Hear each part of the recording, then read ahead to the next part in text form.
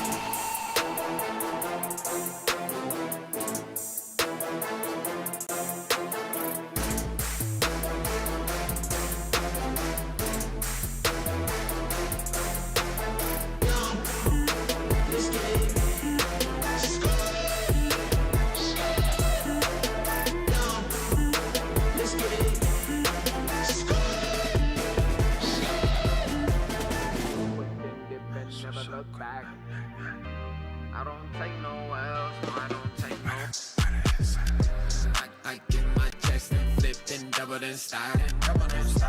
I don't take no L's, no, I don't take no L's. These switch up quick, then dip and never look back. I don't take no L's, no, I don't take no L's. Man, straight off the dub, a player ain't stopped since a player caught buzz. Haters wanna talk, so they gotta throw subs. I see them in the streets and they say it's all love, it's all love. I know better, I don't let up. I gotta get to it, I'ma go get her. I'm a go setter, need more fed up. They just wanna talk, I'm so fed up. No L's, no losses. I'm a beast on lock with lockness. Come around me, can't be too cautious. The boy been sick, been nauseous, you know what's up. Switch up quick, then dip and never look back. I don't take no L's, no, I don't take no. Let's go. I get my chest and flipped and doubled and started. I don't take no L's, no, I don't take no L's. These moves switch up quick, then dip and never look back. I don't take no L's, no, I don't take no L's. Don't take no L's.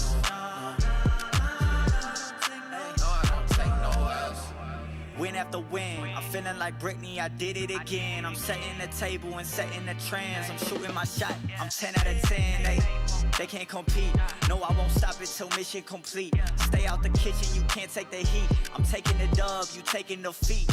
Hey, it's no L's in a vocab. The white flag, no, I can never throw that. 2012, I wanted it all so bad. Now all I do is win, better know that. Switch up quick, then dip and never look back. I don't take no L's, no, I don't take no. Let's go. I get my chest and flipped and doubled and started. I don't take no L's, no, I don't take no L's. These moves switch up quick, then dip and never look back. I don't take no L's, no, I don't take no L's. Hey, I don't take no L's.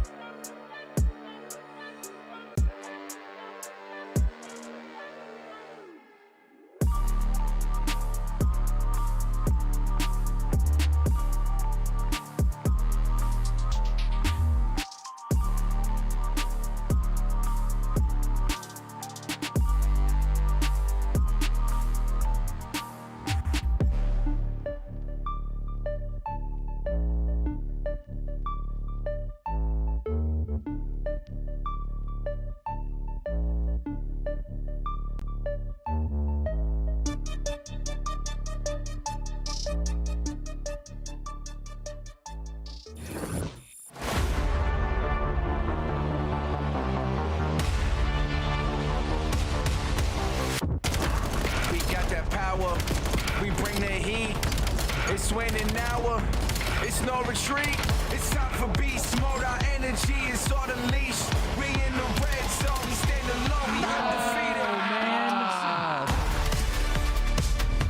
We're undefeated. We stand alone. We undefeated. We undefeated. We stand alone. We're undefeated. He wants this go so bad. Like, For the battle, we got no time for peace.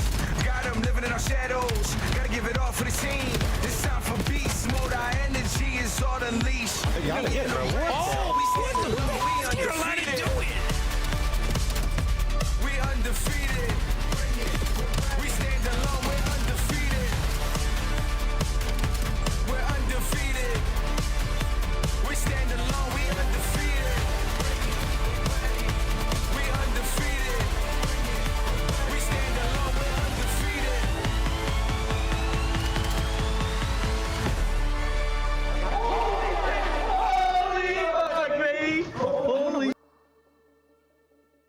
Now ball mid. She left. Yo, another one. broken, one shot. Nice. That's right. Let's just run him in. That's right. Yeah, that's just. I think we just trolled at the beginning. We brought the ball to them to like relay it on the A side, and then we. Catch up. Top window. One shot there back mid. Exit. It's. He wants this go so bad. Like. They just scammed it. Like when. It's first dub. Go, baby.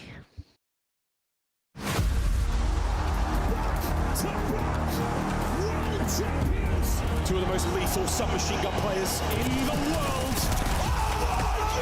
Another multi-kill from Rancor. He's been the untrainable. Snoopy's still on the back. He's able to find. Oh my God, Snoopy! It's unheard of. This man is gone. Shotzi's there. It's history in the making. Please, the tie goes to the. Oh, brother! Oh, God! It's S&D round. It's S&D round. What? It's S&D round. It's the permanent end. It's insanity. Oh, what just happened? It's all the It's a double OT? No, it's just. Wait, Oh, just regular OT. Wait. We're gonna score. Where we score? We score for free. Oh my God, the tie goes to the runner! Face the What just happened? What is going on? What just happened? Overload's the greatest mode in Call of Duty history. Overload's the greatest game mode in Call of Duty history. Yo, what the was that map? Day one, and already our first sudden death overtime in the new game mode Overload. Black Ops 7 has given us so many highlights, and we expect plenty more today. We have 3 more matches coming your way. I'm your host, Chris Puckett, alongside Nameless and Rosalie. And I want to start with you, Rosalie. What did you learn on day number 1? I learned that Overload is going to be electric this season. We're going to have some insane game 3. Control, I was snoring, I'm not going to lie. Overload, I'm excited every time you load up. And what are you looking forward to, though, on day number 2? Yeah, more plays like that. More, buzzer beaters at the end of Overload, some good competition. And this match number 1, spicy lore behind it. If you missed your Friday episode, don't worry. We'll catch you up with all of the lore, including the fact that only Optic kept their original roster. Everyone else made a switch, and Abizi no longer plays for FaZe. He beat FaZe with a 3-0. We caught up with him after the win. I mean, it feels good. I mean, it's like a breath of fresh air for me with this team. So, I mean, I'm just excited for this season. Yeah, I mean, teaming with Chris, obviously we had a long career together, I feel like, as a duo. And I mean, we accomplished a lot. So, obviously that's nice. But, sometimes things tend to fall apart. And unfortunately they did. I feel like we kind of need to move on. And, I mean, Paco, he's just a beast. Like, I'm excited to play this whole season with him. He's always just taking those timings, getting like pushed up in people's spawns, just being super annoying. So I'm excited to play with Paco this year. Now, to be fair, Simp may have been the best player in the lobby yesterday, statistically and also from the eyeball test. But if you're looking at Abizi, he's saying this is a breath of fresh air. Oh, yeah. And how can you not have fun with this roster? Yeah, I mean, this roster, you're going to have a ton of fun when you're winning like this, right? So, but yeah, I mean, when Hydra isn't having the best game, Abizi can step up. That is the exact idea. They can just take turns dominating, right? And you see, when you need somebody to make the big play, when people get confused, as Abuza did in this moment, Abizi goes, wait, I know ball. I'll just grab it and score for free and close it out. So making huge impact plays, winning maps for them early on is a great sign if you're an LA Thieves fan. Ali, who was a more impressive give day one performer in the 3-0. Are you going with King Mercules, the top AR, or young Abeezy, aka old Abeezy, who is now rocking the SMG for LA Thieves? I'd have to go with Beezy just because of the situations he was in and who they were going up against. But when you look at the statistics, of course, it's just Mercules being able to consistently do this, and especially as an AR, a role that we don't typically see outside of Cellium Index when we put him in the top 10 KDs and things like this. It is that much more impressive. Both dropping over 7,500 damage. Ridiculous statistics. A 3.0 in Search and Destroy, slightly edging out the 2.0 from Abeezy. Let's talk about the man who dropped a 12-4 in Search. He also carried the way in some of the respawns. What do we know about the youngster playing for Optic Texas? He could do everything. I mean, he could do no wrong at this point in time. Like, if you're trying to learn, you're trying to get better, he is the player you want to emulate if you are an AR player, because he finds the kills, he wins his individual gunfights, but he plays it nearly perfect every single time. He's so frustrating to play against because he's always ready. He knows where you're going to be. His anticipation is second to none as it stands right now in the AR position.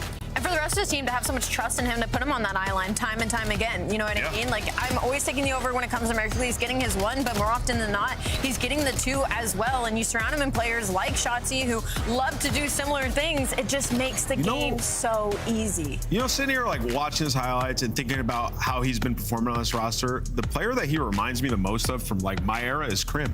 The way Crim played the game. He's just always popping off, right? Maybe not doing like crazy highlights, but he's always positive and always making impact plays. I would say that's his player comp. You're looking at LA Thieves, you're looking at Vegas FaZe as competitors this season, but I feel like at the top of the heap is Optic Texas. If there's a squad competing against Optic, though, in the early part of Black Ops 7, it's got to be the Gentlemen. And the Paris fans are the only crew that we think can rival Optic's fan base, the Green Wall. So I got to ask you first, Rosalie, knowing we are starting the year in Texas and ending the year in Paris before Worlds, who do you think is going to have the louder crowd? This is tough. If we're just basing on loudness, I don't know. I haven't been to a Europe event, not a Europe event, a London or UK event, so I don't know. I heard that crowd's crazy. But we're going to Paris as major number 4, and we have Optic as major number 1 down in Texas.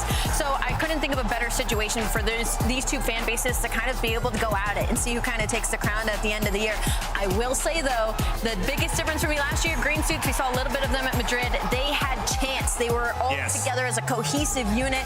We haven't seen that in NA, so Green Wall, I need you guys to lock it up and start getting something going and somebody to lead the charge, because they might take you guys near the tail. They're going to be loud. They're going to be louder. And they got something to root for this year. A good team. Yeah, their team last year was not very good, right? So they're going to be loud. And, you know, you talk about the UK events. The loudest and most fun fan experience I've ever had in a Call of Duty event is always in the UK. We're talking Paris right now, so let's flip from green to purple, because this is a squad that we expect to be very loud and very proud, because they brought in an all-star lineup. If you're looking at Scuff All-Stars, all these guys have been one at one point in their career. Who is the strongest player right now, in your eyes, representing the Paris Gentlemen? I'd have to say Neptune. I think he is going to be a leading charge for this team. We saw what he was able to do on Vancouver Surge last year, and I just can't believe, you know, that Gentlemen was able to kind of steal away this roster amidst all the chaos in the roster season. When we saw the trio breaking up and we saw all the teams making moves, the fact that they were able to come out with this is an insane win. I mean, you have championships across every single person on this roster. You have the slaying power. Everybody fits their role incredibly well. I'm extremely excited for this roster. And you have 3 players that are on the ascension, right? Like, we just gave Civ, Neptune, and Ghosty are ascending in their careers. And, you know, like we said, it doesn't feel like there's a massive expectation on this team because of what the organization did last year. And they were all players that have a chip on their shoulder because they were left out of, like, the FaZe talks coming into the year and the other super teams that were being formed. So, yeah, this roster, they have been lighting it up in the preseason, and I don't think it's going to stop anytime soon. Gotaga, Broken, and crew putting together a hell of a roster, and we got to give them a shout-out for the performances we have seen in the preseason. A 1.1 from Dan Gosi, a 1.08 out of Neptune. If you're looking for a fantasy performer, though, Ant, which one of these two do you prefer to have on your starting lineup? Yeah, if I'm drafting a fantasy team, I'm going to go with Ghosty, because I think Ghosty turned a corner last year in terms of his individual performance, and I think he's going to keep on ascending. I'm a huge fan of his game, and then also he gets a lot of objective work. That counts for fantasy. Rosalie? That's fair. I would go with Neptune just because I think he edges them out a little bit in the slaying department. Like, Dan had a couple of stinkers last year. They were still able to pull through the hoop, but at least Neptune, fantasy-wise, I think he'd give me a couple of good boosts. Stinkers is a fantastic word. We have no stinkers for you. you on the schedule, though, today. We've got nothing but bangers, and it kicks off here at 3 o'clock with your first fight of the night. Let's show the full schedule on the big screen because this thing is beautiful. Gentlemen's taking on a rebuilt Vancouver Surge. Cloud9 versus G2. If you watched the Monster Energy launch event, that was one of the unexpected performances. Both teams making a run for top 6. And then, of course, we're kicking it off with the battle between the two biggest Spanish organizations, the Toronto Koi taking on Miami Heretics. And this one has a little bit of drama behind it. Rosalie. A little bit of tea. There was a fight over Real. Valid. Honestly, we saw what he was doing last year, and really he could do no wrong staying either with Miami Heretics or with going with Toronto Koi. He ends up on this Koi roster, and as you can see, he is incredibly excited for the year ahead after the little bit of back and forth that happened in the offseason. Now, and a lot of people saw Real as the bad guy sketching on Miami, but you said he is a great teammate and one that was looking out for his squad. Yeah, you know, there was a lot of back and forth on Twitter. You guys can dive into that, and it was kind of Real wanted to take care of his teammates, make sure that they got their due, and in his opinion, in order to do that, he had to go over to Koi. So in the end, he got what he wanted, and this Miami Heretics team go ahead and they continue what they've been doing well for the last couple years, is developing the Spanish talent, bringing in Shrakes. Every single 100%. player, Chris, that they have brought in does not suck. Yeah, they've been solid, and they have made the right moves. So I'm going to go ahead and back it already before I've even seen him play.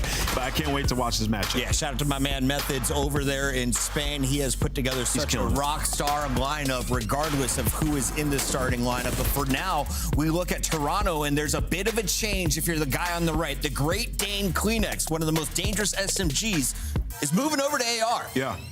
From our understanding, it's what he wanted to do. Yes. And when I look at this team, it looks very scary. But at the same time, when I look at the tandem, the AR duo of Insight and Kleenex, does it hold a candle to some of these other teams' AR duels, like LA Thieves, like Optic? I get what you're saying. That's Kleenex what has worries to me. be able to translate what he's able to do on the map with that SMG to that AR role. He has to be an aggressive AR. I will say the fact that I got Real and Joey D at the front good. line, I am good. vibing You're if feeling I'm a great. You're Toronto kicking fan. your We'll be feet talking up. about that first matchup on the other side of the break. It's day 2 of the CDL. See you in a moment.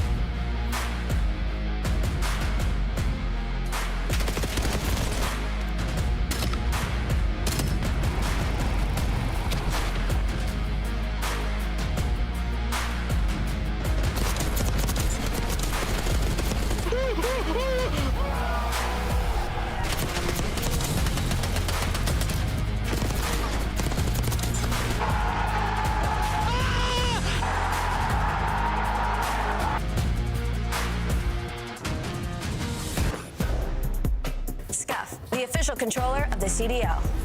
Monster Energy, official energy drink of the CDL.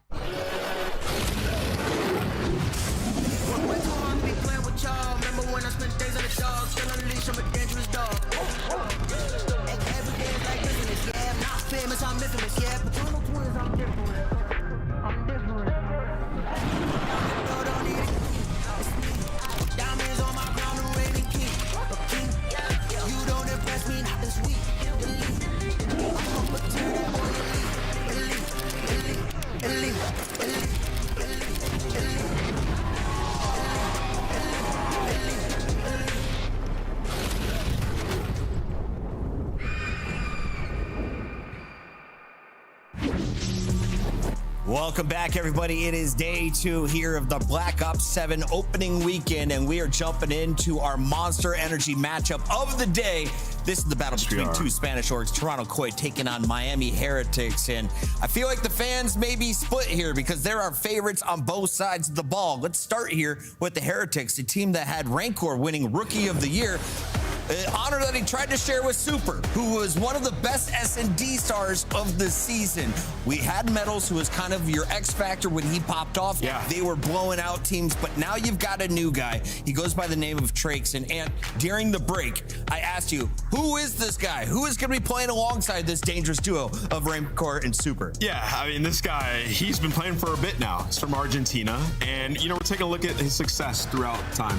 He has won basically every Latin America CDC Just Cup. all gold. Yes, he has been dominating. And, looking through it, like, he has some experience. And what we've seen from this Heretics team, as we just mentioned before the break, is they're able to develop talent and get them to that next level. 100%. We've seen it instantly with Rancor, we've seen it instantly with Super. And that's another thing. Super's a bit older, like 24, 25, something like that. Yep. Right? And that's the same thing with Trakes. Like, he's been playing for some years now, right? So they're not just picking up these guys who are green, who just have to learn how to fit in the system. They've been playing with a bunch of different players over years. So excited to see this Heretics team. And from last year, they were unreal. Multiple top 3 finishes last year, Allie. What are the expectations for the Miami Heretics here in their next year? Usually when you see a big slayer like Real get taken out of a team like this, you would think they kind of drop down, at least in your expectations, just because of the unknown. But I feel like Miami Heretics has just built this level of trust with us, and the rookies and the players that they've been able to cultivate and bring up to the scene, they've come out and done well, right? So my expectations are incredibly high. I expect this to be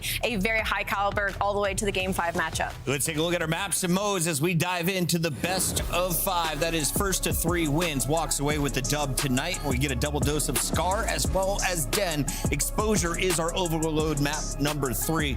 But Nameless, is this the time that we finally get a Game 5? I think so. Oh, yeah. I mean, looking at this one, at both these teams, like, there's lore behind it. They really want to beat each other. I'm excited. I hope it does go Game 5. I do too. Time to lock in our Scuff Pick'ems. And Rosalie, you did not suck on day number 1. I did the opposite. I was 1-2. You went 3-0.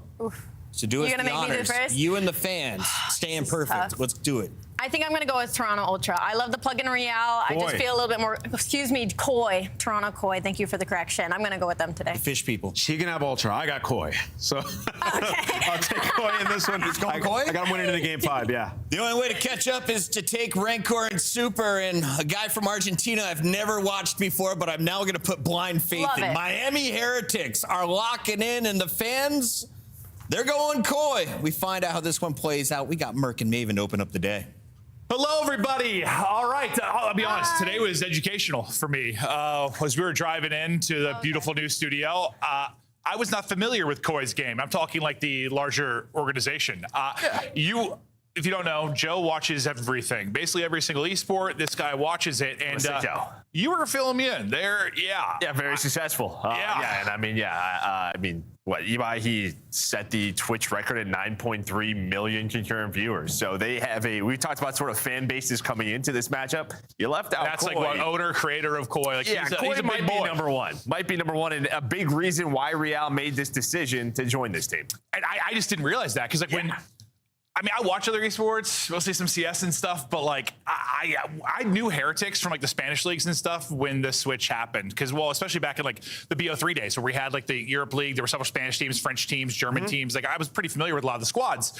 Koi, I wasn't familiar. It's like what, the last 4 years or something it blew up. So you're telling me this stuff, and they might have the biggest fan base of all the teams. I'm like, now like Real's move makes a little more sense. I didn't know that. So yeah, I think there was a little more sort of just like obviously he would love probably to stay with his boys. We don't know how the whole contract thing how it went, but I just know there's some funny drama on Twitter. That's about it. Yeah, I think this is a very big fan base, and for him, it's probably like this is a team I want to join. Okay, well, let's talk about these two teams. I think you and I have spoken a little bit off camera just about the Koi side of this, and you think CleanX is kind of the biggest piece of the puzzle with the makeup of this team, right? Yeah, I think so, right? Because when the rumors first started, it was we're going to build around Joe Deceives, right? Yeah. And we heard sort of the first thing was Abizi, right? They're good friends out of game. Anytime you're watching a stream, they're playing together. It just didn't happen. So then I just think it's sort of like we're going to build around Joe. But I don't know if Real really, build around Joe. Like, to me, he's your center point. Real is normally that. So we're the selfish guy, island guy. Yeah. He's going to be a superstar. That doesn't really make Joe the center, but I think it works due to Kleenex, right? He's going to turn into the flex. You need aggression alongside Joe Deceives. Now, I could be wrong, right? They should pretty much tell Real, yeah, you can still have your individual plays, but you're going to play within our system. There's just not really quite sure. But you're just going on what we see in the past. Yeah, exactly. You think Kleenex is going to have to play at pace, so Joe has more support just because of Real's play style. Yeah, especially like search and destroy, right? He's sort of your lurker, your island player. That's what he did all the time with Heretics. No, true. Now on the Heretic side, I mean, listen, what these guys did last year was incredible. They came in, best placement we've ever seen for an organization from that country. They just would litter with like top 3s, top 4s. The hump, though. The big hump this year is going to be, can we make it to a final? I mean, we had a lot to do before that. We need to see if this new piece with Trace fits, but that's going to be what I'm looking for. Can you get over that top 3? They were damn good last year. They were so fun to watch. So fun. The addition of Rencore, the addition of Super, they were tough to beat in every single game mode. Yeah. That Surge team, a couple of times in the losers finals or semifinal, they just couldn't beat them to get to the final. It just felt like they had the firepower to sort of match some of the best teams in the game, but they just could never get to that final spot. 100%. I think for us, we're just excited to see Trace. We were looking through some of his history, teams he's played with, and I think I instantly thought I'm not sure what he's done to prove to get to this spot. I'm not familiar with his game. Yeah, I mean, it's not like he won a bunch of tournaments and challengers. Yeah, when you look at the resume, there's top 8s, there's top 4s. Yeah. But it's not like sort of your prolific challenger players in the past where they're running the gauntlet. They have some wins. Anton talked about it. In Latin America, he was running it. A lot of golds. But when it comes to North America, some top 4s, top 3s, but nothing. And listen, we were used to rookies coming in a lot of times, and they were such big names. We knew they were coming in, but Mercules taught me a lesson last year, I think. I mean, I'd heard of him. I didn't know he was going to be the next coming of God. So we'll see. Excited to see what Trace is going to be able to do. His POV to kick things off is we have the Spanish battle, Heretics versus Koi, and Real is striking first as he's going to pick up 2. Hard point control right now to Koi. Yeah, I mean, there was just not a lot of talk about these guys because even in our preseason tournaments, either they weren't there or they had players missing. We're just not really quite unsure. There's this big talk around the Big 4, but these are 2 teams who can immediately jump into those spots. Now we've said it a lot of years. There seems to be more parity. The league seems to be getting deeper, but this year it seems really deep. We'll see how it all plays out. It is just day 2 of the season. So much action to come.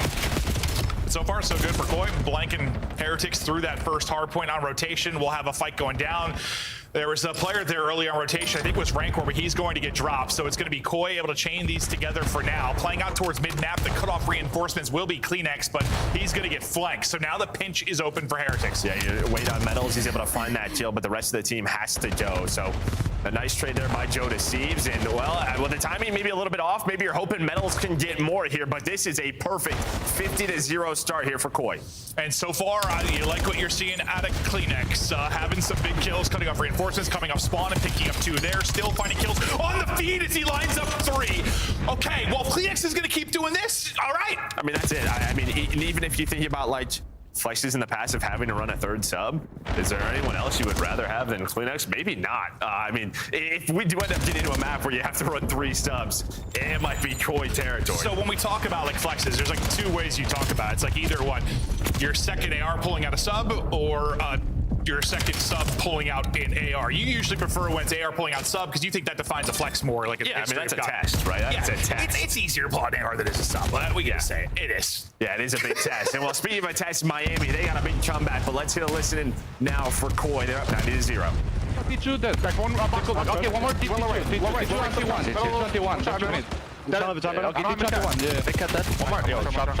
Take him out, yep.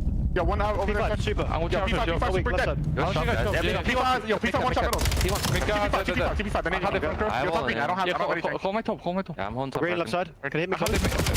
Mid out, top, look close, mid cat on the top wall. Absolute P1, okay? Ready? One could go left. Careful blue. I'm going to bluff. I'm on J5 straight. Last one deep, bro. He's definitely blue. One out, yeah, deep right. Let me know if you guys see tricks. One deep right of me. Yo, there's 2. Both weak, both a little weak. I have charger. Left side, middle. One shot middle. Yeah, one more in blue. Top on the right. Stairs. Put him in front, Chema. Yep. Top blue step. Push me. It's 131-0. Koi dominating. Let's hear how it sounds on the Heretic side. Buena, faltan por He pegado piña izquierda, ¿vale? Mejor doble, mejor doble. No hacen pedo. No, tengo dos. Va. Fondo. Estoy esperando a fondo, Uno arriba azul, Estoy esperando en azul en arriba azul y otro más front. Tengo. Voy a abrir derecha. Básquet yo. Ir para la derecha, juega por más. Arriba, derecha. Derecha, azul. Vamos a intentar pillar la derecha, bro. Hay un hongo heavy. Estoy esperando. Área azul, tocado. Área azul.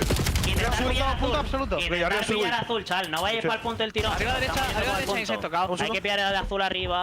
Arriba azul muerto, arriba azul muerto. Estamos llegando, bro. Ahora no más área azul, creo. Voy a rotar. Área azul contigo. muerto. Yo tengo derecha. Último scrap. Yo tengo front, ¿vale? Puedes pillar al medio. La derecha uno. Ahora tengo Van a derecha. tener rachas. Voy a rapear, Voy a sumar yo. Well, Trakes, welcome to the league. I think until this little bit of a stretch here, he was, I think, 2-10. I was he was in literally hell. just thinking about, like, you know, pro player podcast. Like, what is your welcome to the league moment? Well, my man might have it in map number 1. Welcome to the effing show, my guy. Yeah, they're up 160. Koi are dominating. Heretics, you pull this back, it might be the most impressive comeback I've ever seen. They've had 0 success around the objective. This might be their best opportunity for a hold. We'll see if they can get it done at the P5, but we're speed running through this map 1. And again, this is a more like sort of fundamental map. So if you mess up a couple of rotations, you get put into a big hole like this. You know, I go back to like Cold War, where Toronto, they were the best raid team, right? How many times did we see them 50-point club, 100-point club team? This is a team, if they're winning rotations on maps like Scar, they're going to put you in hell. Well, Chance, I don't always agree with everything Chance says. Him and I love the bump heads, as you know, but he said something yesterday I very much agree with. He's like, if you're not good at Scar Hardpoint, I'm not sure I believe you're a good team, or something to that effect. I agree, I do. Just due to the fundamentals of the map. Call of Duty, yeah, I mean, it used to be sort of like, it was raid back in the day. Yep. But now it is absolutely Scar. And why do we have raid hardpoint? It's you know, wall jumping and stuff. Yeah. No, true. That's true. Weird spawns. Different, but it'll always hold a special place in my heart. But now Real, he's feeling pretty good about his decision. He's getting to work and looking to line up a third. He will drop, and it's a flurry of kills for Heretics. But they're going to need more than a flurry. They're going to need a blizzard if they're going to bring this one back. Still, so much work to do. But it starts in the second set of rotations. And to be fair, if we've seen anything so far, you know, the very brief bit of the league we've had, there's been some hard points that are pretty close, and then the second set of rotations, you really see a team pull away. This will be a different story, but maybe the second set can tell a different story. Yeah, I think maybe, you know, the last couple of hills, you're getting some fight back here if you are Miami. Outside of Trakes, like, the slaying really isn't that crazy, but on a map like this, those 10 kills, those are the difference. But yeah, 150 points, and you just want to, what we always kind of talk about in this situation, well, first of all, get over that 100-point club, but yeah, keep the game going, get the guns hot. Yeah, get the juices flowing a little bit. Calm the nerves, maybe. Yeah. You just gotta hope. I mean, with it being his first map, this is something they can sort of laugh off. I'm not familiar with him personally. I don't know if this one's gonna just break his brain after how it has been going, but he's trying to get it going. Heretics are trying to get it going. Rancor trying to get rolling. He's on 4 straight and trying to survive, but Real's not gonna let it happen. It's an effort really out of everybody. What's funny though is like the hot hand to start was Kleenex. He has slowed down, but everybody else has turned up. Overall, yeah, I like what you're seeing. Yeah, Trace there with a nice double, pulls out that M15 on this hill. And, you know, one of the things, we didn't see these guys we didn't see Trakes due to, like, kind of the visa. So yeah, this is also a question of, like, we're so early into the game. How much practice, how far behind are they? Yeah, and even I think the Monster launch event, like, we didn't get to, like, cast Koi much either. Like, we didn't get eyes on Heretics. It was a real fun weekend, but I didn't get to see a lot of the teams. I said Kleenex was slowed down. Well, he tells me to shut up as he's on 4 straight, just picking heads. Checking mid, checking bows, looking for any kind of opening. He will pick up one more. So streak now to 5 as he's working towards the Hellstorm. Hellstorm, make it 6 now. Make it 7. Make it 8. Real got that one, but Kleenex is frying right now. He is turned up and just 15 more points needed for a Koi. It's one map, but I gotta imagine you're kind of liking the play style you're seeing out of Kleenex. No, 100%, right? Playing like he is a sub at times. Yeah, I mean, just aggressive. This is the kind of guy that we know. And again, this is why I think it makes sense. Just sort of the Real pickup. It'll still allow Kleenex and Jodeci to be very aggressive, and right off spawn, you're going to find 3. That should do it Koi with a statement in map 1. Yeah, that's one way to put it. Trakes, welcome to the league, buddy. Yeah, to one map, but it is all smiles for the Koi boys. The Koi Boys. It sounds like a band. I like that. Did. Yeah. That sounded like some kind of boy band or something, which I'm okay because back when it was Toronto Ultra, they basically started as a boy band. Remember, they had like a 10-man roster. They were cycling in and out. We used to joke as a boy band. So now we actually got there. We got there. Inside on drums, Real lead singer. I can see Joe Deceived as like bass. Kleenex, guitar guy, right? Guitar, maybe like a harmonica. I don't know. A harmonica. But whatever the music was, it was all Koi. They dominate that 100-point club. Heretics, they could not get anything going, and it felt like Kleenex kind of dictated things early and then dictated things late. He started out 8-2, 8-3. Such big plays, the P1 and P2, and things just spiraled really quickly. Yeah, I mean, we'd like to kind of start map one, talk about our storylines, all the big things we'd like to talk about, and you look up and it's 100-0. Yeah, no, that's usually not how you want it to go. Let's take a look at the scuff play of the game, though, because the play of the game is going to be the 100-point club dominance, because that was a convincing one. Like, does it end up being the worst scoreline we've seen? No, but did it have potential for it? Abso-freaking-lutely. I mean, I was literally looking at you because we're talking, and I looked at the scoreboard, and it's 80-0 as we're about to get to a P4, and it looked like Miami had control, and it was an instant break by Koi. When our producer's in our ear, and he's like, all right, boys, we're gonna double dip. We're gonna come out of one listen and go into the other. I was thinking in my head, I was like, I don't know if I've ever thrown into a listen and the team's got 0 and a hard point, but all right, let's do it. And unfortunately, my Spanish not that fluent, so I have no idea how that was going down, but had to be a bit of frustration, I imagine. They did start to heat up a little bit. There were a couple bright spots, but not many. I mean, I think you made that up. I don't know if there was one bright spot. Okay, well, but they didn't score 0. They prolonged the game. Yeah, yes. Yeah. Maybe it felt like the big three that they have kind of, I don't know, started to get going a bit. And at this point, you're right. I made it up, Joe. First match of the year, you're just gonna laugh. Get the map too. You have to. I think you just have to laugh it off. Joe Deceived was let him know, shooting bodies, lighting them up, reactions, nothing but smiles. Kleenex and the boys gotta feel good about that one. We were like excited for this roster, but also just question marks. I wasn't really sure how it was going to click, but you see some reactions from some of the other Koi lads, and yeah, nothing but claps, nothing but high fives. They're liking what they're seeing. It's only map 1, and for it's 131-0. What's the thing called when you're at the hospital and it's like when you're dead? Yeah, when you're dead. You flatline? When you flatline? Yeah. I don't know what the machine's called. I'm not a freaking doctor. Heart rate monitor? But they were dead. Yeah, they were right from the get-go. Super dead. And then a breath of life that it just turned into more dead. But no, that's the blowout. Not much more to say about it. Koi seems very far ahead, at least in Scar Hardpoint. Absolute dominance out of them. But I think if you look, this is going to be the interesting thing for me with Heretics, because they had some great search and destroy play. You brought Super in, who was one of the best players in search and destroy when he came in. But Real did important things for them in search and destroy, and the way he played the game was very different than how the other 3 did. So how Traix is going to now fit into that? And how Real is going to play, right? If he's going to keep that style up, they might adjust that style. You and I were talking about it, like the Ultra Toronto brands, they were, when it comes to the CDL, one of the top 3, top 2 most successful organizations. They typically found an event win in a year. It was a surprise if they didn't. That's why last year was a big surprise. Yeah, I mean, for the most part, it was always they were top 4. Did they have a chance to maybe win a tournament? Yeah, last year, I think just because your Surge, your Heretics, and like what's unfortunate is like the stage they looked best was when the Mercury situation happened. That stage 3, they were what, like 6-1 or something, 4-1 going into that, and they were a favorite to win that tournament. That's true. That's true. And that's still, we're going to look back at that whole situation, one of the craziest things. I mean, it blesses, it changes Optic's destiny completely. Mercules is literally the second coming of God. But yeah, I also feel like I'd have something, maybe the players don't feel it as much. Or maybe Insight does a little bit, because maybe he would have been the one to go. But there was definitely some chatter over like, you need to keep Mercules. Like, he showed enough in that top 3. You need to make a change, whether it's Beans goes or Insight goes. Looking back, yes, that probably should have happened. So I'm thinking maybe a little chip on the shoulder, like prove you just want to perform well. I don't know. Insight? Yeah, for Insight and just the team in general.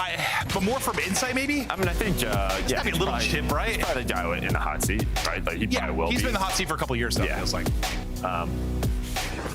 But again, MW3, they won an event. It's just rare when these guys don't find success. No, you're right. Okay, search and destroy now.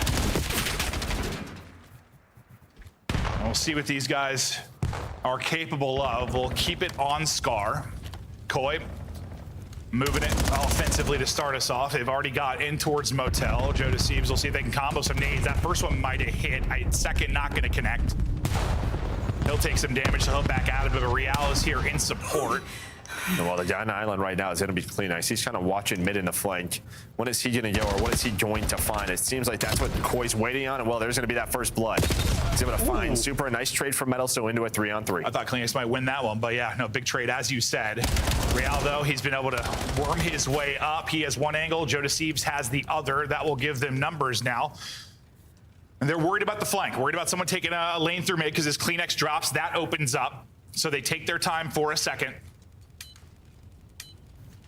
But they're going to have to make a decision. 25 seconds to go. Insight, getting wall banged. He's in trouble, but he's going to pop. He stays up, and then he gets the kill. Joe Deceives tacks on another, and that'll be everybody ripped out of it. So now they've got a plant bomb, and we hang out. Yeah, we have to hang out for 45 seconds. So yeah, just a round one bug, hopefully fixed soon. If you're just tuning in, have no idea what's going on. But yeah, had to make sure they get the plant down, or that would be a problem. But yeah, I mean, it starts with that first blood. It's a good trade. And then somehow Insight played his life because he was actually getting double shot through. Both of the players were putting shots in. Buys enough time. We're going to take a look at the replay. But yeah, you'll see it's two players here. Rentor and Metals putting some shots in. And yeah, just great little wiggles, great dodges. And then somehow wins this next one. I got no idea. Doesn't even get help. Yeah, no, I was assuming somebody else got a bullet in. No, that's what I was thinking. Like when he backed behind the wall, someone got a bullet in? Nope, didn't happen. Just absolutely melted him. And if you're wondering just on the scoreboard, we'll mention it until it gets fixed. It's like the first life of players right now is not tracking kills properly. So that's where the first round and search will be wonky. That first life in a respawn. I think it's something to do with it. They have to change teams when they load in. But fact is, it'll be a little goofy sometimes statistically just for that first life, and then we'll be good to go. Yeah, easy Mac will fix it, like on his own stats sheet. Yeah, I'm sure he'll do it. If he doesn't, he's fired. I'm kidding, Eastmac, we love you. Yeah, he doesn't have that kind of power. No, I definitely do not. Well, guys, talking through it. Let's get to the round two now. Nice opening there from Koi. Absolutely fried them in the map one. Heretics now out for blood. Super is going to be your sniper. Came in and was an instant difference maker in search and destroy.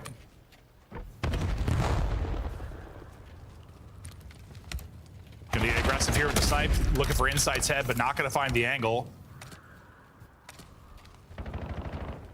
And whoa, we saw Insight sniping, yeah, at the Monster Weekend. Yeah, he had some nasty ones. So we'll see what he'll be able to find. Super still looking for an opening. You know, we kind of talked about like sort of Real and Surge, but again, in this round, it's Kleenex again who's the one who's getting active. See number 8, he's gonna have a one-on-one versus Rentor, and he's gonna win it. So a second first blood for Kleenex. The rest of the team, though, is gonna be a big fight towards this A bomb. And well, it is clean right now for Koi. And that is why you will see people crawling across Motel, possibly getting splinters in tender areas, because when you pop, you find openings. 2 there for Insight, but yeah, he ends up getting a third. But Kleenex, his playmaking ability on the map to find first bloods has been huge. That's what kind of provides an opening and a timing there for Insight to pop. That basically comes in right after the kill. Yeah, then they have to worry about him or they have to go. So they take the 3-on-3 near the A bomb site. But yeah, it's Insight with the double. That's a difference maker as we take a look at this replay. And yeah, you're going to see this kind of all year, just sort of crawling, catching them off guard. That was Metals, then able to challenge a second who was Super. So just great stuff out of Koi. Yeah, I think the second they lost their player to Kleenex, they think we've got to push forward, and Insight's just ready and waiting. Dude, again, dodges bullets, man. That snipe was close from Super. Yeah, he's got someone's looking over him right now. Guardian Angel. He's looking good. Looks like Kleenex now with the snipe. Are you surprised to see that after the impact he's had on the map with the AR at the first bloods? Just trying to keep him guessing? I mean, honestly, it feels like this guy probably has a lot of fun with the snipe. No, we've seen him pull it out. We've seen Insight pull it out. They both found success. That timing was disgusting for Real, but it does not matter. Trakes, once again, welcome to the league. Straight headies there as he is fried. Kleenex at Boach just doing some wall jumping, trying to find some kind of angle, but it looks like after they lose Real mid, It's all going to be down to the push towards A. Yeah, it takes a while to get those trophies, so that nade was able to trade him. So you still have a 3-on-3 if you're Miami, very much in this round. Yeah, it's what, like around 3, 4, you're thinking? Yeah, depending on how much you're frying. But speaking of frying, Joe almost finds too. Really, you're like waiting on Metals. When was he going to go? That's what I was looking at, but he's mid-building. Instead has to back up. I thought maybe he was going to find Kleenex. Instead, it's a 2 versus 3 again. Koi's so patient at the same bomb site, but they've always had numbers. So maybe right there where Joe throws it away. Yeah, well, they had like a 2v2 fight. Here we go, 1v1, 15 seconds to go. Kleenex is hunting. Pistol out. Can he win it? Lane close. Yes, he can. Kleenex doing it all. Pistol. Snipe. Brings them back in the what? The 2v2. They had the 3v2 actually, right? Yeah, they had the 3 versus 2. So actually, yeah, helps them get away with one. And then, I mean, just this position, right? You come up the stairs, and this is a type of player that Super is, right? Just sort of catches you off guard, plays these off angles, but that box helps out Kleenex so much, where he's just able to spot him. But yeah, Super just sort of waiting patiently. You think you have an advantage, you do not. And that might be the difference in aim assist in this title, too. It's not as sticky. Not as sticky.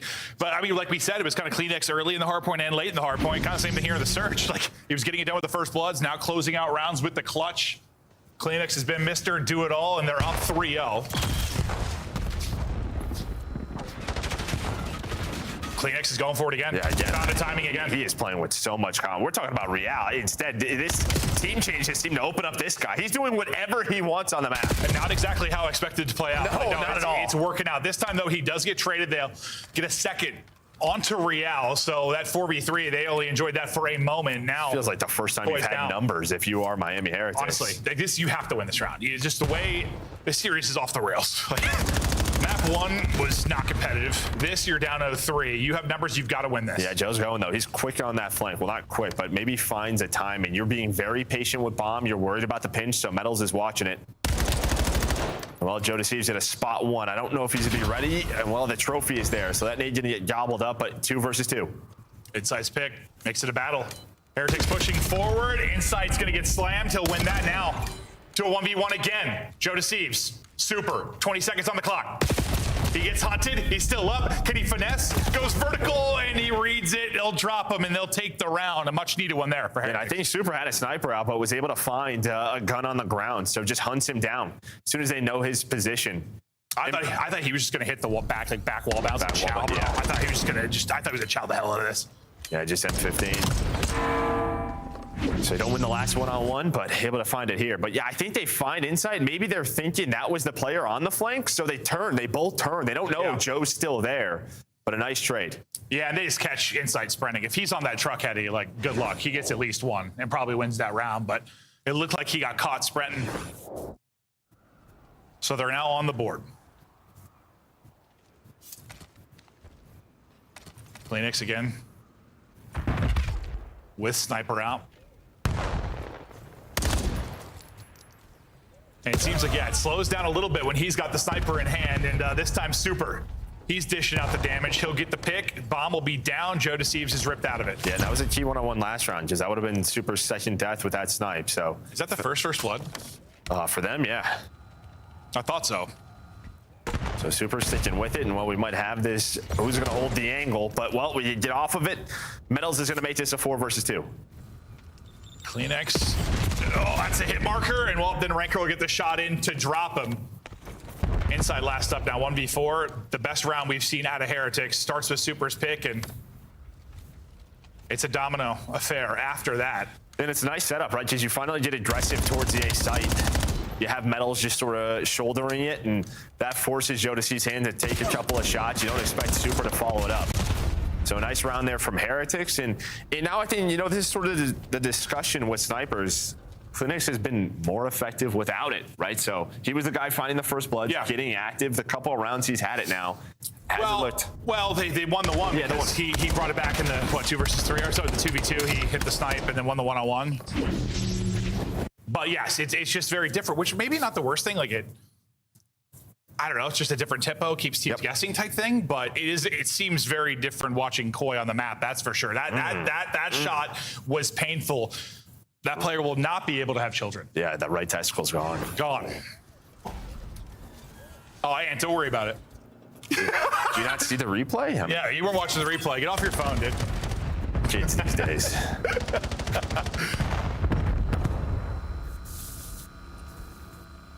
See if Super can find another opener. Just kind of peeking up towards that mid window. It's Kleenex again. Yeah, maybe just have the AR out.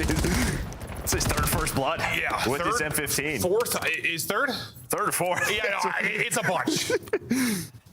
But once they find it, I might be his fourth. Playing very patient again. Both teams, you've kind of seen throughout this week just how difficult it is to plant that bomb. But Jodecives just kind of goes for it. Maybe throws his life away a bit. Thinks someone's close, but Insight gives them their numbers back. One of those like scam situations. Yeah. But maybe you think someone's following him up a little bit closer. Heretics could not be more spread right now. Rancor and Metals. Opposite sides. Metals, I thought found an opener and Insight. Timing. With the timing and the movement, and then a little gunny win. Oh, the slide is just so fast, yeah, right? So fast. You think you have a freebie, and then you just get destroyed. Yeah. Nice movement there from Insight. Kleenex, yeah, I think it's his third, because Real had one, right? Yeah, Real had that one mid. The 3 first bloods. AR in hand just taken over, but we'll see Insight put Metals on skates again. Thanks, freebie. Adios. And again, there's that sort of aim assist nerf we talk about. Yeah. You just sort of lose it early. No, you said you were on Warzone the other day. You're like, bro. Yeah, the update, I was getting fried. A couple of times, man, I was just like, man, I know I'm old, but I got locked in, sense down. Yeah. So 2 more rounds needed here for Koi to go up 2-0, and there's the combo of nades on Jodecives. So maybe a misplay from the last round. This time going to get picked by the nades early on. Insight's gone as well, and Heretics 4v2 advantage here quickly, but the Grim Reaper and Kleenex is still in this. I wouldn't count him out yet. Yeah, him and Real Wouldn't count him out yet. Him and Real together, 1 versus 3 though, just too many numbers. Yeah. So Miami fighting their way back in this. Yeah, they went, what, down 0-3? Staying in it and fighting. Rancor and Super kind of chatting through things with that round to the next, how they want to play things. Yeah, one less player. The Kleenex might win that fight on to Super, but yeah, just too many numbers there.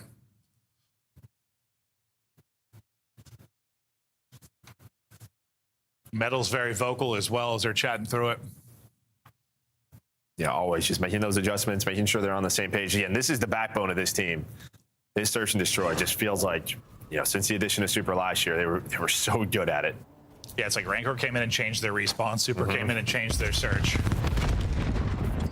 It's going to be a battle. Just a war going to go down over towards A.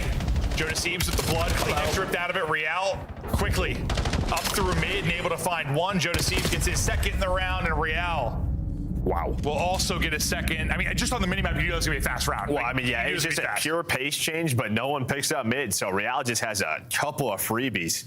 You think this is a 4-man push through A? Nope. We're going to send Real through mid. He's got the Dravic in hand, and he's going to close this round out. So just beautiful teamwork out of Koi. And that's where it's going to be tough to deal with. Like, you get picked a bunch of times by Kleenex and the way he's taking space with an AR. What was that? 9 seconds. 9 seconds. 9 seconds. Holy. I had 2 people in my ear at the same time, so I didn't hear it the first time. I'm glad you did. Yeah, 9 seconds. 9-second round. That's quick, Joe. It depends. Real quick. Could be a long time. Never know. We'll see if they finish it here. Kleenex looking for his 4th blood. They might give him a chance for it. Jodecives, though, he's going to take it. They have absolutely dominated the first blood department. I mean, it's always important, but especially in just like I don't know, I feel like your standard 3-lane map, like it just makes it so difficult on both sides of it. Yeah, we've seen this round sort of multiple times where they find the first blood on offense that they're just going to take their time. They're not going to go for this objective, give away this round, but we have seen a couple of scams. You have to be careful when you're waiting for Real. This is what we kind of talk about. He is an island guy at times, and this is what he can do, but he's got to win the 1 versus 1. I was just staring at his arrow. I'm like, gotta go. And he got there like maybe like a half second late. Get spotted. Guy who took his spot is able to win it. So Trace wins the 1-on-1. So nice response from Miami. Pretty much ignore the guy mid or on that flank. Yeah. Let's just take the 3 versus 3. Well, that was the right call. It was. goes differently. I think if Real's a little quicker, but the fact is when they kind of, I honestly would do, when he like ripped off his aim assist there and shot the, whatever that thing is, I was like, oh my God, is he gonna get world starred? But no, he didn't. No, he reeled it back in. Oh, the satellite there. Yeah, he just like he peels off and it like broke for a second. Yeah, it looks like, honestly, when Real started shooting too, it looks like he lost some too, so I'm sure it affects both players there. I was like, uh-oh. He closes it out. Trace, bouncing back. Rough map 1, 7 and 5 here on 3 in a row. Can they win this round offensively to get to around 11? Well, Real gets right back to his spot in mid. So you've taken a lot of position away. He can rotate back. And, well, this is the one thing we haven't seen on this map is a quick plan towards A. So again, nice adjustments out of Heretics. Plan in, Kleenex another blood. That's his 4th. And that is the risk of going for that bomb plan. Just such an easy sort of, it's tough to get away from it after you plan. Tranks, though, he gets involved, is able to take down 1, but numbers still over to Koi. Big win there from Super. Wins a gunfight towards mid-map, 2 versus 2. Right? We're just laying here. Oh, no. They haven't seen him yet. His gigantic foot is sticking out. They haven't spotted it, though. Oh, my God. What a play. What a play. Super's actually the one that gets the kill. Down to another 1 versus 1. I think the 3rd or 4th that we've had. Inside goes vertical. Looks to close out the map. And he'll close not enough time. out. No, he will not. Can't get there in time. It's going to be close, but I don't think he got it. Did he get it? I thought he'd need like another second. Am I faded? Oh, no, it was closer than I thought. Half second. It was closer than I thought. Half second. And honestly, the Rencore play, the reason it was even better is because like he was checking bomb. He saw the body on the bomb, so he left his spot because he thought somebody was on it. Then goes into that box corner and is able to play his life and just buy time. Yeah, I was just staring. I was like, he got the kill at 9.5. I'm like, he maybe can get to it, but no, that way it was definitely closer than I realized though. Woo! Round 11. Here we go. Heretics trying to bounce back. Got smoked to the map 1, went down 0-3 early in the search and destroy, but now they battled to around 11. Great play there from Rancor, just playing it sneaky. His plays are what bought them enough time. Got some help from Super as well. Kleenex's 4 first bloods. Toronto Koi have dominated the first bloods. Hasn't always led to a round win though. Heretics, you're gonna have to work it on offense. Yeah, more of a standard defensive look there for Koi. Nobody really up the middle of the map. Kleenexes are back over towards plane. And I think it's, just sort of look where I feel like where Rancor's playing too. Yeah, he's like, go ahead, trying to take that route again. They want to trap him. Yeah, take that route again. But that's gonna happen yet. That's exactly what it looked like luring Kleenex and shut it down, but playing a little more passively in around 11, which I mean, we've seen that before, that's for sure. Things slow down sometimes in around 11, and that's exactly what's happening here. They just need to watch the bomb cross. That's really the key. I mean, look at the play. Maybe they were trying to line up a nade, but just so much info from Real, and yeah, they know something. Okay, so it's on Real really to watch the cross towards that A bomb. And just try not to get picked. Yeah, 30 seconds, so Miami's gonna have to go soon. Metals almost gets slammed by Real on the cross, trying to get back and get safe. But yeah, pressure on them to get a plan. And look at this rotation, right? So you're gonna hit this out if you're Koi quickly. You know you're committed. Yeah, all 4 gonna be here quickly. So Rentor might be out of this play. He has to worry about the pinch. When does he get involved? Bomb planet. He's gone. Rentor's gone. Will he find anything? Numbers to Heretics here early. Rancor goes, gets him behind, able to finish 1. All going to be on Insight now. Insight, nice damage. Emma can't finish it. He'll finally get the kill now. 1 versus 2 to close off the 1v3. Can Insight clutch up? He's on 9 and 6. He's got eyes on 1. All right, 22 sections. It'll be so tough. And we know with this movement, you're throwing the shoulders, the Omni movement, yeah, just so difficult to find a pick. He's gonna find both the players, the crossfire is in. A wonderful comeback there from Miami, and well, this is what their strength was. Still looking strong in S&D. They had to win some nutty rounds. They had to come from behind, man down a couple of times if they're able to do it, and big rebound from Trakes, who, I mean, map 1 was hell for him, it felt like, but things slow down here. Heretics trying to get back to doing what they do best in the search and destroy. I mean, early on, it felt like it was just perfect play out of Koi. They were finding every single opening. Kleenex was doing whatever he wanted on the map, but things start to change late. They hit 5 first blood. He ended up with 5. Okay, yeah, I thought it was 5. So he ended up with 5. They had 8 of them. And they lose, yeah. You gotta win that map. I mean, they had some trades right away, so. Like Real's mid was traded quickly, yeah. But even that round 11, like, I think they had the read. It's just the execution there towards the end. It felt like a couple of nades maybe were mistimed where they thought the player was on the bomb in metals, but you cannot allow that that guy to get away safely, and then allow Rencor to activate. Oh, yeah, no, as soon as they grouped up, I just was staring at Rancor's arrow. I'm like, he's going to make the play. Eventually, he should. And thankfully, he didn't have to. Sometimes that player mid has like a long route to take. He was so close. I mean, he was able to close the gap quickly and get a kill. So props to Rancor and the boys on the W there to tie it up at 1-1.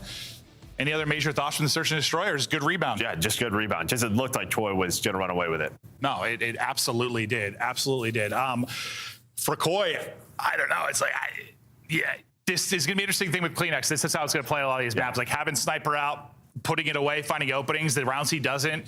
Is Real going to find openings? I feel like there's going to be a lot of like guessing coming in from teams of how they're going to play. It should be fun to watch. 100%. So let's go back to the desk now. Things tied up one apiece. I'm not going to call you out by name, but there is a certain person on the YouTube channel who said this is a DoorDash challenge. Heretics make it a series, baby, as we are now 1-1. A ridiculous comeback in Search and Destroy. But I want to take us back to the original conversation. Is Kleenex going to be a decent enough AR to compete?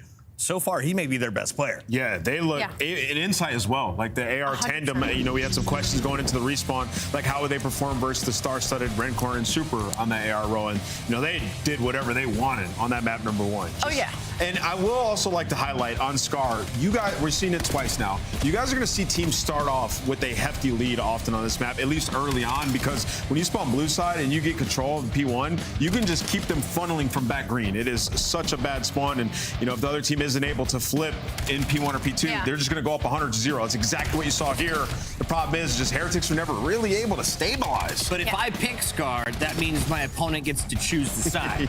So I'm trying to play back from a 60-point deficit, or do you think this gets evened out? Because this is our first 100-point club that we've seen so far in the CDL. You just got to flip. I mean, if you can effectively do it, like, I mean, we saw it yesterday, like in the Riyadh Falcons optic match. It just depends on the caliber of teams that are going at it, right? Like, I feel like with Miami Heretics, this just wasn't a good map for them. They just did not play this map well. You had Kleenex sitting at plane for almost a minute, going on a 7 spree, just 180ing on people. A single player, you didn't dedicate anybody to push him out to try to give yourself some map control. And then you look at a 100-point club, unfortunately, for that map number 1. So I just don't think that was a good map for Miami. I was going to say I was super nervous about my pick, and I said I'm putting blind trust in this Triggs kid, who I've never watched before. He goes 0.5. He drops, I think, 1,200 damage. He dropped 1,600 damage, though, in the Search and Destroy. Let's take a look at some of the best moments from game number 2. Same map, different game mode, and it was all Koi early. The big change-up, Kleenex was given the big boy toy, and this was a round that I felt Super should have won. I was thinking this game's already over. Yeah, I think Toronto Koi, they were just dominating Motel side of the map. There were so many times they got picks on the blue box. Insight was making some massive plays, and every round they had an advantage because Kleenex was getting first blood. Yeah, right? Miami only had 3 first bloods in the entirety of this map. I mean, Miami Heretics and slamming over to that A site just wasn't going their way. I mean, we saw any game that has a hybrid gun and Kleenex moves to an AR, it's going to fit his play style incredibly well. But I will say in the later half, as Clint and Joe were touching on, the adjustments from Miami were incredible. I mean, it's like they forgot who they were, and then they remembered once we got around that round 5, that round 6, and Rencor starts hitting some rounds. Suddenly, we're seeing Metals getting up and aggressive in their face and kind of pushing back the Toronto Koi from this site. Well, they just played a little more apprehensive around the bomb, right? And some of their offenses, like, let's take our time, let's not get shredded. As I mentioned, they kept dying on the blue box or up top hotel, and they ended up taking their time. Like, you got to back them down, use your attacks, and they have a trophy, put some shots down, and then go for that bomb plan. And I thought that they adjusted very well here, and that's a massive win to even get the series 1-1. I'm going to go ahead and call it the Rancor corner, by the way. That man is always going to be there if you let him into the bomb site. Incredible stuff through 2 games. We said it could be the first game 5 of the night, and we're hoping it continues to go back and forth. Knowing that we got Overload loading up next, Nameless. Who do you give the teamwork edge to? Koi. Is it 100%. Koi? The reason it felt like Heretics were behind on that map number 1. Very slow on a lot of rotations, like just not exactly all on the same page. And you know, as it stands right now, Koi, their guns are hot. I know they lost that Search and Destroy. The guns are hot. Oh, the guns were very, very hot. We got nothing else to add. We got Overload loading up. Before that, we got to remind you all to hit the store. The CDL store is up and running, and start the season strong with the 2026 Call of Duty League Pack. Grab yourself the CDL operator by scanning the QR code on screen, or check it out in the Call of Duty store in-game right now. We got some awesome skins. Boston Breach, well done. Once again, it's time to find out, though, who takes the lead between the Spanish powerhouses. Miami versus Toronto, Game 3, ding, ding. Yeah, I mean, how the map 1 went, you got to pick the respawns towards Koi right now. We'll see if that was just an off map for Heretics or a slow warm-up type situation. We'll find that out quickly, I think. Yeah, I think we kind of talked about it. I know Trace, like, I think they're a little behind probably in respawns just due to, you know, everybody sort of being here. Yeah. But we'll see. Yeah, maybe their overload's a little bit better. No, and it's a good point because there's teams will be at, I think Puckett just broke something. I don't know what that was. You okay? We're great. But no, I think like there's one thing being behind like later in the season if it happens and it's like you miss a little bit of time, you make a team change, but like this early, if you miss a week or two, like you miss a couple days, you're behind. Yeah, a couple days you're behind. Exactly. We talked about like at the Monster launch event how huge it could be. So yes, they're definitely behind. I expect to see this team improving rapidly, but a tough test in this first match. Here we go. Heretics Koi to the overload. We had a real fun overload. Okay, maybe not behind. No, but nice break. They'll get 3 to at least start off nice here. We saw insanity on exposure yesterday. This might be a quick score. We'll see. Yeah, you got to get that early cutoffs. But a nice first kill by Real. Now you're waiting on number 3 in Super, but kind of out of the fight. And well, you're just going to push the EMP carrier. So good job after that break off there for Koi. Yeah, I mean, you usually got to win 2 fights, right? Win the fight to kind of get EMP control, well, depending on where we're at on the map, but assuming it's towards spawn. Win a fight, and then maybe win 1 more to put through the score. They couldn't win the second layer, so nice defense from Koi. This is now we'll see if they can turn it into a score. It's a one-on-one. Yeah. It's a one-on-one.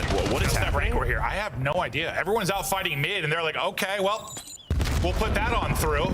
I don't know where Super Metals were so out of position. So out of position there. And that could be being behind a little? I don't know. I'm not sure. No, I mean, it's on your screen. It tells you where he's going. Maybe it doesn't on theirs? Oh, maybe. But yeah, someone maybe a little bit off right there. That was, we haven't really seen a score like that on exposure unless it's like quickly on a reset. Okay. That was strange. Well, right back to it is Koi. So you have insights to be able to push up. Nades going over the top. Some good damage on the Super. The players off spawn here for Heretics. Couple of deaths though, and well, maybe this push it's done. Okay, so shut that down. Now can they turn this defense into offense? It's going to be a B-side spawn for Koi, so they're going to be up and able to get manpower here quickly. Kleenex is going to be the damage dealer as he gets a nade through. Shuts one down with the M15 as well. And I was going to say maybe even takes one out with a pistol, but that won't happen. EMP still down in a dangerous position. I mean, Super gets 1 more. So, yeah, Kleenex is staying. He has a cleanup. With the pistol, that does not happen whatsoever. Nice shots from Real. He's on 3 in a row, but both teams fight over objective control.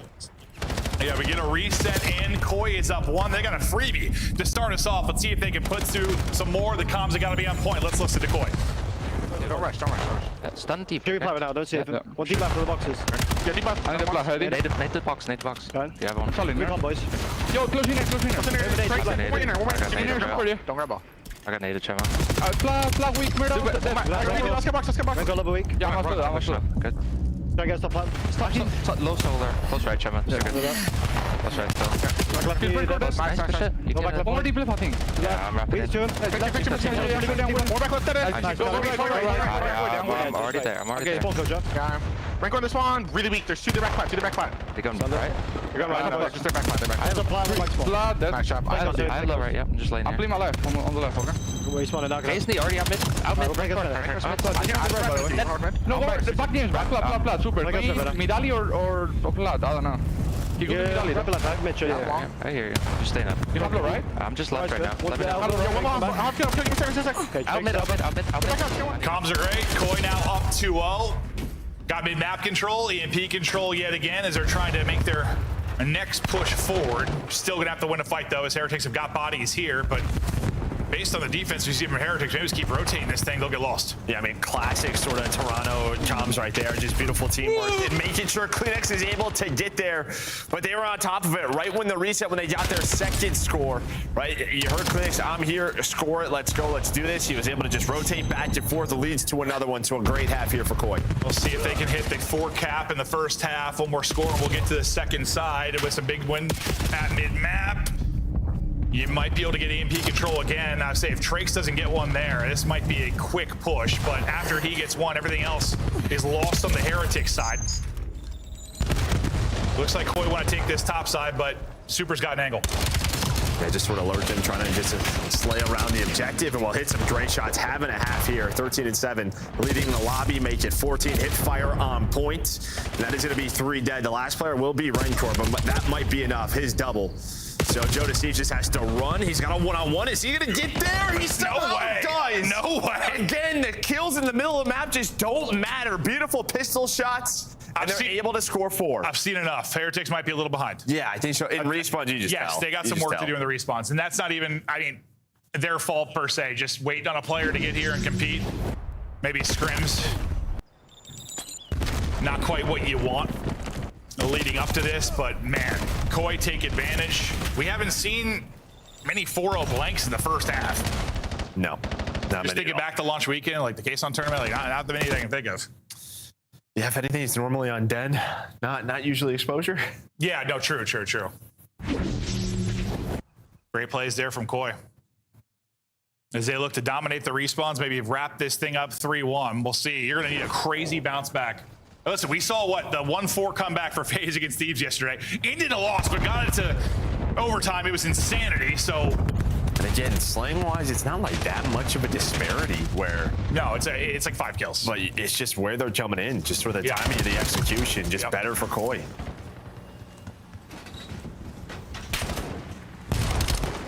Koi, good position mid-map. And I think, like, dude, this mid-map, I feel like should play how Real wants to just get lost. It's amazing. Find timings. This is literally a labyrinth there mid-map at times. So you got to feel like that's going to work real well for Real, and he is feasting. Double positive. They're trying to get forward the MP again. Look how far pushed up Joe Deceives is. He's getting so far. Trace is coming off the spawn. He's like, guys, he's in our spawn. Disgusting shots there from Joe Deceives, and that's going to be number 5. We might just be watching a blowout here. We're going to be hanging out for 4 minutes. I don't know what world Heretics are coming back because they're getting choke slammed. Yeah, dude. I mean, we're going to go to a listen-in with Miami Heretics. Listen to the comms, but we'll see what they can do. Sí, se cuela por donde Papa ve. No, otro más izquierda. Sal rápido. No sigo. Hacen derecha la bola. Hay que pillar el medio, chavales. Pillar el medio. Aguanto yo de cara a la derecha. He pegado piña la bola. He pegado piña la bola. Va uno abajo, a la derecha. Te tengo a la derecha. Estoy esperando a la derecha. ¿Tenéis medio? Tengo piña. Tengo el medio. ¿Me salió? Copy. Uno L. ¿Qué otro es L? Tírale. No ven a la derecha, están esperando, bro. Derecha, P5, una bala, P5 inside. Una bala, buena. Hay que ir a por la bola. Hay que ir a por la bola. Todo derecho. Era yo. Jump up yo y otro derecha. Nico muertos tiene bala. Bola. Sale súper lejos. Estoy muerto. Es pillar la bola. Sí. Hay que ir de frente, pero no tenemos tiempo para hacer nada. Medio. Jump up suyo, tocable a una. Un tiro. Sí, era ese. Hay uno en su conector, ¿vale? Oye. Digo, Cuidado al medio, chavales. No, nada, mid, dale. Vale, me estoy mirando el P3. L1. Ah, está cambiando la derecha. Se va hasta el fondo del mapa. Derecha y Phoenix. All right, Joe. So if Toronto Koi are like prime Barcelona, what are Heretics right now? USA men's national. I was thinking like a bottom of like the Spanish league. Even worse. No, even worse. Yeah, our USA men's national team. That's it. Thank you, Joe. But we did get gifted. When it comes to our pull for the World Cup, at least. Real, he is streaking. Definitely wasn't rigged at all. No, not whatsoever. I mean, FIFA never has been corrupt before. 7-0 now the score line. I'm not sure what's been worse, this or the map 1. Probably this. They've both been really bad. I mean, on one side, you just got to give Koi credit for how well they are playing. They are clearly ahead. I just don't know, like, again, how far behind are Heretics, or are they just lost right now when it comes to this game? Lost in the sauce. But they might just be very far behind. 8-0. Now, that will seal it. That is the biggest blowout we have seen. Wow, it is a murder as Toronto Koi dominating the respawn so far. You love the bounce back from Heretics and the search and destroy, but that is 2 non-competitive respawns. Yeah, it's just always tough for us. We always know our European guys, sort of like the status of their visas, when they get here, who they're playing against, how that all goes down. Yeah, we're never really in the know, but I just feel like you should just tell that they're behind. I mean, if anyone gets it, Real probably gets it. Wasn't it his similar? I feel like he had a similar situation. Yeah, no, 100%. I remember that. Like when he was first coming over, he was supposed to be on that Carolina team. Yes, yes. Oh, that's right. Yeah. How the world has changed since then. We'll take a look at the stats. So, it's lopsided. Yeah, I mean, listen, after the map, or first half, well, it was 4-0, but it might have been like 3 to 4 kills. Something. Yeah, no, second half, it got much worse. Yeah. Got way uglier. Yeah. But Real was doing whatever he wanted. Just great teamwork again out of Koi, and I don't know how many 8-0s we're going to see on the year. No, I don't. I don't think we're going to see many. I could be faded, but I don't think we're going to see many at all. This has been a very competitive mode so far, at least when we talk about like our top CDL teams. It's going to be some one-sided highlights. Poor Heretics, man. We threw to Illicit in. They're down 130-0. We throw Illicit in here. They're down, 6-0 or 4-0, whatever it was. They sounded like the energy at least sounded like it was there in the comms. I mean, that's all I can say. But I just think it'd be real easy to sort of sound defeated, I think, with the scoreline like that. I mean, that's not what I heard at least, but. You see Joe just getting fights. How did I just score that? Yeah, wins that one pistol 1v1 and somehow slid in. Yeah, there were 2 players. There were just like two of the first scores in the first half. Players were just out of position, in the wrong spots where you want to be. Yeah. Based on what we've seen, and then I think second half. Well, they may not have sounded defeated. I think they kind of knew. Yeah, no. You're probably right. But yeah, that's like one thing. Like, all right, listen, it's different when we're talking about. I mean, some people blacked out, let's say, for FaZe last night in that overtime. But that situation was insane. Like, we hadn't even seen that before. Someone blacking out and being out of position there, I'm like, okay, first time, like you'll figure that out. This was not that. Yeah, no. This was some standard situations where people just weren't where they needed to be. 100%. Yeah, and so hopefully more reps and they'll improve there. It's hard to believe in Heretics right now in Hardpoint just based on how the first one went, but maybe a chance. Maybe the guns have warmed up a little bit, but I just feel like you got to be a little bit demoralized. Like, it's one thing, you want to search it all, but it just, it hasn't been competitive in the respawns. It hasn't. Yeah, I mean, you're just. I'm trying not to pour it on too much. I know. I don't know exactly how it has been. Yeah, and I don't want to make that, like, maybe they are. I don't want to make too many excuses for them either. Maybe they are just in really bad form right now. Could be. And, maybe it's not a fair expectation, but I think it kind of is. When you are a top 4 team throughout most of the year. It is a good expectation, yeah. Yes, like, it's a one-person change. Yes, Real is a monster, but it's a one-person change. You kind of expect this team, okay, maybe if they're not going to be top 3 all the time, like still like in that top 6 hunt, like it doesn't look like that right now. No. But first series, we'll see how they improve. But the pressure is on the Heretics boys in this series, and maybe we'll be singing a different tune. Who knows? They come in and win that 4-5, and you and I shut up. But actually, honestly, it wouldn't change how 1 and 3 looked. I'd still have concerns. Even if they won this series, I'd have concerns. I'd have to go back and look at like the standings of stage 1 last year, because once we got to like Madrid, they went on like that crazy. Remember, their search was really bad. We got to Madrid, and then they won like every game 5 to sort of get to that top 4 spot. When did Ranker come in again? It was early. It was really early, right? Yeah. But then it was super. So like, this might be a team where it's just gonna build up. We'll see. I mean, we're gonna learn more as we go. It's day 2 of our 2026 season, so we're expecting a whole hell of a lot of craziness and surprises. But right now, Koi in the driver's seat. We're waiting to load into the map 4 and see if the Koi boys can close it out. They were all smiles after this respawn. I gotta stop saying Koi boys. It sounds insane. I know. I can't stop. Well, then I looked at the cameras and I saw Real with a mustache. I saw Insight with a mustache. Rock. I'm not sure what's going on there, but there's some team camaraderie. Tell me you could see them just dancing, doing like some. I don't know if I could. I don't know. I could see Real maybe. I could see them performing on stage. I don't know about Inside dancing. Do you see his slide and shout on the medals, bro? He's got the footwork. A little different. All right, map 4 to Den. All the confidence in the world if you are Koi right now, but maybe this is a map that Heretics more comfortable on. We will see. If that's going to be the case, it'll be a P2 side start for Koi, so they're in the positions they want to be, trying to turn this into time and hold rotation throughout this entire point if they can, but we'll see how that plays out. Good help over the top for Real. Nobody's really gone on a route, right, on either side. Mid-platform control was by Real, but you kind of just took that straight up if you were Miami, just taking these long-range gunfights. This time, though, it will be ranked for number 1. Going top side.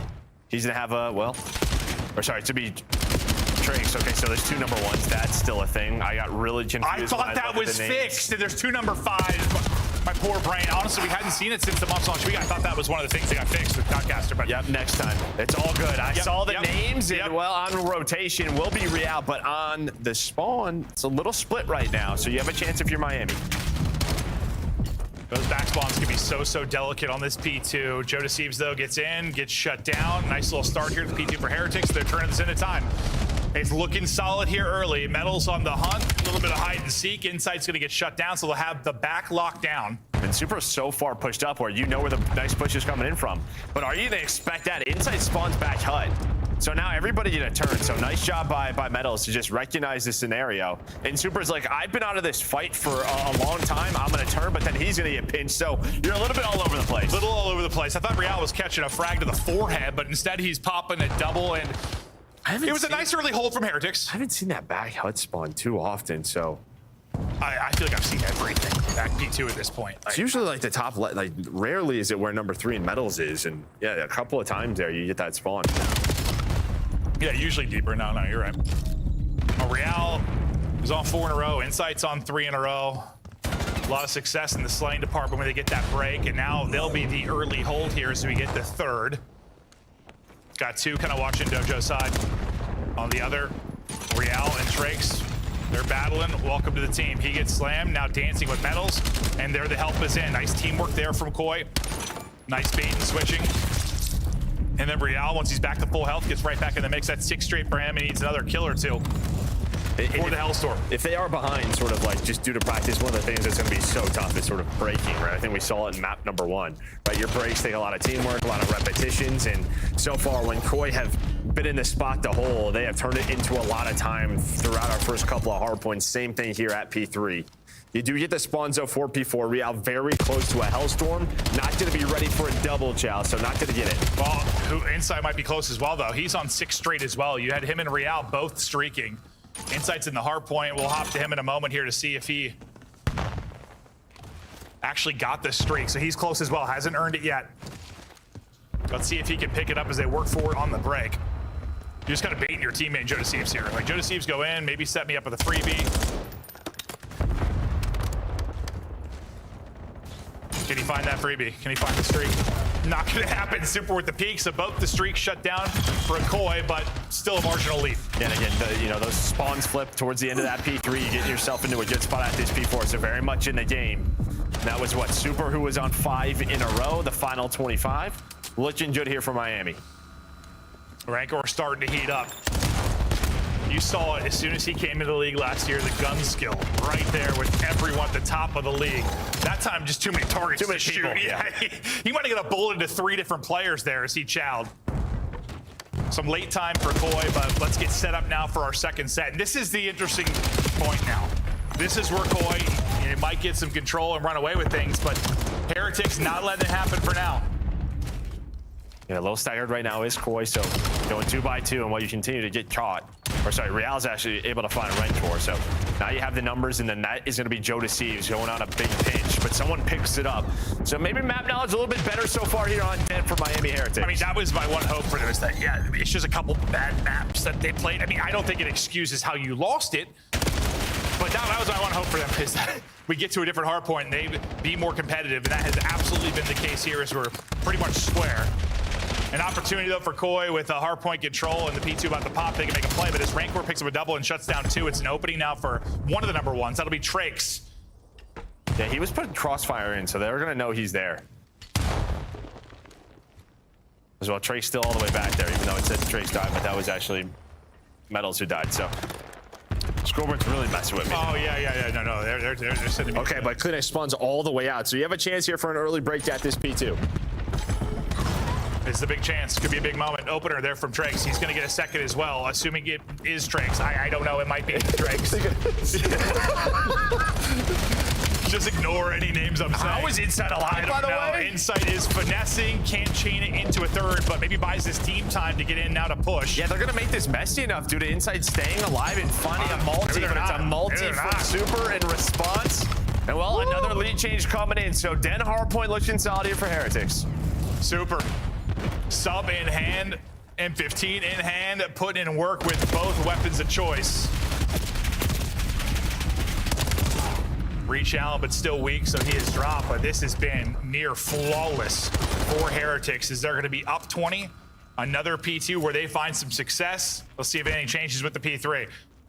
Now, who spawned out? Oh, that'll be one of the fives. Yeah, one of the fives. But it's going to kind of set up a pinch. And you have a good read on this if you are Koi. So you have Kleenex all the way out. He's going to be the first one. And well, the fact that he finds one on their push, now everyone can kind of readjust. That allows Inside to get in a position. You have one player through middle. That's going to be Metals, but the fight over towards Rencor, he's able to get it. That's 5 in a row. Is this a break for Miami? This should really open up the map. So they have the spawns for people. The timing and angles were so awkward there for Insight. Like, that goes a little differently. He might walk away with 1 or 2, but did not play out well for him. Real, though, trying to be the final boss and holding the line for his team. Was last guy in position to keep the hard point in control. Does an incredible job. That tree, not Kleenex's friend whatsoever. Fraud, it's cut down. Yeah. His M15 acting as a chainsaw there, but doesn't get the kills. Heretics break in, still up 20. And again, look at rotation, right? You're going to have Rencor, the first player there. He's going to need a little bit of help, though. It's going to be a couple of players. Jodeci's going to go for the chow, but this guy is down for the fight. But Insight, some great little movement. But again, you are late. So P4 rotation won by Heretics. 5 straight for Super. Again, early control. How often can you put yourself in a position where you don't have to break and make the game easy on yourself? Doing a much better job this time is Heretics. You have a streak on Super as well in case they need it. Probably won't use it here. You still have back sponge. You can just flood.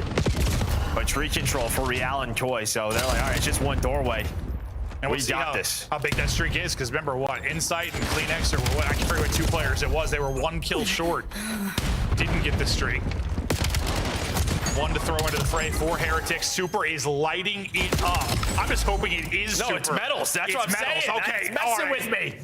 And then I think I've called out basically everything incorrectly. I don't know if it's my fault. It's not. It's not our fault. It's not our fault. Sometimes I'll screw stuff up, but I don't know what's happening. No, I know. My man, Super's cooking with this sub, but yeah, it's actually that makes way more sense now. Well, at one point when Super got like triple the sub though, no, it was P2. It was him.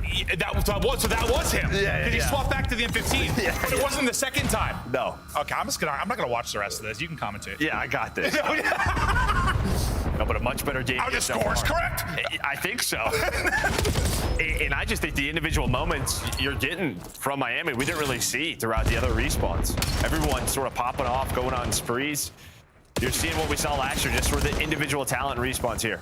And who knows, they're going to be one of those teams that just has like glaring weaknesses and glaring like big strengths. I don't know. I imagine they're going to improve on the 2 we saw them dominated on. They still have to close out this map too, as it is a tight one.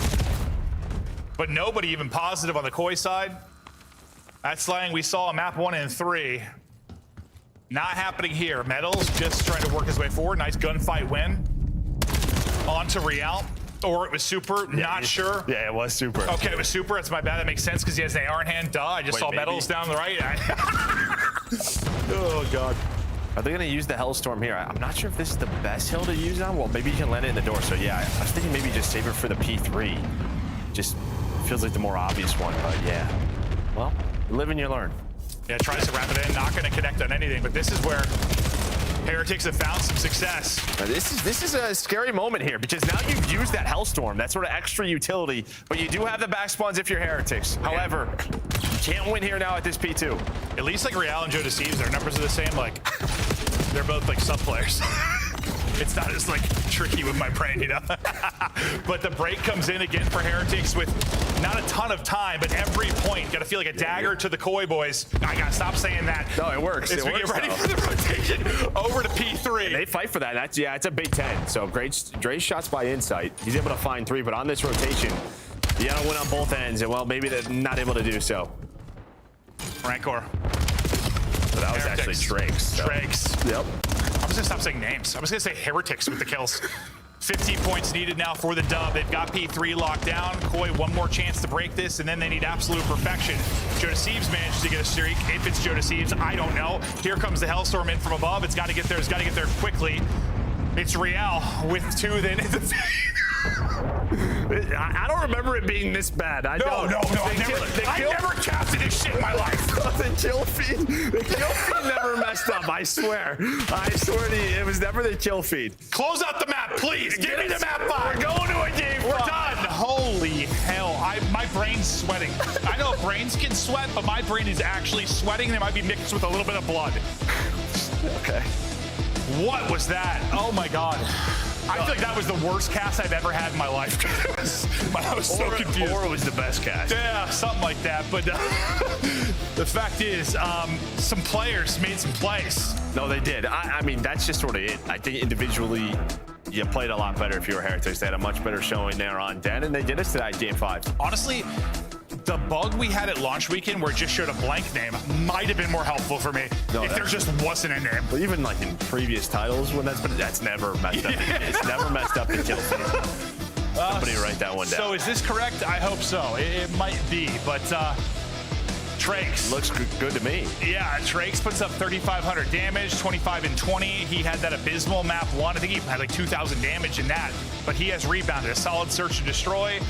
A nice map 4 here, and I mean, what did I say after the exposure? I was like, if Heretics come in and win 4 and 5, we're looking at this very differently, but I still think there is criticism to be done on 1 and 3. Like, there is massive improvements needed. Yeah, and then Metals, man. I mean, we saw last year, like, when he would have these sort of just takeover games, they felt unstoppable, and the guy was 30 and 26, most damage in the lobby. Yeah. Just multi-kill central for him.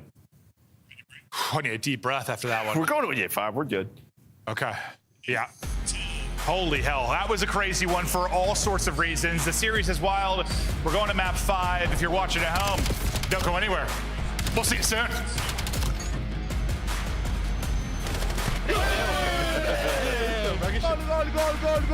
Gol.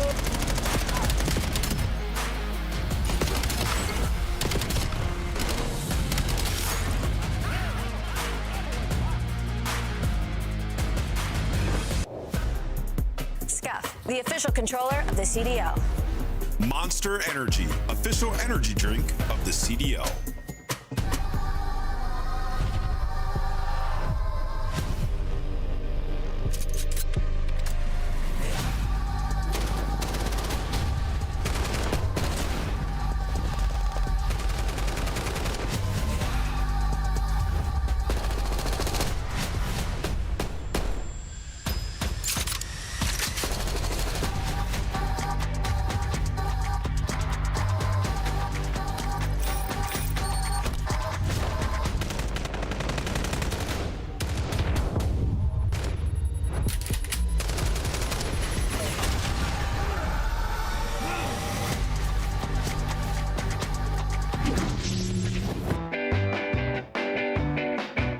With my guy Trakes, the newest member of the Miami Heretics. You're the first Latin American player to go fully pro, and you've only been in the States for less than a year. So tell me about this transition. At the beginning, it was rough. With my family, my friends. After a few months being in college, etc., it was way more easier getting into the challengers group. It just felt like enjoyable, the journey. You talk about college comp, getting a chance at Mars Hill, then you get into challengers. The only other player to really do it like that is Ghosty. So how does it feel being in his company to kind of share that journey? Yeah, sharing with Ghosty, I mean, that's some gold shit, I can say.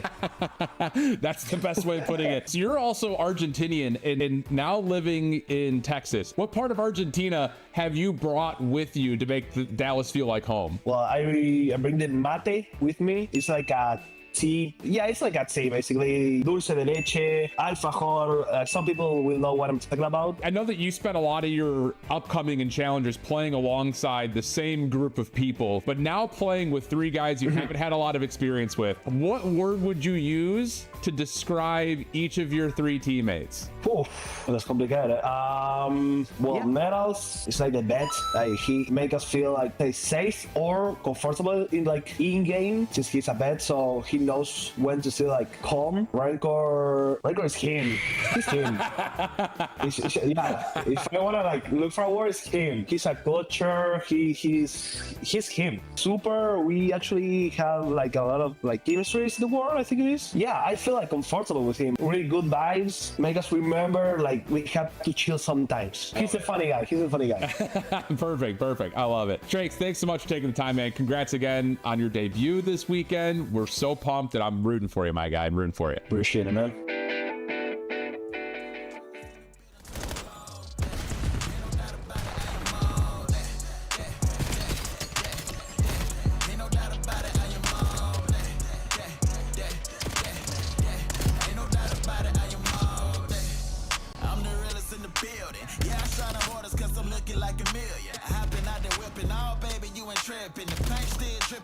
change like a million.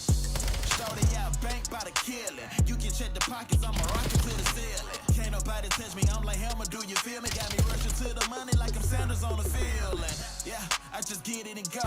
See, I'm in the VIP and I'm pouring them out. They got the seeds, I got the trees and we blowing them smoke. I do the things you can't believe when I'm doing the most. Yeah.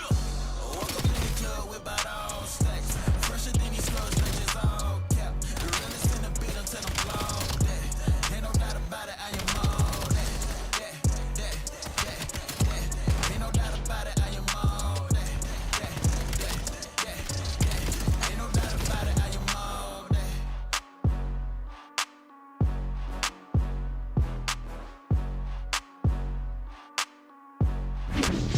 Hello, we are back and getting ready for a map 5 that I didn't expect to see based on how the series was going. Thought Koi was going to close this out to the respawns, but Heretics show us something there on Den. They are fighting, and, well, they were able to win the map 2, so who knows with the map 5. But let's take a look at the game flow. Pretty back and forth. Yeah, I mean, very back and forth. Second half of the game, you've had like this 30 to 40 point lead. They were able to hold on to that entire time. So just a good job. I think especially around like those P2s, making it messy, making sure they had the back spawns, needing some big breaks.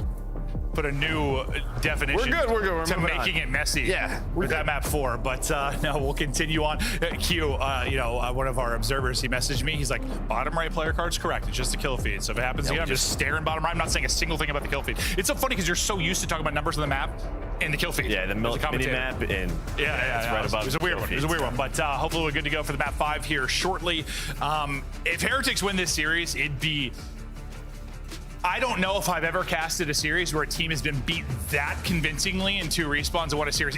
I'm sure it has happened. I'm sure it's happened. It absolutely has. There's been plenty of 2-3-5 teams over the years, but like, well, it wasn't a 2-3-5. It'd be a 2-4-5, but. No, it feels like there's a gap, but they're doing enough. I mean, they are. Yeah. They're doing enough. I think they were able to clutch up map 2. That's probably the key so far. Koi probably think they should be, I mean, they absolutely think they should be done with this, out of this series. Oh, 100%. But if they lose this series, they're going to be like, what just happened? Fact is, it's tough to win in this league, and well, they got to do it through game 5. And we're staying on 10. Heretics just found success here. Will they do it again? Metals with the blood. Trakes hitting it. And it feels like they're a lot more comfortable here. They only have, what, 3 first bloods through 11 rounds in the map 2, starting off in a great way. Real going to be last guy up, trying to pull off the 1 versus 4. And all the numbers are good, Clint. All the numbers are good. Thank you. Thank you for that. I checked for it. Yeah, but just right through the middle, right? Metal's able to find that first blood, and we don't really see it, but Trace through the hop up is able to catch the second, so it leaves Real in this spot. He does find the first. But so difficult is retaking this B bomb site. You're just throwing shoulders. You got to deal with stuff like this. Yeah, it's not fun. No, this would be an insane 1v4. Nice shot from Metals. Just gets some real solid damage, but then he's going to get evaporated. Problem is time. He had 20 seconds to go. Still 2 players to kill. He's not going down without a fight, though. He's battling. He's taking everything. Dodge to the Simtex. Back to full. He doesn't have a lot of bullets in either gun, but he's just got to go. Sends it forward, will finally get dropped. That didn't really, I mean, it seemed sort of winnable at one point, but so tough to do. And now Tricks, all right, okay. Getting comfortable. He's like, welcome to Lee. I survived the first punch. What do you mean? He was just getting squats in. Oh, you're right. He's got very powerful quads. You got to stay limber. Actually, I heard that from the interview with Schiff talking about his powerful quads. I heard that as well. And glutes. I thought they were talking about Mate. Might have been. It might have been Joe. No, but I mean, this reminds me of like Miami last year, man. Like, just so difficult to beat. Even when it seems like they're out of a series, we're out of game 5. Yeah, because now it feels like, dude, if you're Heretics, it's just, you've mentally kind of won this. The fact that you got to him at 5, like, it's got to be insane. Big first blood there for Real. Metals was trying to find a timing in an opening. It was not open. No, and I'm surprised he kind of goes there because Trace didn't see anything B-side. So normally you're kind of making that play with some info. You had no info elsewhere. So a bit of a risk does get caught, but 3 I think versus it's 4. one of those, no info risk plays, which sometimes turns into 2 kills or something. Sometimes they pay off. Yeah. Didn't pay off there, but they had a lot of rounds. Quick. He's quick here. A lot of rounds, they brought it back in a 3v4 position. They had to with only 3 first bloods in the last map. Trace, nearly winnable, but the headshot. Maybe the difference there for Insight. Yeah, 100% it is. Yeah, you're thinking you have the slide out, you have the Dravik. Maybe you should win that. Gets close. 2 versus 3 now for Rentor and Super. Have to plant this bomb. Bomb going down. Real just lurking, and the lurk's going to pay off. It'll set up Joe Deceives to get both kills, and they'll answer it at 1-1. Yeah, I mean, it's inside skill though, right? Traces Joe's on the quick route, just immediately responds, flies through on the flank, able to find one. If he gets the second there, then they're trapped inside a red room. Good luck getting out of that. But Inside's headshot pays off. They use their numbers, able to get bombed down, and yeah, just nice teamwork there. Yeah, and as much as you know, props to Ultra Koi with the first bloods in that map too. Like, combo's got to be. He's got to. Yes, there were a couple rounds was trade out quickly. Maybe 2 of those. You definitely threw away a bunch of first bloods. So here, needing to close those moments out more efficiently on Den. First time at least successful. You got 3 grouped up offensively towards B. Lone man for now will be Kleenex, but defensive aggressive on the other side. Super lies in wait for that exact type of play. Unfortunately, he's red and dropped. Yeah, well, Kleenex spots 2 to 3, so he's telling the guys, "Hey boys, hit the flank." So you use that teamwork. Maybe Super doesn't expect multiple players to be there. He thinks it's a one-on-one just for the pre-fire. That doesn't help either. So again, once you see a play on the other or reacting towards that other side of the map, does Koi go? And now they have a 2 versus 3 as Metals is able to find one, but that's all he finds. Yeah, if you're that player and Super is waiting, you're just hoping you get one. That situation, just not how it plays out. Gets blooded, gets dropped. And Koi just quick, decisive plays and something we expect from them across all modes. I mean, that's kind of where like Super dominated last year. Again, just finding sort of off angles, being sneaky. Tough to deal with, just buying his team a lot of time because he kind of knows the middle of the map's open too. He's a lone player over there. Like, they're going to hunt me down after I get the first. He's probably already thinking a step ahead. Instead, though, yeah, doesn't expect to. Advantage to Koi again, but we've been saying that a bit during this series and hasn't seemed to exactly matter. As we'll get deeper into this. I mean, we were hoping this would be a map 5 banger. I didn't think so after the map 1, but here we are. All the way to the map 5, battling for their CDL points. Yeah, just we didn't know Miami sort of. Well, I know. I'm basing off of last year, pretty much going into this. Metals getting pushed forward, stunned. Still wants to push this out. Backs up a couple of players. Looks like Koi are going to rethink this because you have 3 players here defensively. Did he get spotted? I do not know if Real got spotted here on that cross, so he's in a really good position. Maybe he did. You have 2 players kind of looking at this door. So, you know, he's sneaking into just kind of lurking into a good spot. It feels like with the way Metals is holding this, like he might have been spotted, right? Like you're making sure there's no the opening. name got shown, but never know. Now he's gonna go. So he sees 1 player cross. Super though, didn't miss the snipe. So a lot of activity all over the place. 2 battles on 2 fronts right now. Drake's gonna get dropped by Insight. Real still wanting to go. Super's gonna trade it out with a kill with the snipe. It's gonna be on Real, and well, I think they've been waiting for that play for quite a while. Joe Deceives now 1 versus 3. Is gonna have to try and get this thing planted, but he's gonna be put down. Nice round there from Heretics. And yeah, it feels like after they spotted Real, it's just kind of slow down, put the clamps on. Yeah, and you know, he shoots a couple of times, so I'm a bit surprised that he just goes for the flank. I thought maybe he could have backed up through mid and just got with his teammates. Just once they lost a player, he felt like he had to make a play type thing? Maybe, yeah, or maybe he's thinking they're gonna 3-hit out the front. Like sort of. He's gonna catch the timing? Yeah, trying to catch the timing, but doesn't work out. No, instead it looks silly. Like, honestly, yeah, no, like, it does, yeah. From the Heretics POV, like he's just sprinting again. It's the freest kill. And that's probably something, you know, as the year goes on, you get more reps. Like, Real plays these situations differently, you know? Just taking some gambles. Not reading scenarios the way you might in a couple of months. The 2-2 now. Super still going to have the big stick out. 3-1 split on defense for Koi. Pretty aggressive up on the A side of things. Lurking up mid, though, is Trix. I'd say Miami's one of the first teams we've really seen sort of take mid and then go into this top window room. Normally, like if you're taking mid, you go straight to B. But a lot of the times, it's just sort of 4-man A and B hits. Like rarely are you seeing teams on attack take middle. So it's a unique look here. Well, we'll see what Trix is able to find from that position when he gets involved. Super up close and personal. Joe Deceives is going to get clotheslined. Sight control not quite there, though. Kleenex is lurking. Can he get one and get away? All right, he almost got two. One more bullet, he gets another kill. Yeah, but Trace is going now, right? You sort of set up this window play, so in 1 versus 2, he has been sitting there for about a minute. So now it is all down to Real. And they're just worried. They know the type of guy that he is. Type of player that he is. Loves the worst sort of timings, and they do not want to get caught on the A bomb. So they're going to run out middle, and well, Red Tor able to spot him. Okay, I would say, speaking of timings, I thought we had a nutty one there, but they deal with it. Advantage over to Heretics again. Like you said, setting up tricks. Nice first blood from Super with the snipe pick. And that, honestly, like that first blood, though, alone, like allows Tricks to kind of take his time, pick his time. It got real nerve-wracking, dude. Kleenex melted. One more bullet. Well, his medals was on the bomb, and it was about halfway, and then got off. Yeah. So they, like, I don't know, maybe they wanted tree control, but yeah, that was almost a mistake.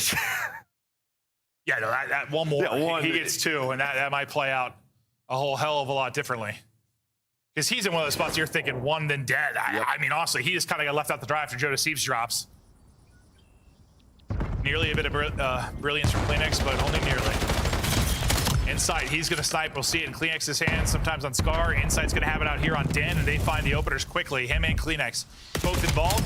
The lurk, though, from Trakes. He gets a kill, and he gets out. So still a chance now for Heretics. Can him and Rancor do it? Yeah, bomb's not down yet, so you have big chance in this round. We'll still have Inside on the sniper. But Real, he has gotten a forward position, watching the back cross towards back Dragon. Well, Trace is going to take the gunfight. I love the confidence. Unfortunately, though, not able to win it. Yeah, he was on 5 and 2. He hit him like 20 HP. Nearly a wild chow, but now Rancor. 1v3. Bomb's been planted for Koi, and good luck. But we know he can hit some shots. He's going to have to hit quite a few. Hoping he gets a freebie. That's not going to be the case. Snipe whizzes by him, and he'll chow after that. Koi close it out. I mean, they're into a 4v2 basically instantly. That's one you just got to win. Yeah, and I think that's another round where you're looking at Real specifically, the type of player that he is, just sort of lurking mid. But his spot allows his teammates to rotate to the next bomb. All right, this is getting a little dicey over towards B. Let's rotate this out. Let's get away from this. And while I'm in such a good position, I'm going to pretty much secure us the round. Both teams starting to sweat. Talking through strategies now for the next. You talked about Trakes kind of getting into that window. We'll see if that'll be the play or if gonna play that a bit differently. He's got bomb in hand, so I imagine not gonna be quite as aggressive across mid. No, he had multiple players sort of back him up, so this is the first time you see a bit of a different look, but really it's an adjustment from Koi. They're like, we need a little bit more mid control so that he can not get into that jump up. Yeah, it's a nice adjustment here from Koi. We'll see if it leads to a round win. It's kind of like the opposite, right? Where you get Joe Deceives all the way pushed up now. He is open, though. Insight's the only player in a spot. He's got the sniper. Rancor going to be out of the play for quite a while here. Now he's going to start to move as the shots goes down. Who's held that entire time? Real has held the entire time. So I teamed deep for a whole year, buddy.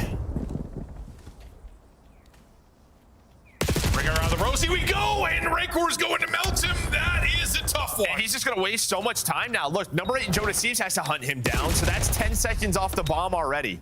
The fact that he gets one there. Yeah, I mean, you played so well if you're Real, but it doesn't work out. Kleenex able to drop one. 2 versus 2. 30 on the clock. Dancing is inside. Pistol out. He is hidden. Super scrambling away. Weak. Now time to reach out with 20 to go. Just trying to play the time. He might just need to get one. He's got to check, though. That's what he's worried about. That's what he's worried about. Joe knows it. He's worried about him on the defuse. Doesn't play the 50-50, and somehow Koi get that retake. And I mean, yeah, inside, they all push inside because they're thinking he has a sniper. Let's trade him out with aggression. But he buys so much time. No, he was pole dancing there. No, he was moving. He was moving. Working on his moves. And he's had some moves this series. That allows Joe to get back into the fight. So they have a 3 versus 3 straight up. And yeah, like you said, 50-50, you're guessing. He's either on bomb or I'm dead. He runs away there.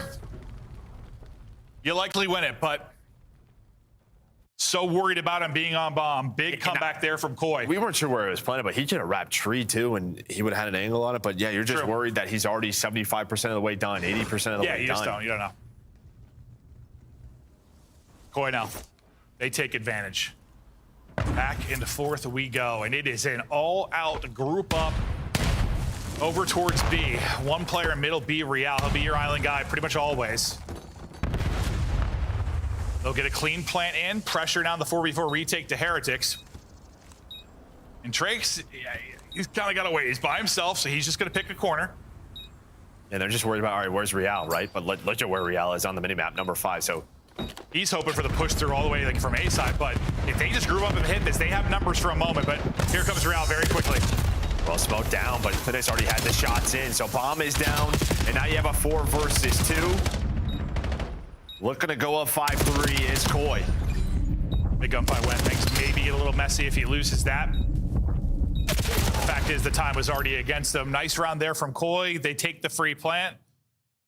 Only way it gets even a little scarier is maybe if Real is slower to start to push, but it kind of plays the time. He's like, all right, no one's pushing the long flank. They would have got it by now. Well, and just sort of the precedent that he set, you can see that Miami's worried about middle of the map, right? So they have to group all the way back up together. And yeah, you have to worry about him. When is he going to activate? But times it perfectly. Doesn't leave his teammates out to dry. Honestly, if Heretics hit that a little bit quicker, though, there was a couple second window where they might have been able to have Real out of the play. But yeah, I think Trace just goes a second too early. You need that smoke to boss him a bit. It doesn't. Yeah. Instead, you just run into a pre-fire. Heretics need to win 3 straight now. It's got to get some damage in there, you think, but Trace is going to hit the outside, find that first pick, up to 7 and 5. Numbers here for Heretics to start to make this comeback run. Inside's going to be plus. Just want to say, Inside's getting an angle from mid, and yeah, he got the angle. Snipe connects, 3 versus 3. And that's just a confident player. Yeah, that is. Right? Yeah, here with a sniper, sure. Yeah, Miami's been controlling middle of the map so well, and he's just like, whatever, I got to get back into the game. Now he's like, where do I go? Now he's worried he's going to get pressured, so he's sort of on an island. Miami getting aggressive towards B. Nice win there from Super. Clean headies. Clean X is gone. I know where Inside's position was about 30 seconds ago, but now it looks like he's backing up the group up with Joe. Yeah, this is the right call. It's the right call. It's just they don't have the numbers. Oh, now they do. Oh, no. Things slipping away. Rancor 1 versus 2. 25 seconds to go. Did we get us down to a 1 versus 1? Oh, he gets spotted. He's in trouble. Tagged up and dropped. Koi. Ice it up late in the map 5. Search and destroy. They'll take the win. Heretics, a chance for the comeback, but I mean, I guess props to Heretics for pushing it that far based on how some of these respawns were going. They showed some grit.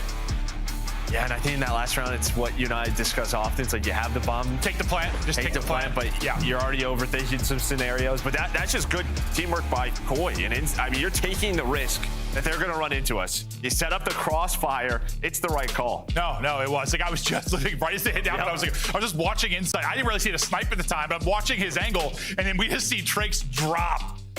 Stats for that map 5. Joe Deceives goes 8 and 3. First Blood's not quite as lopsided. Definitely more balance here. So an improvement there from Heretics, but more Koi kind of taking advantage of when they had numbers, which they didn't do as well on map 2. Yeah, it was a good back and forth battle. And I don't know, again, we've talked about just sort of the league and all these different teams. We're just so, it's going to be tough to beat anyone. It really is. And I mean, these are another 2 who, if you want to put them outside the top 4, fine. But who knows? I can't wait to see what these guys are capable of. Yeah, it feels like there's still a lot of room for improvement. I don't know if Koi can improve too much on their Scar hardpoint or exposure. Overload that we saw. I'm also not sure if they were really tested, but yeah. No, true. It didn't seem that way, especially in the overload. Like Heretics, too many times out of position. Yeah. There are desperate improvements that need to be there. But the fact is, they could have won that series. They had a chance. No, they had their opportunities.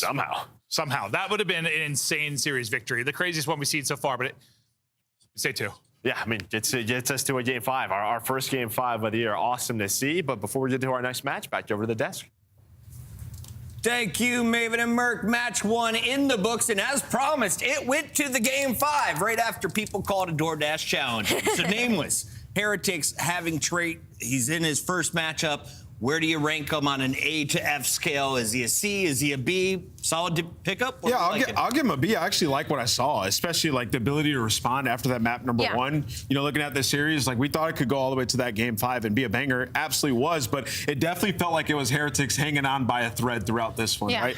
But what we saw in that game 5 is like just a couple of different looks where it's like you're having Trakes on an island by himself, trying to hold B down, a couple rounds get away from you defensively, and then offensively, like we saw some rounds where they actually got it down at A, and they were just hesitant. It's like, do we want to push out?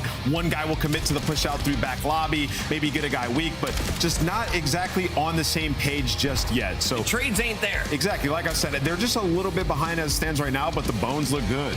No, it does. I think for Trey specifically, like he's good at search and destroying. This map number 5, he was so annoying in this position time and time again. You saw Toronto Koi didn't know how to deal with it, but I do have to give the flowers to the Koi side of things because I don't think Insight even pulled out the sniper until they knew they had killed Super twice. They didn't want sniper on sniper activity, and once Insight was able to take that power position in that mid, that's when we saw this map start to flip on its head and Koi to start have a lot more map control, a lot more room to fly. Joe Deceives your MVP for game 5. You give it to Real, the entry man. Who did you like from Koi? I'm going to give it to Insight.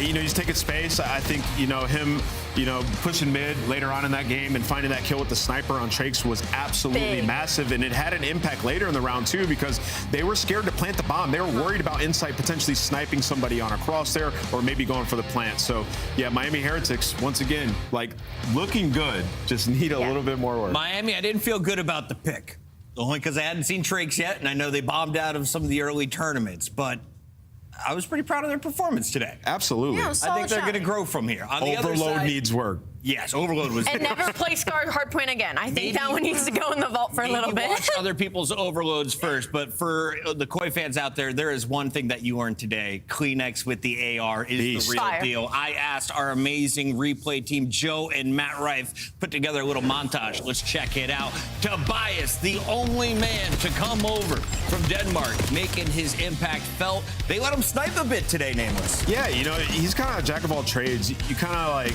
he can use any weapon just because of his play style, and right now in the current meta, it's going to work awesome because this gun is a hybrid weapon. As we said, you can get super aggressive with it.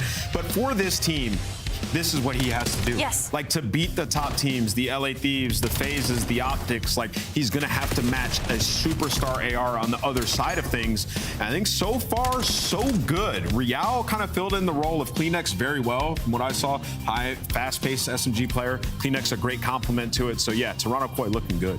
Allie, what did you learn as a Koi fan? I know you've been cheering on the Toronto boys for a while. Joe Deceives, is he at his best right now? What is the strength of the squad? I think it's one of those situations where Ant touched on where like these players, a lot of them are on their ascension, at least for the sake of Joe and for Kleenex and his new role. I mean, it feels like the ceiling is still got a lot more to go.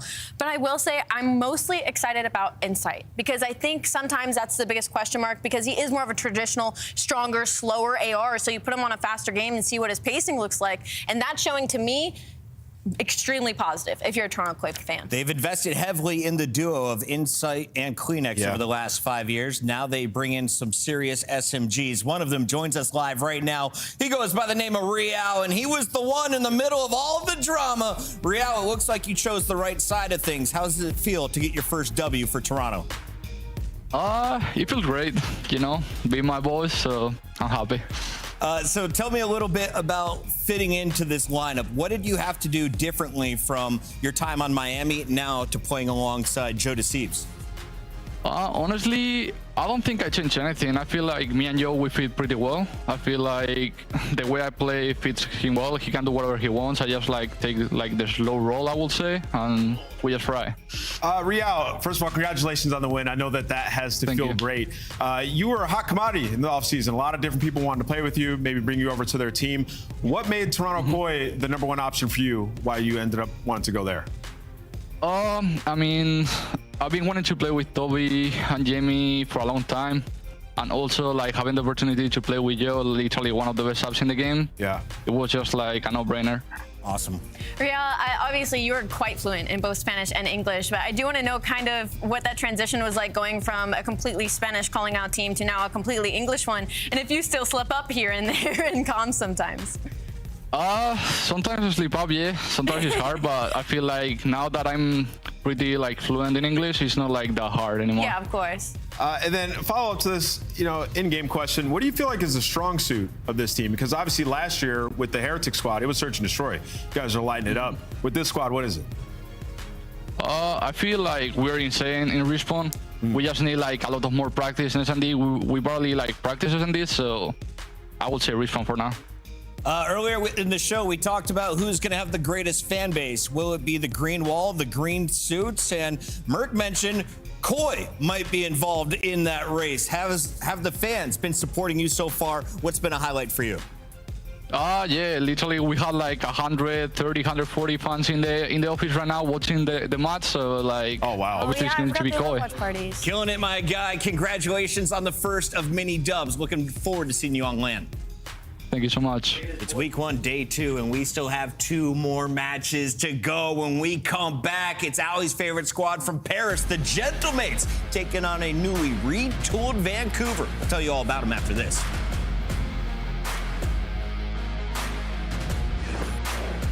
Scuff, official controller of the CDL. Monster Energy, official energy drink of the CDL.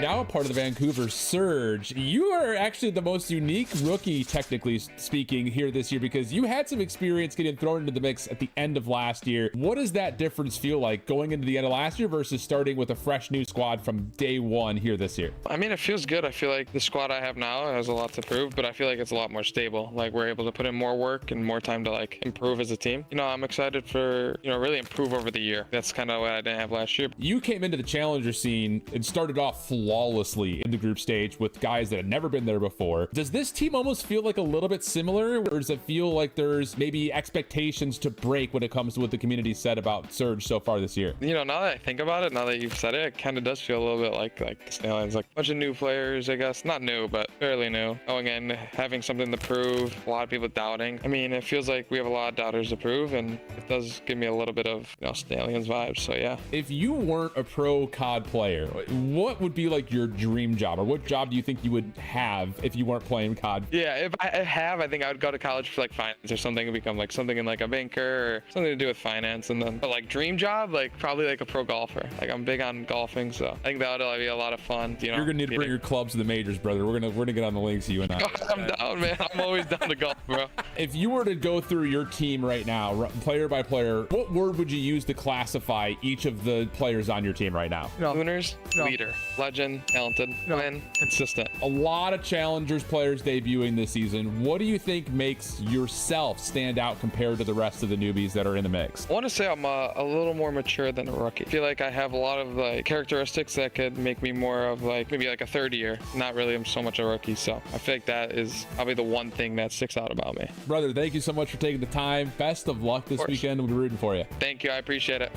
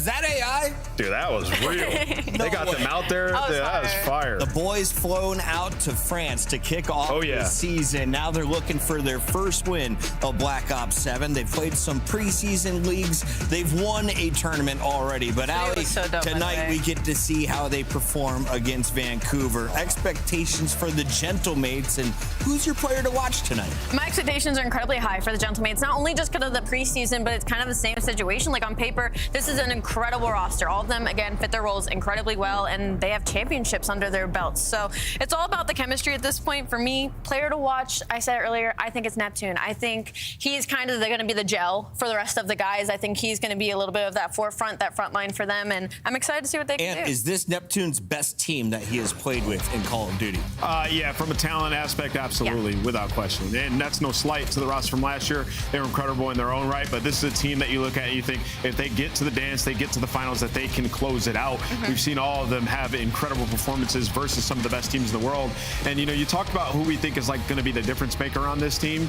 And I'm going to put my eyes onto Ghosty one, but also Sid, because when he has a sniper in his hand in Surge, he goes from being like an A-tier player, an A-tier player because he's so good at respawn, to an S-tier player because of the impact that he has with the sniper in hand. So far, in my opinion, through the preseason, he has been by far the most impressive sniper player. Aim angles, what is it that makes him so strong? It's positioning and the aggression that he plays with the sniper. He is not afraid to get on the front lines and, you know, play it like it's a tactical FPS with the sniper in hand. It's awesome to see.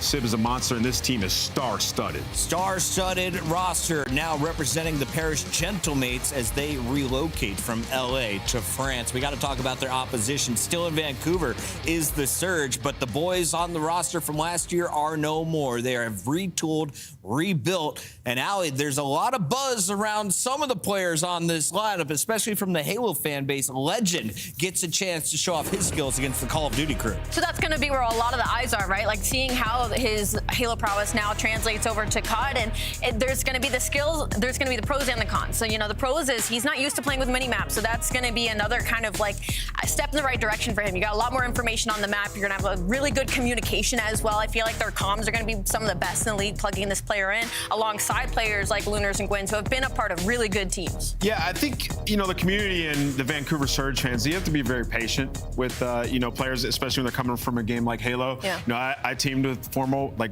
shortly after he came over from Halo. Did he suck at Surge? It took a little bit of time. I mean, yeah. And then once he learned the ways, I mean, arguably one of the best players of all time in gaming. And you look at like Shotzi, slower start off the rip, right? So sometimes it takes a bit, but Legend is insanely talented with the controller in his hands. The kid is going to figure it out, so excited to see his debut. Neptune was in Halo, came into the league, back to Challengers, came back to the league. Now he's at the top of the game. It might take a while for Vancouver to find their form that got them to many second places last year. We'll find out how they start, though, in this best of 5. Maps and modes are ready to go. Colossus and Raid will be seen for the first time today, and then a triple dose of Den for game 3, 4, and 5. How do we feel about Colossus? This is the perfect first map for the Vancouver Surge. I mean, you're just flying around.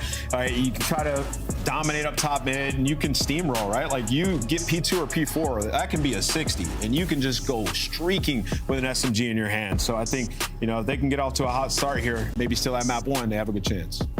Vancouver versus Paris. Ding, ding, match is ready. It's time to get our scuff predictions in, and I will kick things off with my second correct pick out of 5 matches. I am choosing the Gentlemates. Yeah, I'm choosing the Gentlemates. Surge, from what I've been hearing, is they're a bit behind of the rest of the league from practice. Do you even need to ask me what I'm going to pick? You could just, I think we could just, yeah. Thanks, guys. And the fans also are now trying to tie Rosalie with a perfect 5-0 record. They're all going purple. We've got our casters ready for this one. Miles, Chance, take it away. Thank you very much, squad. Thank you very much. What a tough match for Vancouver Surge. A debut for Legend, a legend in his own right from the Halo world, but now I think he's about to be thrown to the Wolves' chance. What an interesting series, an exciting one. Very, very excited to get into this matchup. In general, bruv, Yeah, absolutely. I mean, it is two teams to kick off their year that are both in sort of a rebuild, right? Season 2 for the Paris Gentlemates, and they've rebuilt a roster that looked like they're going to be competing for championships. On the flip side, Vancouver, like when they had Rambo Ray balling on a budget, the amount of success they had last year, granted no wins, but spent half of their time in grand finals. So they strung something magical together. And obviously with the new team, I mean, 3 rookies on the squad. Gwyn, this is maybe year 3, year 4, so a fresh face as well. We'll see if they have that magic with this squad as well. We'll find out. Magic is certainly going to be in the air right now. The Paris Gentlemates. I forgot. Bonjour, bienvenue à tous nos amis français on both sides of this matchup. I completely forgot. Hello, friends. We'll see you at the end of the year. But until then, Paris Gentlemates, of course, a world champion, Envoy, Sib, an incredible shooter, Ghosty, a brilliant competitor, and Neptune, one of the hottest hands we have right now in the league. This is a good-looking squad that have had a lot of success in the preseason tournaments, ups and downs, but they finished out strong, and then their first showing here in a Call of Duty League match. We are expecting success, punditry across the board, the desk, other commentators, you name it. There is a huge amount of pressure for them to perform against what is arguably one of the teams in the league with many, many questions next to its name. Vancouver Surge, nothing to lose, boys. Throw caution to the wind and let's get into this one. Excited chance to get a Colossus. And I love what I said. Just brain off, get in there. Let's see what the skill looks like. Let's see what the guns look like. Can they walk away with a hard point win? 2 players can turn their brains off. 2 players still need to make sure they think and calm correctly, because like P2 and P4, you still have to be dialed in on the rotations. Yeah. You got to make sure you're reading the pinches, but you can absolutely get cracked and go crazy, as Neptune absolutely will. A menace on the map. The guy's going to be flying around, and I mean, I suppose between him and Legend, a bit of a Halo battle. No idea if they ever met up back in the day, but in Call of Duty, we know Neptune is built different. We'll give the kid a try. Here we go into P1. First man in. What do you know about Halo on Halo action? Chances we find ourselves into the time for the Paris Gentlemates to be wearing the purple Vancouver Surge. There will be the white arrows on the minimap. On board with Envoy now, soaking time away before a beautiful nade cleans house. Yeah, sorry to cut you off. Sorry. We got to be going back to Envoy. Envoy's out here doing something special. The man loves this type of thing. I know his teammates are getting the kills, but if I saw that correctly, he's rocking the Razor instead of the Dravik just off the rip. So, you know, it's a team and a player that is willing to experiment, and Envoy is breaking out the goods. So keep that in the back pocket, because for Envoy, this might actually be a map or hill-specific thing going with the Razor over the Dravik, but certainly something interesting in the background. Yeah, I like it. Well, first time we've seen it in the feed. Great spot there, brother. A Ghosty there on a 4 screen, started the map off nicely. Envoy guesses wrong with Gwyn in a corner there. Gwyn, the technical veteran on this roster, which is an insane thing to say because he won Rookie of the Year not long ago. Ghosty, can we keep the spree going into P2? Finding a couple 4 here. The back line looking good. Vancouver Surge unable to find any entry towards the hard point or towards the rear. Now through the front. The trade battle is on. Ghosty 5 in a row. Can he get one more and get streaks? That will be the question. Well, Gwen's being the problem right now as Ghosty does get dealt with, but Gwen goes pretty monstrous there in that moment, gets 3 big kills. You more or less break the rotations. Number 2 last man going to be on the map. Neptune gets taken care of, and there you go for Vancouver. Nice little break off the back of Gwen. They got the spawns as well. That's efficient work and a 10-point gap. They're bringing the fight so far. Yeah, big 3 dead as well.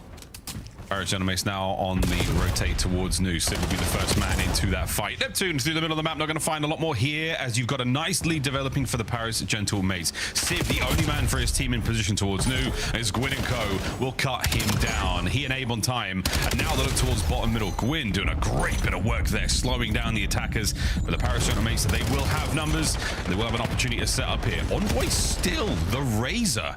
What about 9 mil in a 45 cal world? Let's see how it goes. Yeah, I mean, he has been this player from time to time, breaking out the goods. In like MW 2019, he's pulling out the Uzi. He's willing to experiment, and he is one of the smartest players in the league. So he knows something that the rest of us don't. And showing off the goods, or maybe not. Put it down, pull up the Dravik. That looked better. It looked a lot better. 45, bigger than 9. There's the math you needed, chat. Trophies there, putting Legend in a tough spot. So far, we continue to roam this P1. Final few moments here, going to go to Vancouver Surge. The rotation will be on its way from one hard point to another. This Colossus chance, like honestly, quite a slow and quiet one. Very steady, and Vancouver doing a great job of keeping everything stable. They got the left side spawns as well, and being a nuisance on the old time. So Gwyn picks up a huge kill. They got everything covered, and Gwyn, why use the Razor Dravik? You can just use the pistol. Either way, clean 4 down in the feed. Vancouver Surge down by 20, but a perfect start to this P4. They're trying to run it up. With Vancouver in control of the hard point, let's go for a listen with the Paris Gentlemates on the break. Outer gun weak, guys. Outer gun weak. Yo, each shot. Nice. One outer showing him. Inner. Two there. I'm getting somebody again. There's 200 still. All right. 200. I'm gonna bring him out, bro. I have outer. I'm pushing tunnel. I'm dead. One lobby. I still have outer. I'm still going front of you. Too easy. Lobby. Close right inner. Back to top. Yo, two in the back on me. One shot back from there. Yo, 3 there. I'm getting two lobby and one's on ult. One time. One inner, one back time. They got push guys, help me one. Already under statue. There are 2 more statues. And a fantastic hold from Vancouver Surge. Now, for the first time, a listen in with our newcomer legend here for Vancouver Surge. I want time. They've on voice statue. One shot on voice, jump up. They've been on voice statue. They're P4. Sitting underground. P4. Good win. Wait, I'm trying. No, you statue. Watch the statue. I need time. Two statue. One on top and one lost. Right here. Watch the statue. I'll be left. Left, and you go see weak. Go see weak. Melbourne right. I'm blocking too. Alright, watch out right. I will help right. Actually, I'm help. Right. The bank. Okay. One more time. I hear you not. Needed. I spun left. I hear you. Lay down time. Pinch dead. I'm trying to underground. Okay. You guys saw that? I stunned it. Nading me. I don't have your help. I'm one shot. I'm stunning. They're time too. Okay, I hear you. Statue. Statue was there. Statue. Come in front. Hold. One shot. I'm inside door. Side door. One shot. I'm nading at her. Side door meet. One shot. Nading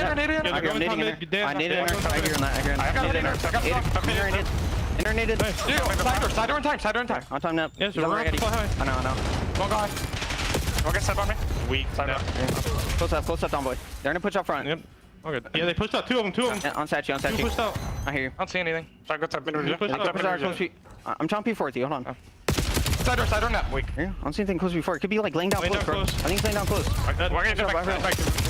Front top thing, one shot. Okay. Yeah, we should. Yo, I guess statue already is good. I hear you, man. Statue, one shot. Top mid after that. Top mid, he might tell you. I've our side, top mid. New, one shot, bro. One or two. New Dante on the heady. Two, Dannon. Dante on the heady. Sit down. Okay. No, we gotta use our attacks here. One shot. Yeah, we have a trophy there. Nice, get him underground. I'm blocking my side. There's 20 deep, like, there's 20 deep on the side. Yeah, yo. Give me info.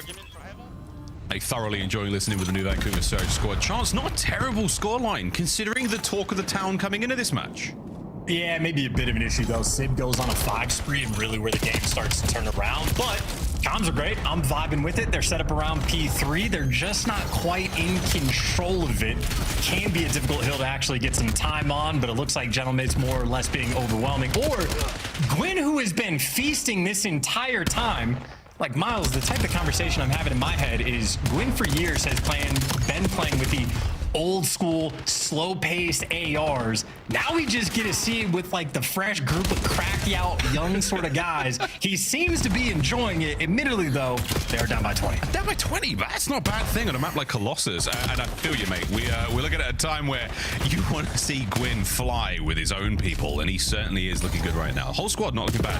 We are still trailing here. Paris Gentlemates with rotation towards new. They've got it. Legend does have a Hellstorm to play with. So in his first league match, your boy's got streaks. I wonder if we'll see that come into play in a mode. Not a huge amount of open space to work with here in Colossus, but there are windows. You can thread the needle. On board with Civ, finding as much as he possibly can from inside time. He's going to be pressured here. Legend on the entry. Immediate trades once again. He's good for 2.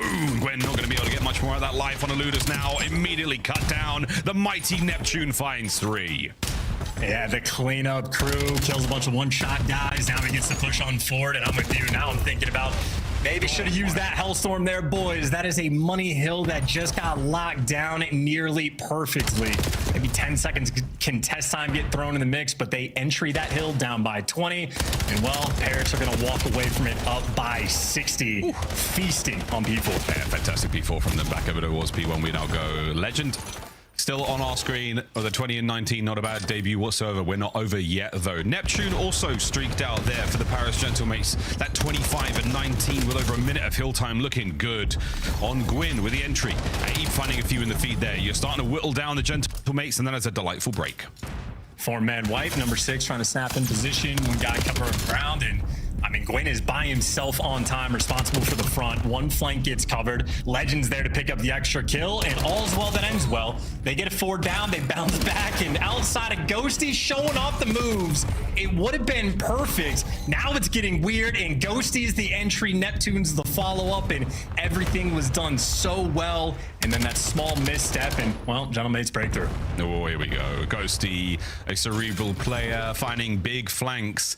Over the 200-point mark we now go, and the Paris Gentlemates are starting to outpace Surge. They are running out of legs. They're running out of gas. Another hard point upon us, and what do you know? Gentlemates in position. And Envoy's like, we got a bigger lead now. I can go back to the Razor. I just want to see how it's going to go. Well, I mean, in certain situations, it might be the way, but for now, we haven't got enough data. Breaks potentially on here for Vancouver Surge. Can we get any more out of this life? We sure can. Good Legend.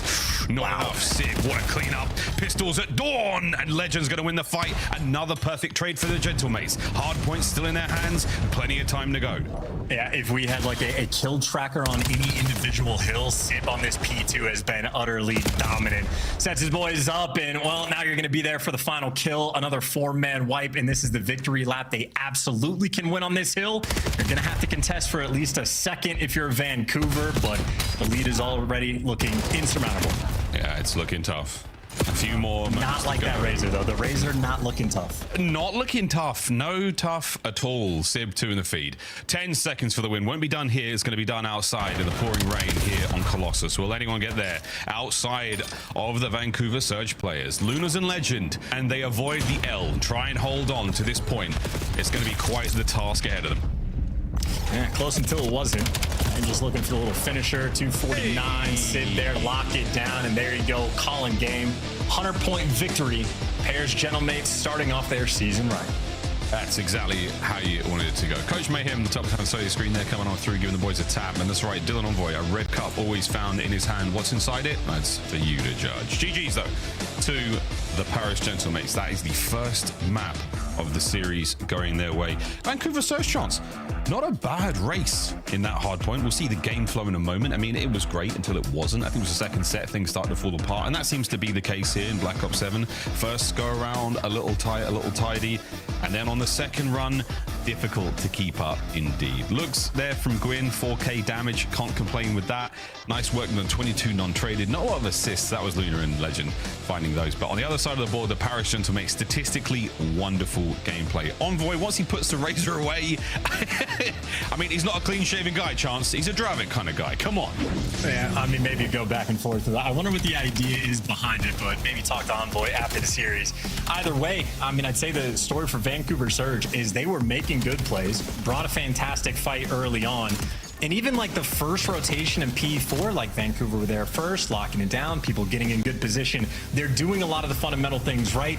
They just had 2 different hills. It was a singular P2 and the second P4 that happened where they did not win the rotation.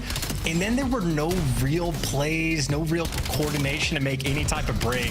It was a bit of like a head smash, and like it was during the listening.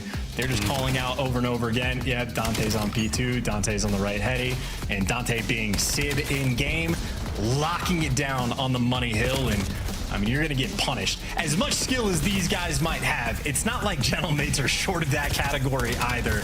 You got to make sure you make it as difficult as possible on them. If you're just flooding through the front, you're going to get bodied. And exactly, the biggest difficulty and the greatest difference between Vancouver Surge and the Paris Gentlemates right now is teamwork, skill in absolute abundance. But it is certainly the comms and the teamwork of the boys there. Quick look at our game flow, and yeah, it was the second set. Big separator there. The first P1. After that, it's just fine. Just fine. Good stuff there from the Paris Gentlemates. Tough luck there for But Chance, I mean, the real talk of this series is going to be the talk of the town for quite some time. Legend, Halo champion, coming over to Call of Duty. This is a tale as old as time. There's a few of them now. How did you feel about his performance, of the little you saw? It was cool. You know, I'm still learning voices in the listenings. Obviously, he's the one with the French accent, but like with the expectations and what the talk of the town has been for Vancouver Surge as a whole, I'm a little bit scared for the team, maybe being just a step behind. At least on Colossus, I saw enough there that like happy with the squad, happy to like, again, making fundamentally sound plays enough and having good enough communication, and Gwyn having that sort of pop-off takeover performance, doing great in the damage category, that very much signs of life, like things to be optimistic about. And obviously, that's only a single map. Who knows what they're going to bring to the table in S&D, but hopefully this will be a creative team. Yeah, absolutely. I'm also interested to see that. I think for me, for Legend, it's the sort of the same story with all of the Halo players I know who come to Call of Duty. Pardon my language, folks, but they kill shit good. Whether or not they have the metal when it comes to the Call of Duty knowledge, that's the thing that really takes time. Hopefully, Legend can get that leveled up as fast as possible. But straight off the eye test, boy shoots great, mechanical ability fantastic, already wall jumping looking like second nature to him as well. No shy, no stranger whatsoever to that. Into the search and destroy we now go, and of course we know the Paris Gentlemates. I mean, that is a big brain team over there. Any squad with Envoy and Ghosty on it, you know is going to be a problem. Trying to overthink it, I feel like, is the real thing now for our young rookies on the bottom side of your screen. Can Surge find the resolve, play their game, and walk away with a dub? Pull things right back here in this series. Not a bad showing so far in that search, but I think the overload is going to be very tough indeed. Yeah, that might be the biggest skill gap we have, or the scariest thing to watch. And even to bring up like the cerebral nature of Envoy and Ghosty for a mode like S&D, but it's just a ridiculously dynamic team that Paris Gentlemates have built in terms of they're going to be creative. Envoy's going to be making some wild plays, but then as Nameless touched on, Sib with this snipe, I mean, he's just looking extremely dominant with it early on. So keep that in the background. Is off the opening break, Vancouver Surge, spread the map, playing for picks. That's the man you want to watch. Oh, Lunas, keep your head down, son. Nice work on the trade. Or no trade, Neptune, he just gets straight there and finds the kill. Oh, jeez. Legend and Luna are out, and Neptune is now. Oh, jeez. 3 disgusting kills. Under the watchful eye of Sib from Top Laundry. Paris Gentlemates turn Vancouver Surge into dust in round 1. One of the most disrespectful things I think I've seen in this game. Neptune gets spotted out from ring, runs straight into Art, gets tagged up, and just continues to fly, squares up in chows, everything, and gets 3. So, I mean, listen, you need teamwork. You need some trades in S&D. Got to make sure you're on point. Maybe no replay, but Neptune, whatever he just did was evil. Yeah, I'm watching him. I've got a sort of slight delay on my other monitor, and I'm going to watch his arrow again. And yeah, it was evil. He finessed in Art. There was a lot of around the door frame. I think he hit a wall jump. That was some gross stuff. We'll leave it to your imagination, folks, to what he did to those 3 members of Vancouver Surge. But that is the perfect opener for Neptune. Now we just get to enjoy the pool, take a tour, watch Ghosty work on his movement, great wall jumps, everybody having a delightful time. That's the pain point in round 1 when it ends that quickly. You just have to sit there and suffer for the next minute as you talk about what you want to do in the next round. Oh, we might have it, folks, but we've got a replay. Uh-oh. Here we go. Nep at 38 HP. Lunas didn't stand a chance at that range. 17 HP. Off the hop, the short hop to take care of Legend. The last guy didn't stand a chance either. Round 2. We are 4 men in kitchen. Oh, yeah, okay, we are less than 4 men in kitchen. They try to be aggressive. Sid will very rarely miss. Yeah, doesn't, especially on that hop. He's waiting for something here, and I do believe he saw the shadow of Abe, or at least the ankle soaring by there. That is not a bad place to be. He's going to hold this lane for quite some time as... Oh, here he goes. Big man Nep. Technically on a 3 spree. We'll see what he can do over here by the B-bomb site. His boys have got it, though. Ghosty's not making too many moves. These guys are back jungle. Okay. Yeah, well... Vancouver not reading the map very well for the moment. Good news for them. The bomb hasn't been planted yet, but it's going to be going down for free. Ghosty's got that. You got Tiki control, and you got Sib overlooking with the snipe, and... If they try to chow from a long-distance angle, and that's where 2 players are going, Sib will be their demise. I mean, Neptune's going to throw some mean shoulders from the inside of Tiki. Abe, good luck here. Great smoke. Takes Sib out of the equation for a moment. Neptune up close. Eyes are on. Tons of intel. Surely this changes the play indeed. Neptune, wait a minute. No, he's still dancing. Neptune's still on the dive. And my goodness, he's managed to draw another man into the grave with him. It's a 2v1 and Legend now. What a test this will be in the... Jonah Mates 2-0. I've seen Halo. There's snipes there too. Listen, man, you're just going to die quick. That is, I mean, again, in terms of what Paris Gentlemates want to have happen on the map, if they're leaning towards that bomb site, I mean, that's as good as it's going to get. Bomb planted for free, 10 seconds go by before there's the retake, and that is easy shots coming in from Sib. Neptune definitely had some wild timing inside of Tiki, but you'll take what you get. Sib with a nice little 3-0 start. Yeah, I mean, snipe from that position, bottom bed, really nice. Very, very helpful. The smoke was cleared, and Legend was a sit and duck in that regard, trying to fight that 1v2.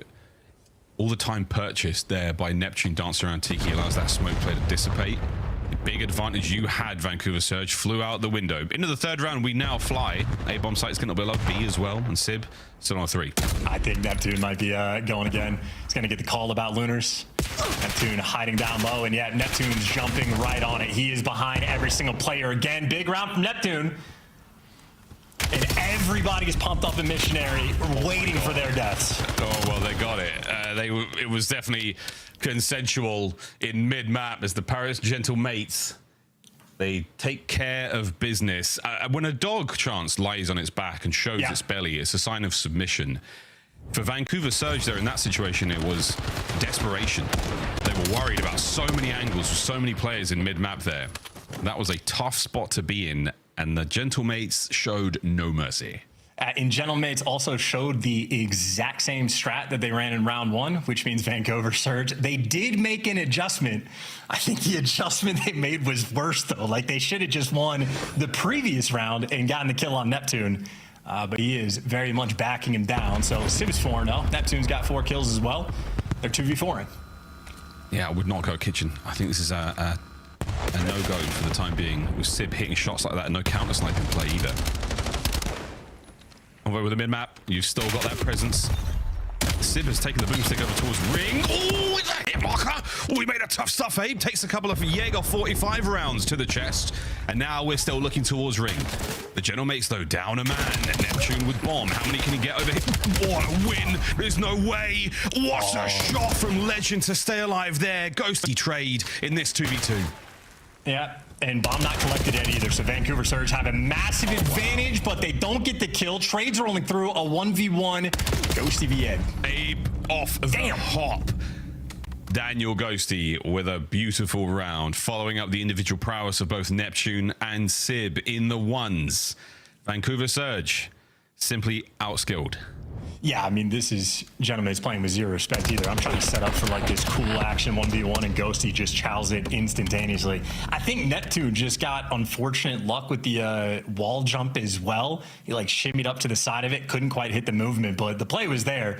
So Neptune was getting ready to do something diabolical. Nonetheless, that is a very quick 3v4 clutch. Vancouver Surge, not too many signs of life. And if I'm Gentlemates, I mean, do the exact same strat, why not? No, they're going to be mixing up 2 through kitchen, and they're squaring up against Sib. And look at that. You'll take it. 3v3. Yeah, that's fun. That's ideal. That's ideal. You get rid of the snipe, keeping an eye on the life count when it comes to the weapon.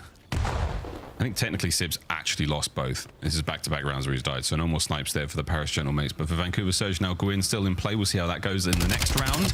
Can they get themselves onto the board? Abe catches a freebie on a one void. This is an advantage you don't have. Neptune and Ghosty taking on Legend Abe and Lunas. Can you get Nep? He is so strong. More than 100 HP, I think, Charles. Well, like the play, going for the bomb plant. You know, both players were mid. Number 5's covering the exact right thing, and maybe scared to plant the bomb. And they can't get the kill either, so a little bit nervy so far. Plenty of time to work with, but they were not very comfortable on the A site. They're going to take the tour, head over towards B, but Gentlemates have already cleared it out, so they're reading this perfectly for a 2v3. Yeah, Neptune, the position he's in, he's the deterrent on the A-bomb site plant. He might be the deterrent on B-bomb site. Is he still going? He's off the top, and he's got a kill on a wave. The man is still alive and at large. You must get him. Reinforcements have arrived in the form of Ghosty, and he will be the last man standing. Another outrageous round from the Paris Gentlemates. And gentlemen, we just, hey, get that bomb down. We'll take another look at the sniper trade. We're just testing the reaction time of our players. Never mind, Legend got the kill. That makes more sense. That was a tough switch. Wait. That was a tough switch. That's my bad. They're on the board. Come on. Wow. That's a good trade. You're going to see plenty of those. And the reaction times from both of our players. You can still see the tracer in the air as Sib was going down. Perfect situation, though. To trade out that snipe. Sib is such a powerful player with it. Yeah, I stand corrected. Legend closing out the round on 2. Good start. It was over pretty quickly.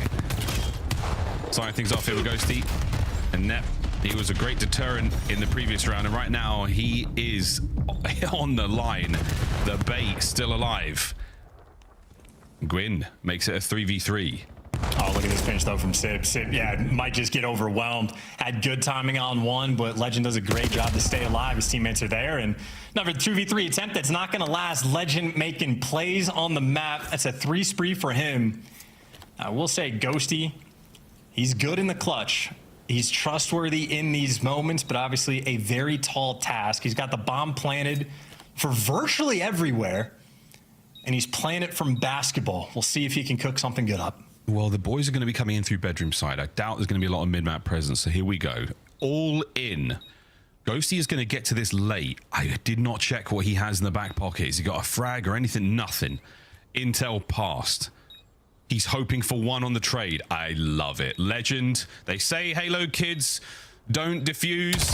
This one just has. Great work from Vancouver Surge. They're not getting put on no highlight reel today, except for no. Yeah, and you know, Ghosty's never going to be prepared for them to triple hit around to clear out the sort of back spawn. But when I said he planted for everything except for basketball, so like a little bit tough there in the post plant. Nonetheless, though, beautiful back-to-back rounds coming in for Vancouver. Legend helps clutch and make sure the 2v3 doesn't fall through, and has 2 nice plays there in that round as well. So a 3 spree for him. Gwyn's on a 2, and the B site is going to be a square up. That's a fantastic square up. Sib, he's going to get there a little late. No sniper rifle for him. Remaining here on our raid. Salvo from Envoy there. Definitely not using the Razor in that gunfight. Sib's still putting the rifles to work. M15, first blood. Yeah, and that first blood was on the bomb guy that the entire team just abandoned. So we're going to have psychological issues for Abe going into the next round, worried about being left, and that's psychological issues about the gunny. Yep. That's a lot of things we're thinking about going into the next round. Yeah, look, the therapy bill's going up after that one. There's plenty to ponder over, and the VOD review is going to be a tad awkward. Wow, Paris Gentlemates, a crack of a smile, a crack of a can of monsters. This one is nearly done. Ghosty 6-1. You caught them all out on the transition to ring, but they left the keys at home. Bomb was by the pool steps. And Legend and the player cam hit a very distinct wow, but with a French accent. Nonetheless, I was surprised as he was that he didn't get that kill. But Sib is a player. If you miss, you're gonna die. So that's how she goes. That's how she goes. I mean, he's built a career off of that. So it ain't bad, mate. It ain't bad. He's got chips. He's got grand finals appearances. He's got chips. You name it. Ghosty's first blood. Gets rid of Gwyn. The vet down. Envoy. Pressure on. Lovely work there from Lunas. He gets himself on the board in a nice way. It went from 0 to 2 real fast. However, a bomb plant now. Ghosty gets it down and gets out of trouble. How are we going to respond, Surge? Well, they got intel on 1. You've cleared out space. You make sure ring is empty. You're never going to read Sib on the pinch, but Legend does anyway. So Legend build different. And Dan Ghosty, another 1v3. LA tries to get another. This is the 1v2 now. Lunas picks it up. And that is going to be that. Plenty of time to get the defuse. And it's 3 rounds and what has been difficult comeback opportunities now with the Paris Gentlemates looking so confident. Vancouver Surge, find another. Live to fight another day. I will say, you know, a lot of things maybe to talk to Envoy about. Man's using a Razor map 1, and he also hasn't been the primary bomb planter on the team. I feel like historically, he's almost always been that guy. So maybe very nice for him to have Dan Ghosty willing to pick up the objective work in that front, giving him a bit more freedom to get to work. Obviously, he does get caught in that round, but again, a team very much willing to be creative. Envoy might be 2-5, but it's an impactful 2-5. Is it? It's a great looking raid as well. Let's go, Look at that. baby. 4 through mid, by the way. That's insanity. We're through, and we can now go with 1. But Sib gets sat on. Abe, happy with that. Man advantage, watching out for the flank once again. It's Ghosty on it. Lunas is going to get away with his life. Yeah, great coverage from Gwyn. Watching out for the push through bed now as well, as this could get squirrely. But hey, the bomb's gone from B to A. Good luck guessing this one, Paris Gentlemen. I mean, plan A was fantastic. Now I think they're trying to figure out on the fly what they want to do, but it is definitely a wolf back, and they do have the numbers. Neptune is about to shimmy some shoulders over by Ring. The top of that large tree. There's a bit of a bonsai vibe. He gets 1 on a Gwyn. A full magazine as well still to play with. Vancouver Surge. All right, boys, pack it up. We're going back to B. No, wait, Abe. Stop. Abe, you have the bomb, brother. Abe. You have the thing. Man down. As is the bomb. Here comes Legend and Lunas to try to recover, and it is going to be the end of the map. Raid comes to a close. Paris Gentlemen walking away with a dub. It is 2-0 here in the series. This is why therapy is such an important thing. If you have abandonment issues, sometimes that can be the result of things your teammates have done to you, but you got to make sure it doesn't come out and have it be like the source of your own issues in the future. So things to work out, new things to be discovered. Either way, Paris Gentlemen on cruise control. 2-0 lead, look fantastic on the Colossus, and I mean a little bit mixy there, I'd say, on the Raid S&D, but ultimately that is a map that the Paris Gentlemen players have played many, many times. Dan Ghosty with the comfortable 9-2, 3 bomb plants, and the rest of his team getting involved in the first blood front as well. That dude, I'm still not going to forgive him. He kicked this map off in just such an evil capacity. Really set the tone. He really set the tone. Vancouver Surge not opting for any bomb plants either, and that last round was very indicative of how their raid search and destroy is going to go. Plenty of time for them to get back in the lab. This is, of course, their first match here in the Call of Duty League, where we say goodbye to hard points and bombs, and we say hi-dally-ho to a den overload. But in all honesty, first and foremost, let's say hi to the desk. Yeah. Y'all are killing me, you bro. You are so well PR trained. I'll say what he won't. They are missing Rambo Ray right now in Vancouver. These are basic fundamentals that are being lost out the window. That was an abysmal search and destroy. Yeah, I mean, coming into it, I kind of prefaced it with like, be patient with these guys. It's they're gonna be a bit behind. 100%. And yeah, like that is going to be a hell VOD session for these guys when they go back to watch it afterwards. But yeah, so far, Gentlemen just picking up where they left off. They have been incredible. Like they're running at them when they want to. They're doing anything they want. This is a very confident team. This is a very confident Gentlemen. But I will say on the flip side, just for Vancouver Surge, as we look back at this map number 2, the adjustments weren't terrible. I mean, they had no presence in mid. They're able to finally take down Sib so that the sniper is gone. I did hate the 4 push through that end and through the middle, but the problem was, I hated it. Is they took too long. I didn't hate it. They push out Sib. They give themselves some room to breathe. The problem is they just didn't do anything with it. And that's what they're going to have to look back on when they go and watch this map. So that's going to be the questions, like, who's the leader? Like, when you go and watch this VOD, like, how do you fix things? Because, like, I hate that push. You can send 3 maybe through mid. One guy has to play an island and, like, hold for a push through. Because what happens is they just take your art, they take your bedroom, and there's nothing you can do. And then you saw Chance...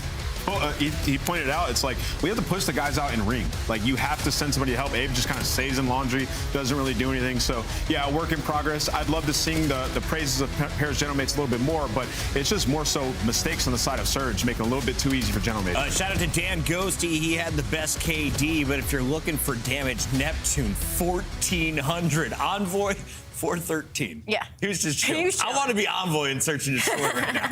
Yeah, there'll be plenty of opportunities for Envoy to take over some Search and Destroys. But yeah, I mean, we talked about it before as well. Like Sib with the sniper in hand, like starting off that game. Yeah, it's like trying to get the 2 deaths on that guy. Dude. Snipers on point. Who's got a big boomstick so far in our opening weekend? We started with Optic versus the Falcons. Kismet showcasing his dash. He got an opportunity for a few.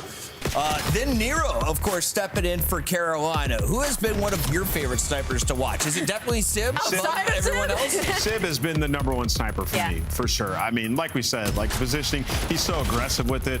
And you could see, like, because I remember you know, I team with one of the greatest snipers ever in study. And when I team with him and he was at his peak with the sniper, I'd be able to just kind of run around and do whatever I wanted. And you're seeing that with Neptune. He's just pushing up, playing super hyper aggressive. And, you know, even if he does only find one kill, if he finesses for a second or two, that's a kill for Sib right away. I do love the fact that they're like, who's our best gunner? Let's give Gwyn an opportunity to try and shut down Sib, and they trade kills. Like, equally skilled, off the go.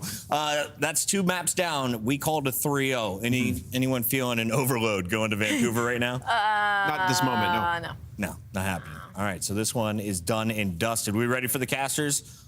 Let's rock out with Miles and Chance as we get into our game number 3 here in just a moment. Before we get there, we got to give our players an extra second to use the restroom, but we got our CDL packs. They're up and running. Yeah, nice available in the CDL store. If you haven't checked out the Call of Duty store in-game, you can also just scan that QR code and pick up your CDL operator today. Start the season strong with the 2026 Call of Duty League pack. Enough of the plugs. The players are ready, and so are casters. Let's say hello to the beautiful Miles, Ross, and Chance. I had to change my shirt and chances. We've both had wardrobe changes. That's right. Oh, I didn't see that coming, did you, boys and girls? Well, what we do see coming is a Den Overload come up any second now. Mr. Ashworth, the temperature check from the desk is that right now Vancouver Surge not looking that competent when it comes to the respawn modes against what is a very, very good team in the form of the Paris Genomates. How are you feeling about that? You know, I'm on the same page with those guys. I think they have pretty good analysis, and I would say even more so Overload, I think, is going to be the most extreme version of skill gap. Actually, maybe for Legend, this could be beneficial. If everybody's learning something at the same time, I know he's only spent a few weeks with Call of Duty. Maybe a new game mode is exactly what he needs. Maybe Vancouver are dominant in this game mode, Miles. Maybe this is where they change pace and teach everybody else how to play. Well, I mean, anyone who may have touched that very famous Microsoft franchise knows modes like One Flag or, you know, Neutral Bomb, or, you know, there's a few other modes that come to mind, and it's definitely got some very friendly DNA there. There's a lot of crossover potential. This is a singular objective mode, goals on your side, and these lads. Okay, so no matter what happens with how much you know, how much you think you know, how much you think you can execute upon, you've got to deal with both of these guys so far. I suppose killing Neptune is going to be a big problem. So that is not something I really know how to solve. It seems like a difficult problem for many players, many teams in the league. So, you know, good luck, have fun. If he's got the EMP device, at least he only has a pistol. And surely he won't do anything evil with the pistol. Surely not. Well, we'll find out. We're going to test the man's trigger finger when it comes to Overload. But now, though, yeah, Gentlemates, a strong favorite, strong wind blowing in their sails right now as we dive into a very, very fun game mode. If you tuned in last night, you saw an absolute banger between FaZe and Thieves, an overtime victory. Let's see if we can't get some more magic here. Overload, a welcome change and a welcome addition to the Call of Duty world. If you saw the season reveal, you know it was all because of me. It's all because of me. I single-handedly, it was all I. I've got it in video format and writing. It was I. You can thank me later. You can definitely thank me at Major 1 when we'll be cheering and screaming our lungs out in Dallas. Here we go. It's a Den. Map number 3, Paris Genomates, match point. The Scuff Dojo, the monster helicopter? I don't know what to call a futuristic. It's like there's a bit of Osprey in there. There's a little bit of, you know, okay, we're on board with Sib. He and Ghosty finding kills in the middle of the map, and that is a free and able EMP to pick up. Looks like we're going towards the B side, low left-hand side lane. That is not where the device will respawn upon capture. Neptune trying to be the point man. Ghosty, pistol in hand. Oh, my word, gets one, and the big win here from Envoy could well and truly seal it, ladies and gentlemen. Ooh, another goal line save from Vancouver Surge. Better late than never. Vancouver Surge had 2 players that were out of position, and they are not reading this pinch at all. So that's 2 kills in the feed. That was a Neptune that was behind you. Good news, they've gotten the EMP device out towards the top side of the map. That is exactly where Surge want to have it. Yeah, they wanted it. Legend doesn't get there fast enough. Envoy able to pick up 2. Takes care of Abe. And now with a fresh magazine of Jaeger 45, he was looking for another. Quick recovery. Oh, and the pickup. Not a chance in hell. Legend down and Wow, that is an unbelievable kill. And that courtyard is yours. Neptune with a goal. Yeah, that's the rare A capture as well. That's the happiest I've ever seen Envoy. So gleeful in that moment. And A is going to be the rare cap site. And now with the top side spawn, this in my mind is going to be an advantage for Vancouver Surge. You got to get some kills though. Ghosty has been a tough man to stop. A very difficult man to stop indeed. Well, we have full control now of the EMP. Neptune running amok in the spawn of Vancouver Surge. I want to go for a listen in and see how they contend with this attack. Here. You still couch? Yeah, he was rapping, he's rapping. I'm top broken. I hear you. I pushed the frame better. Front couch. Oh, one shot, absolutely ghosty. He went back to you. They're side you, they're side you. You come then. He won. Well then. I'm pushing the jump. I pushed up the jump. Don't you watch out. Don't you watch out. He's going B. Trying to cut them for you, Isaiah. They could already be there. Close. Watch out. On ball. Absolute. Wow. Neptune outer. I hear you. There's two in front. Yeah, two in front. Front, bro. Net. Front's in. Nice. Deep cross. He's P2. One is P2. He's wrapping it. They're wrapping it. Lights on window. That was P2, bro. He could come back couches. They're not wrapping. Okay. Yep. Holding right. I have all your right. I'm deep me left. P2. The deep left, there's one. I'm with him. Nice. His son right. Yo, I'm behind him. Both couch. Both. I'm behind him. I'm P2. Go see that. One more. Out mid. He's broken. Behind me, couch. He's couches. Couch in. Nice, good job. I'm laying down. Let's go. Envoy. Could be P2. Two out mid. I'm push the plates. Yeah, they're raping. One would be cut. I hear that. Close window. One gonna do back one shot. One's gonna pinch us. Ball's down left. He's already gonna be out left. Ball's out of roof. Yeah, pinch. Pinch. I hear. I stunned it. I stunned my couch. See my couch. Could be another one couch. Nice, go on. Both. P2. I got one. P2 let's get P2 weak. I hear. Johnny, dead. Nice, good job. They probably could have been close. I'll see him outer. I hear you. They're wrapping it. Yep. I'm chasing through this. Go on. Watching mid. Window. Did you jump in? They're aping it.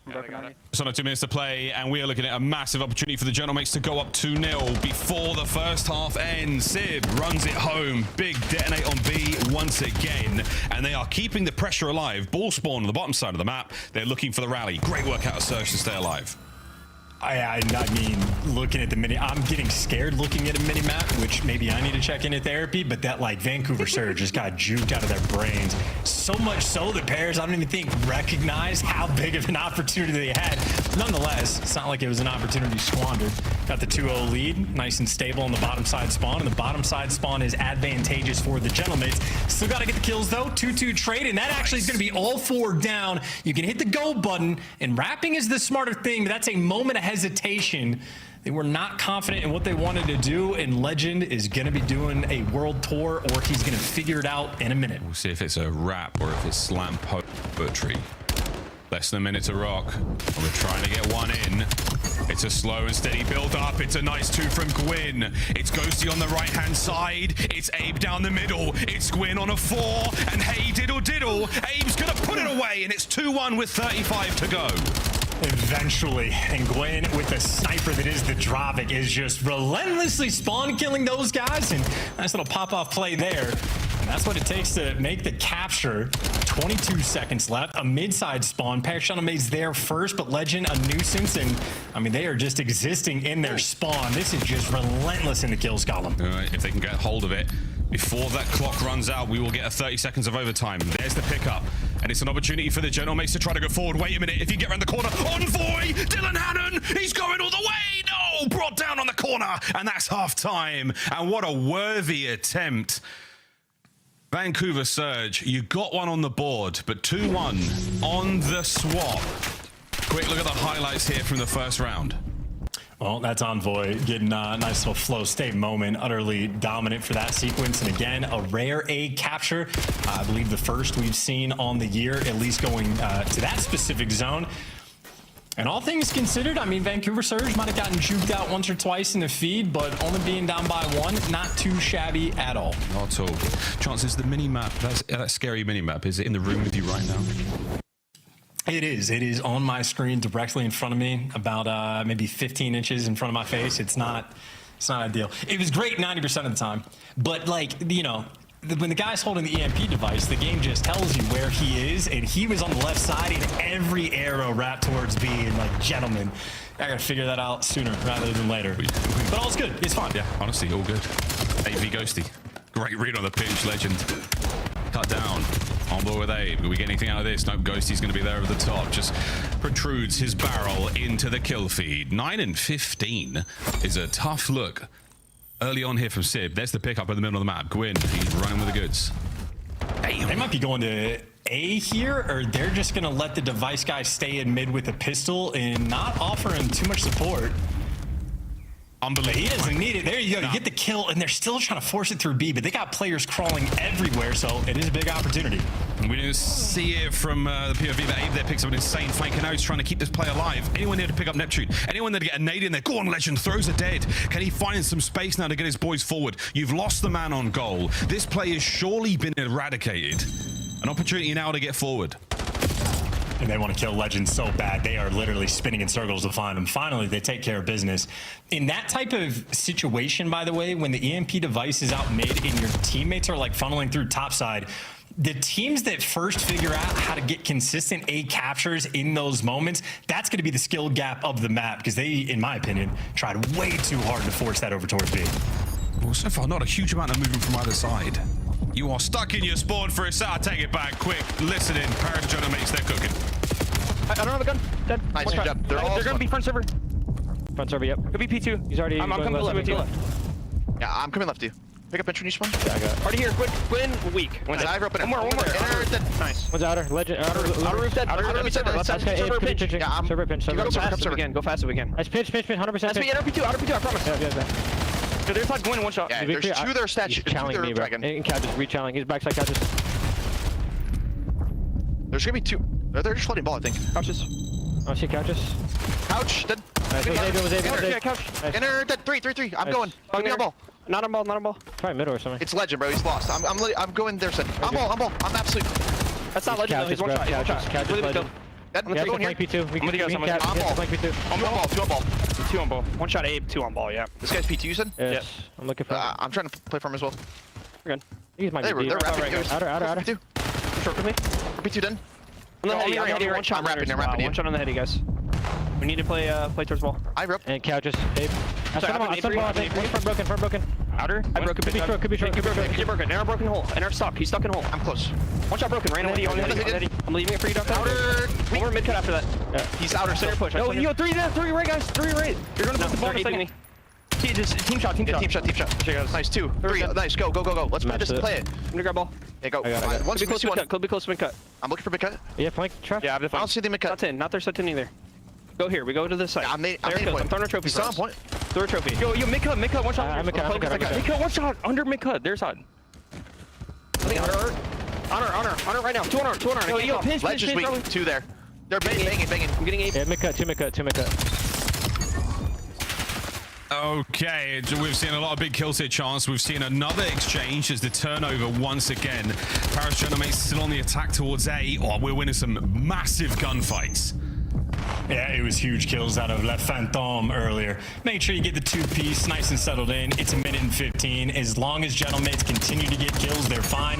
They don't even need to touch the device. And another big kills from Le Phantom more or less should seal the deal, unless you string together a sequence of just sheer dominance from Vancouver. Gwyn, great damage, but only a single kill. You're going to need so much more, and the EMP just reset. Yes, the EMP reset on the top side of the map. I mean, it completely changes the board. A clean reset in every regard. Go see the first man to it, Danny Phantom. LA, here he goes with the damage. Envoy on the left flank, fighting forward. Gwyn on the trade. Beautiful 2 out of him. A pickup now from Gwyn. Can will he be the point man for the squad on the attack towards the A courtyard? And Sib cuts him down in the air. Goes back over towards the top platform. Legend tip of the spear for now. Traded, and Luna's left all alone. Yeah, and hey, gentlemen, you have 30 seconds. You can't wrap this. You do have to go for it. I know it's not a fun situation to be in, but that's all you got. And yeah, you are just, in fact, running into a blender. Paris Genomates looking fresh, looking clean, taking care of business, and starting their year off with a perfect record. Can we get one more on the board? Make it 4-1. Here comes Ghosty.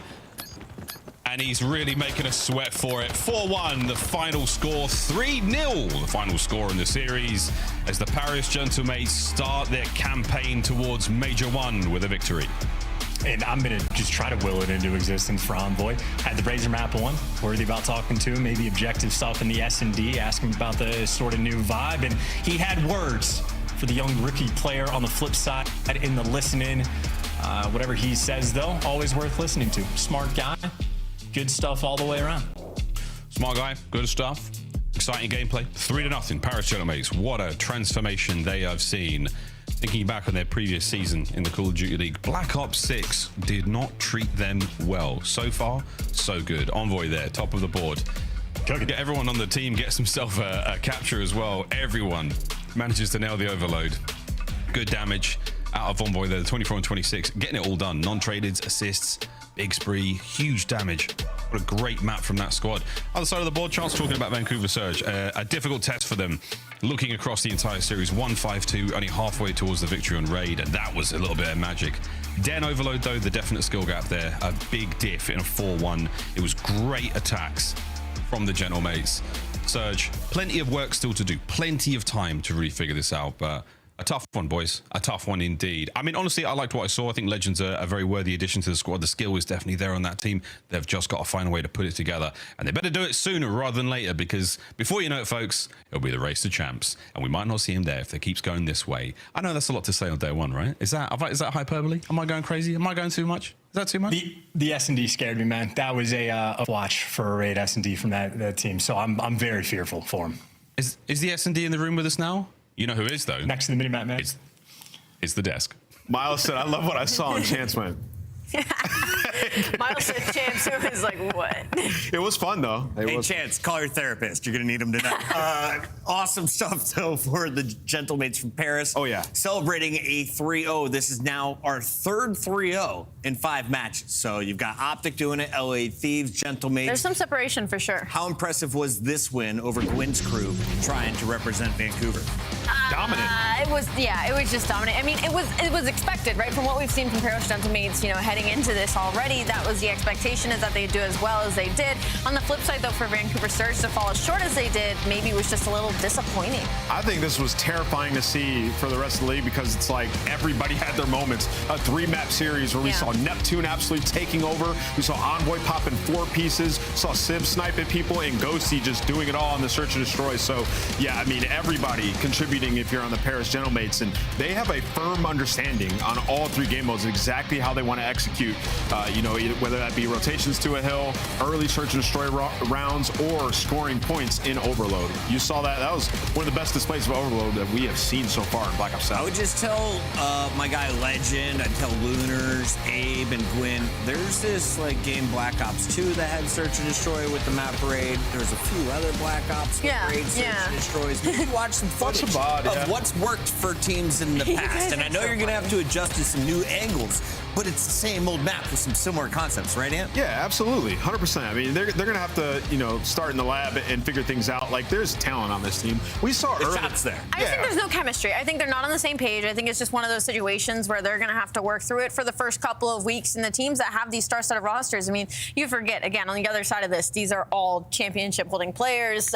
It's kind of to be expected. Well, a man who won 2 trophies last year is now your Scuff MVP for this match. He goes by Dan Ghosty, and we've got a little highlight package. Let's take a look at your Scuff play of the game. We thought it was Sib Sniper that was going to win this award, but Dan, for all 3 games, was contributing with the multi-kills. Expectations from this young gun. Allie, you... No, listen, I was literally about to say that. I was literally, whatever you're about to say, I was about to say that. You're usually the Dan Ghosty person. Have I become the Dan Ghosty person? Listen, I still love Dan Ghosty, and I was unironically going to say, whenever I say something, Dan's been a little inconsistent, he always puts numbers up like this, I swear to God, but you might be. I think I'm the Dan Ghosty guy now. You might be the Dan Ghosty Yeah, I mean, guy. I just think last year, it was later in the year, I think he turned a corner and figured it out. This is firm veteran Dan Ghosty that we're seeing now, and he's just everywhere on the map. He's willing to do it all, and the guy can pop off when his jersey's called. Not even 25 yet. He's got a long career in front of him. We're going to a break. When we come back, it's the final fight of the night. G2 Minnesota taking on the New York squad. They go by the name of Cloud9. Be right back. Scuff, the official controller of the CDL. Monster Energy, official energy drink of the CDL.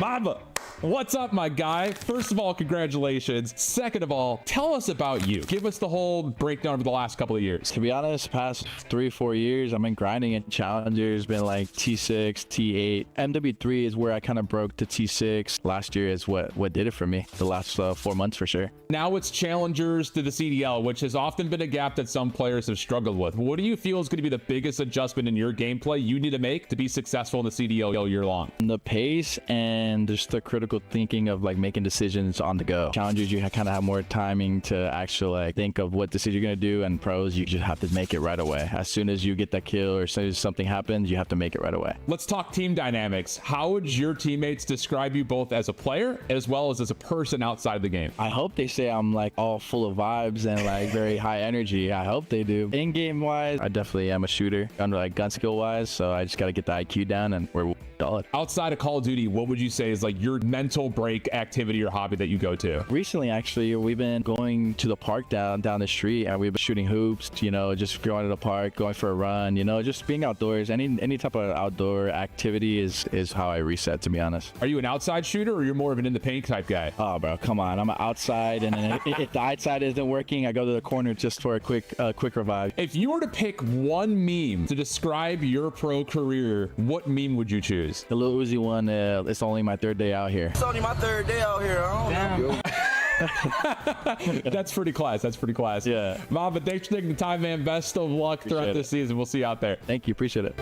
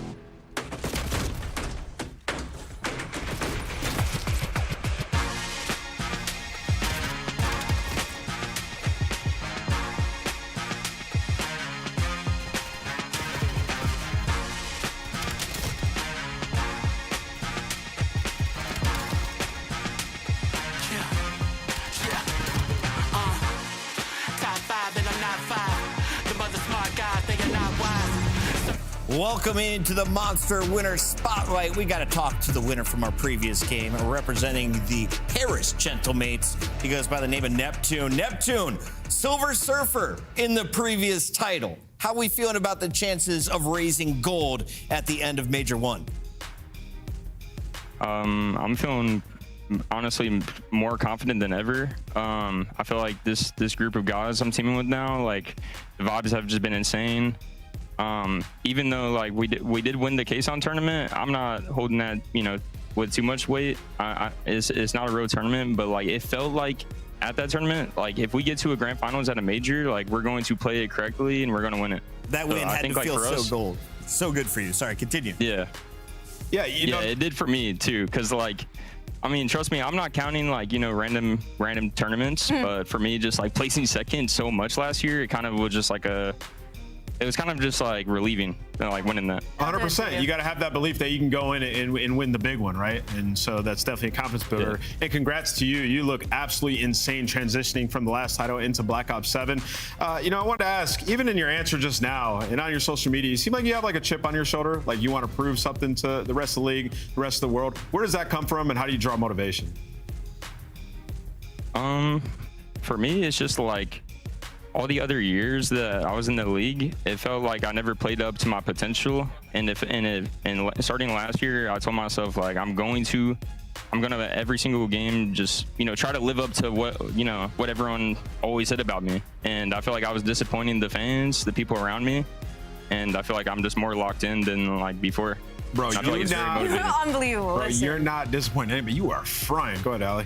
100%. And that leads me to kind of pick your brain a little bit about kind of the approach Gentlemates have taken, what you guys have, the approach you've taken to the game this year, because we saw Envoy pulling out a Razor, and even just everybody on the team really utilizing the movement of this game and the way that the pacing is. What has y'all's approach been, and what do you think it makes it different between you guys and the rest of the league? Yeah, for us, I feel like even in scrims, I feel like all 4 of us have like pop-off potential. Yeah. Like if it was like every day we scrim or we're playing a match, it feels like, you know, one of us is always popping a 2-piece or doing something insane. Like my teammates are gross. And I think like this movement, the wall bouncing and everything, like it just suits like all of our play styles. Neptune, I'm not going to make you pick a winner, but tell me, in our final fight of the night, I have G2 Minnesota playing New York Cloud9. Who is going to, I guess, how many games are we going to? Probably a game 5, and I can see it going either way because I think both those teams they're underrated, and from playing, you know, both of them in scrims, I feel like they have good S&D. They're good, you know, they're both like decent at respawn, and I feel like it's a good matchup. So I'm gonna say game 5, but I don't know who to take. We don't know who to take. All right. I like that. We're going to save our predictions. I didn't want to give you any free answers, guys. Try and catch up on Rosalie. That is Neptune. Congratulations to Paris. They get a win tonight. We find out now, does Minnesota get their first of the season? I'm a big stepper when I walk, money maker when I talk. Another boys on a mission, never put them in a box. Clawing to the top, jaws open while they watch. Yeah, I'm getting to the chicken, I ain't never gonna stop. I'm the life of the party, know it's going down. If they wanna talk about me, I'ma tell them how. I'ma tell them, I'ma tell them, I'ma tell them, I'ma tell them, I'ma. Everybody wanna be like me, fast lane, steady whipping 2 doors off speed. Everybody wanna be like me, but that's something that they never gonna be.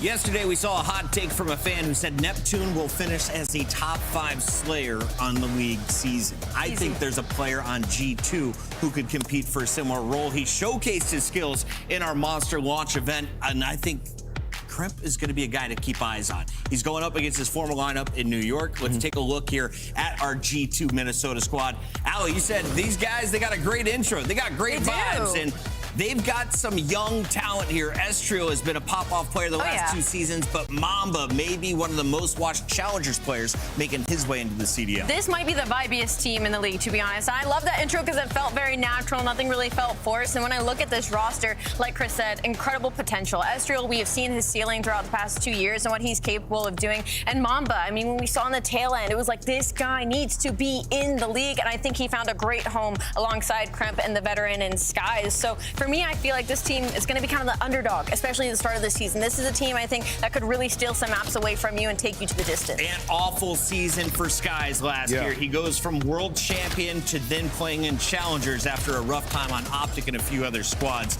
He's got a new chance here with G2 Minnesota. What did he show you so far in the launch weekend? Yeah, I love what I saw from Skies so far. I mean, this team complements him really well. Obviously, the sniper, you know, it's kind of a similar story to like Sib, where in Search and Destroy just makes him an S-tier player in that game mode.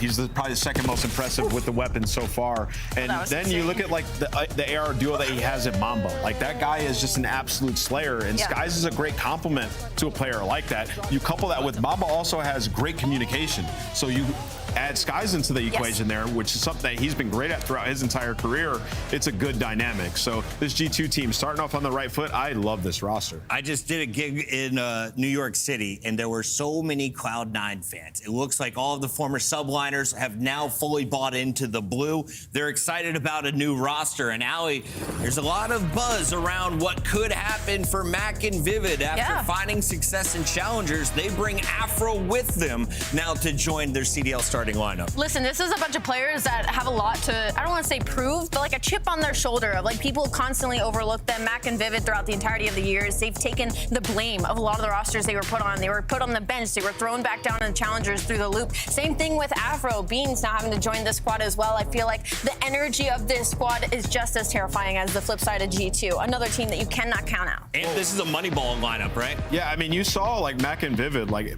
being able to make it work with Craze and Mamba last year, right? So it's like these guys are comfortable being able to fill gaps and make their teammates into stars. So you're going to need Beans and Afro to take the next step and become those star players where we've seen moments and we've seen glimpses throughout these last few Call of Duties. And Afro probably should have been in the league last year. So I'm excited to see him back. We got our maps and modes ready to go. 5 games is what Neptune said we are in store for. If he's right, we get a double dose of Colossus Den, and then Crimp is vibing in 5. Crimp is vibing, man. I got to cast their match at the Monster Invitational, and he was flying around, dude. He might have the best movement in Black Ops 7 right now. Yeah, for me, that just means I think Afro's going to have to pace him. You know, as we haven't been able to see him in the past year, when we did get to see moments out of Afro, it was very similar in the movement, in the aggression, in getting in your face. So I think that's going to be a good battle to watch. Mac was popping off in that early tournament. He's got to keep it up for Cloud9. But as we get into our Scuff Pick'ems, I got to be honest with myself and say G2 was on another level. I think they're still going to be slightly able to edge out their opponent. I got them winning in a Game 4. Yeah, I'm going to same exact thing. Game 4, G2, I think they take this one over Cloud9, but it'll be a spicy one.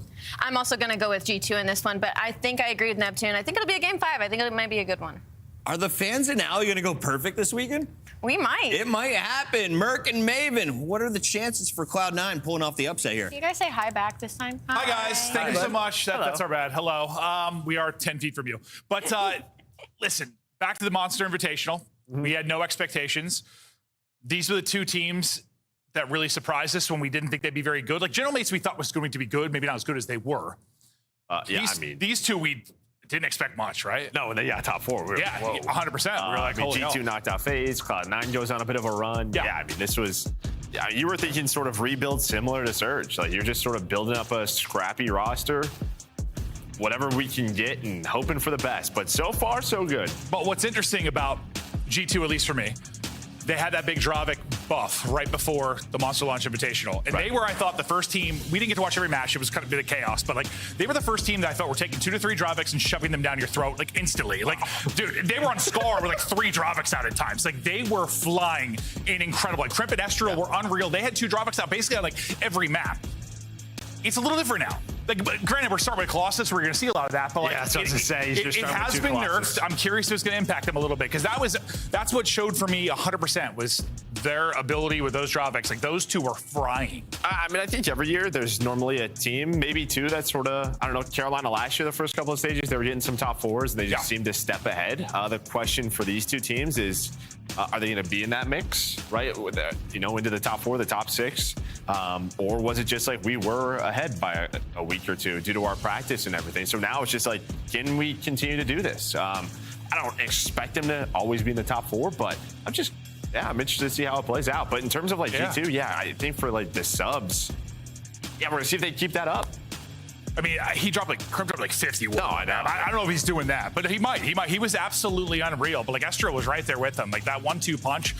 And then we saw like Mamba pulling out his times as well. Like their Dravic gameplay was incredible. Because like that's what stood out though, because some teams were hesitant to pull out a second in a lot of situations. They never did. Or never did. Like Thieves, like Abizi, I swear at M15 is him almost the entire tournament.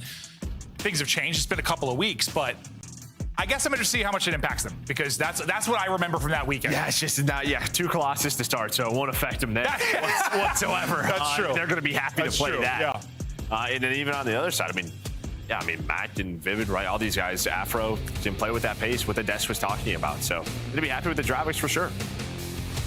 Alrighty. Getting ready to head to Colossus. Let's start it off. Cloud9, G2. First official matches here for the CDL, but we've seen them in action a bit. Just back to the Monster Launch Invitational. Both impressed. Both walk away the top 4. What will be the result here? But it seems to be, a map and mode that both teams are going to like. Yeah, then you kind of throw a black card in the mix, right? Right now it feels like, well, obviously it's not in this weekend, but that's true. Like map pool-wise, these 2 teams, if they want to play this aggressive, fast-paced style, they're always going to have a choice through sort of the veto. So that's a good call, and I don't think we've actually talked about that. The fact that they're just missing a map right now. Yeah, we are. That'll be in that hardpoint rotation, and we don't know where it went. Yeah, it just disappeared. It was stolen. Just intelligence, can't find it. Well, as Mac and Beans combined to take down just about everyone, the pressure to Crimp to try and make a play mid. His teammates spawning out deep. One spawns out deep for Cloud9 as well. Crimp still getting active, can't keep up with the movement. That's guys that's going to get shut down, but early inside the point, it'll be G2. I mean, you're just seeing a ton of Dravics right now. We saw Skies, we've seen Beans in the kill feed with it, but outside of that, it feels like everyone has a Dravic right now. So pressuring on at Cloud9. They're able to break those P2 spawns, flip it, in control right now. So good stuff from the entire team of C9. Yeah, I mean, this is going to be your sub-heavy map right now until the black card, like you said. You're going to see a lot out, and that's exactly what we're seeing. What we saw from Estriel and Crimp, I got to feel they're going to fry. The problem, well, they are. The problem is they're waiting for the other two to get going. Mamba and Sky is not really doing much. On the other side, they're, what, 12 and 6 combined, or Estriel and Crimp. So nice start from them, trying to chip away at the lead that Cloud9 got early on.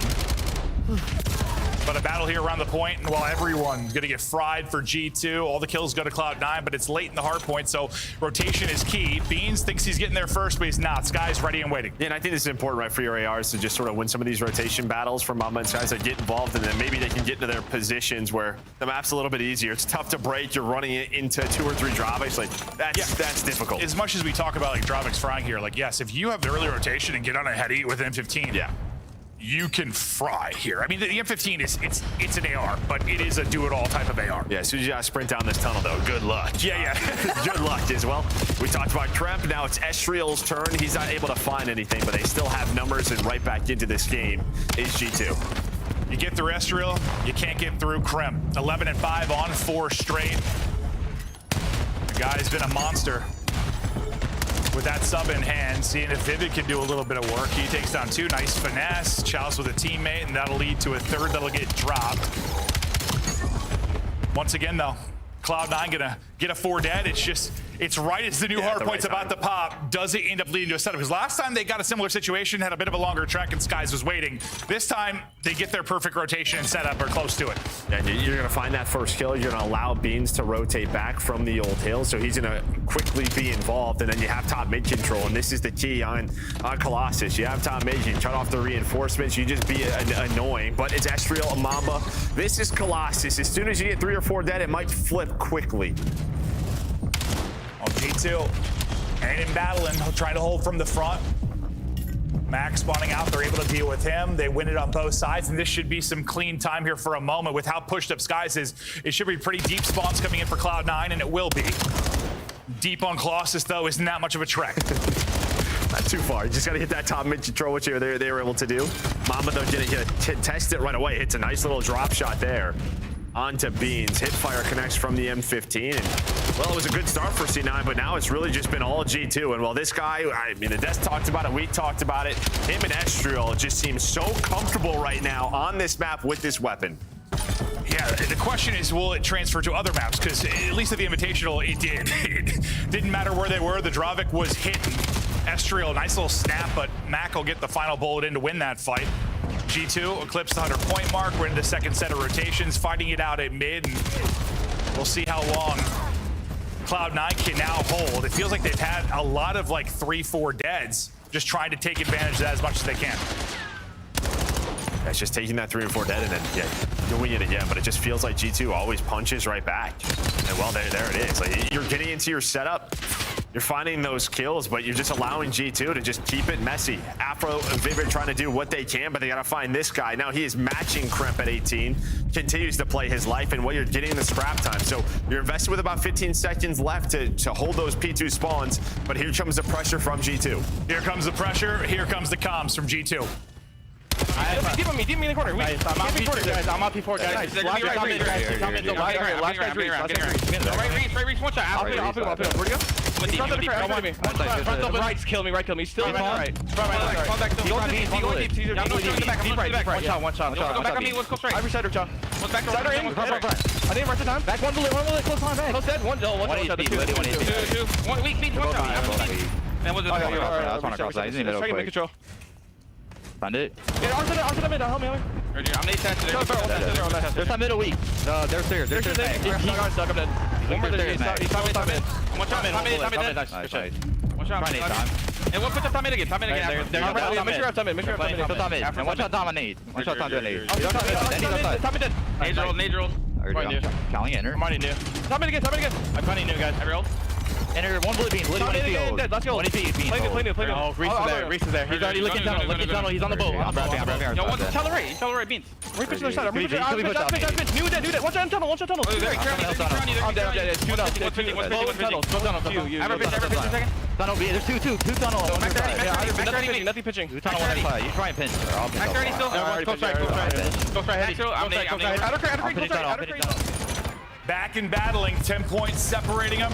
Beans started real slow. He was struggling. You and I were talking about during the listen-in. Goes on 5 straight there, starts to maybe get something going. Well, he turned it around. Well, Sky's turned around. The AR seemed to be in hell. Yeah, that's really it. But you got that early rotation towards P2, right? And then C9. It finally pays off. They got that second wave of kills. They were in the top middle right when we were in that listen. You just see how annoying it was for G2, but now it's G2's turn. Back at this P3, and well, give me 3 more Krem. Up to 24. This SMG duo continues to put on a show. Well, I was wondering if much has changed from the Monster Lake launch tournament, and this is kind of what we expected based on what we saw, and that's what we're getting. Those two are absolutely leading in hardpoint time for the team, leading in kills. They are doing it all, but a chance now for Cloud9. Fighting on the point was Mac. He was in a difficult situation. He's going to ultimately end up getting dropped. So G2 now, with 45 seconds remain, they're set up. C9 trying to build this push forward. A big battle going on towards mid to get towards it, but nobody even in the point for now. It's because the streak is in the sky. So you hear the Hellstorm come in, they have to back out of it. That's going to be the opening for Cloud9. I wonder why they're setting it up so slow. No, I know, he was like he backs out of it, Skies. I was like, he's waiting because he's weak, but yeah, we didn't hear the Hellstorm called in. Once I heard it, I was like, that makes sense. They didn't get the backspun, so if you get this 20, you would love this if you're G2. You force them to invest that streak, and you're gonna get the rest of the time. So nice job by them to recover. Estriel on 30, Krem maybe about to be on 30. Third set about to pop. Taking her out, it's gonna be number 2 and Mac. He should be able to catch Skies. He will do that, so flips the spawn for his team, gets them set up towards the point, but the fights around statues still, it's just been manic. Like, this has been just hectic fight after hectic fight. There hasn't been a lot of time to breathe for these squads, it feels like. Really just like the P2 for like C9 when we were on board with them, but it seems like this is what Minnesota wants to play with. They want to continue to play at this pace. They want all these skirmishes. There's a clean 4 dead for C9. So can they get it with 45 seconds to go on this hill? Maybe now they're only down 45. You maybe tie this up as we go to a P2. See what they're trying to do. Max trying to just sneak on through, finds a double. He wants to flip the map. That is where we're going for the next hill. We'll see if they can do it. They got to make a run. Trailing by 35, but still very much in the fight. 20 seconds till new is going to pop. G2 are like, listen, we'll take whatever time we can. It's not going to turn into anything, though. They play it scrappy. Cloud9 stepping up in the big moments when they need to. Still work to do, but the process has started. Someone had to back up to get into the point here soon, but still fighting it around old. Mac, we're watching his POV as he's watching for the top side push through. Backing up towards the point will be Afro in the early time to Cloud9. 5 straight for Vivid, 4 straight for Mac. Beans starting to streak as well. The team starting to light it up, and now Beansy Poo. Sub in hand, he's eating. Yeah, I mean, listen, these guys, yeah, they were on like 13 in a row as a team.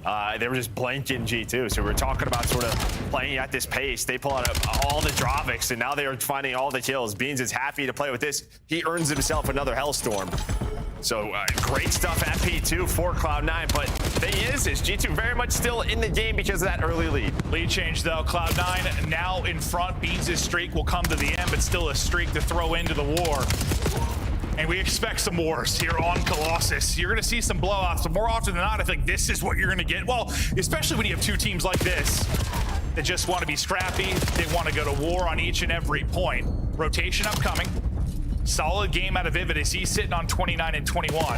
Finding the opening is going to be Crimp though, so it looks like it's going to be spawns right now for G2. As Next gets ready to pop, their turn for the comeback down. I mean, listen, they were like 190 or so at the end of that P4, so it has just been all C9. Absolutely, that stretch was nutty. Yeah, running away with it, and I mean, props to Beans because yeah, he was struggling, goes on a couple of sprees. Another Hellstorm is called in, doesn't connect though, so Kremp and Estriel doing what they can. But every time it feels like Beans has a Drovic in hand, he's making something happen. But G2, they stabilize for now. 30 seconds left on this P3, but I think Beans has another one. So you see he's not moving. Another missile inbound. Here we go. Pop to his POV, inbound, and he'll take out Skies. Everybody else able to dip away though, so right back into the point goes G2. Can't win it here. can get within 10 to 15, depending on how much of this time they give, but the battle is still up front for the hard point. Couple of players now on rotation. What was actually took a route. I thought Crip was going to hard rotate. He tries to cut it up through mid. Finding the angle is going to be Afro. Afro's going to get one. Mac's going to get another towards the point. So now you got numbers there for a moment if you're Cloud9. By numbers, I mean, you got one, you got the spawn. And that's been the key. A couple of times now on some of these key hills, they have flipped when they needed to. And now they are 10 seconds away from winning this map number 1. Mamba's trying to go all the way through lobby. He's got to help his teammates through the front, and there we go. Here's the chance for G2 maybe to break. One-on-one on the point for a second here. Mac's going to win it, though. Pistol out. Doesn't really hit much of anything. But the fight is still in the point. Always seems to be one more body for Cloud9, and that one more body will seal it. It is a mixy one where the talk early was all about the subs for G2. But that, mid to late game stretch from Cloud9, the difference. Because basically, I mean, what was it? It was one of those chaotic maps. No one had an ideal setup or actual hold. I mean, I feel like they split time at a lot of points. Then Cloud9 locked it down for 3 straight points? Yeah, I mean, they just around there dominated. A big part of that was Beans. I mean, he was double net or so, and he goes on a couple of sprees to earn some health. That's always what I wonder when it's like a map like that, when there's 2 people. You have Sky struggling on one side, Beans on the other. Like, if one of those guys steps it up, you feel like that'll be the difference, and this is one where it was. Yeah, and then just winning a couple of key rotations when they needed to as we look at the stats, but you're going to see the ARs for G2, both of them struggle. Even Mamba starts to really slow down. His assist are there, the damage is there, but it's the team effort from Cloud9 from the get-go that is the difference. It absolutely is. Yeah, I mean, Astral and Krem get theirs. Yep. They have fantastic maps, so it's not going to be enough. We'll kind of talk through some highlights. It was Dravix all over the place. But yeah, that turning point, I guess that Beans' first spree, when he really turned around, goes on, what was it, like 6 straight before he drops. It felt like something switched for the team there. Yeah, and then G2 starts to run away with it right around here, it feels like. Like, yeah, you start to get that comeback come in, you're within 10, and then G2, they had control. It felt like they got up to like 180 or 190 or so. We'll see here in the highlights, but yeah, I mean, this is when Estrel and Krem got a couple of 3 pieces, had P4 control, but then it was just all C9 to end the game. So they got to 195. And I think they stay around that area. So what was the biggest lead? Like 50, 60, somewhere in that ballpark? Yeah, right around there. But you're going to see, like, they're 120. They're still at 197. They got 2 points over the last couple of minutes. Make it 4. So they just got blanked. No, they got absolutely fun with it. They got smoked. We'll see it, I'm sure, if we show the kind of hardpoint graph, how that broke down. But yeah, they found no success. It's like, it felt like Cloud9 were trying to play it more rotate heavy in setup, where G2 was playing the flood type game. And just it finally started to click. It's something that kind of snowballs a little bit for Cloud9. Frustrations on the other side. Maybe thought they had that one won, but it slipped away from them. Mac fired up.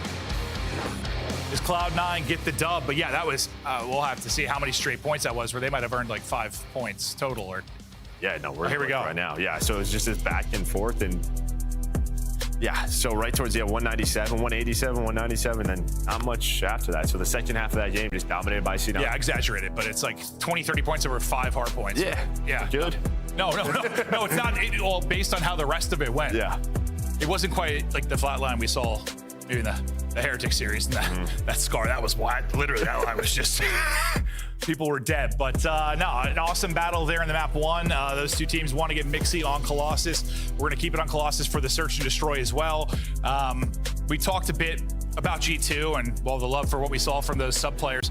What did you kind of like from Cloud9? Just like in the launch weekend, or what do you like about this roster? We didn't see a ton of that. Yeah, that's what's tough. Like I say that, but like we didn't get to we didn't cast much. Like usually we were on I'm games. pretty sure they won a couple of key game 5s, and I think like the search, like Beans was like nasty with the snipe. I think him and Skies. I do remember Beans' snipe being him and Skies both had some key moments on this map with the snipe. So this should be a fun duel. No, they did 100%. What was it? G2 knocked them out 3-1. That's what it was. Okay, yeah. So G2, well, they've already dropped 1 map. We'll see if Cloud9 can kind of flip the script.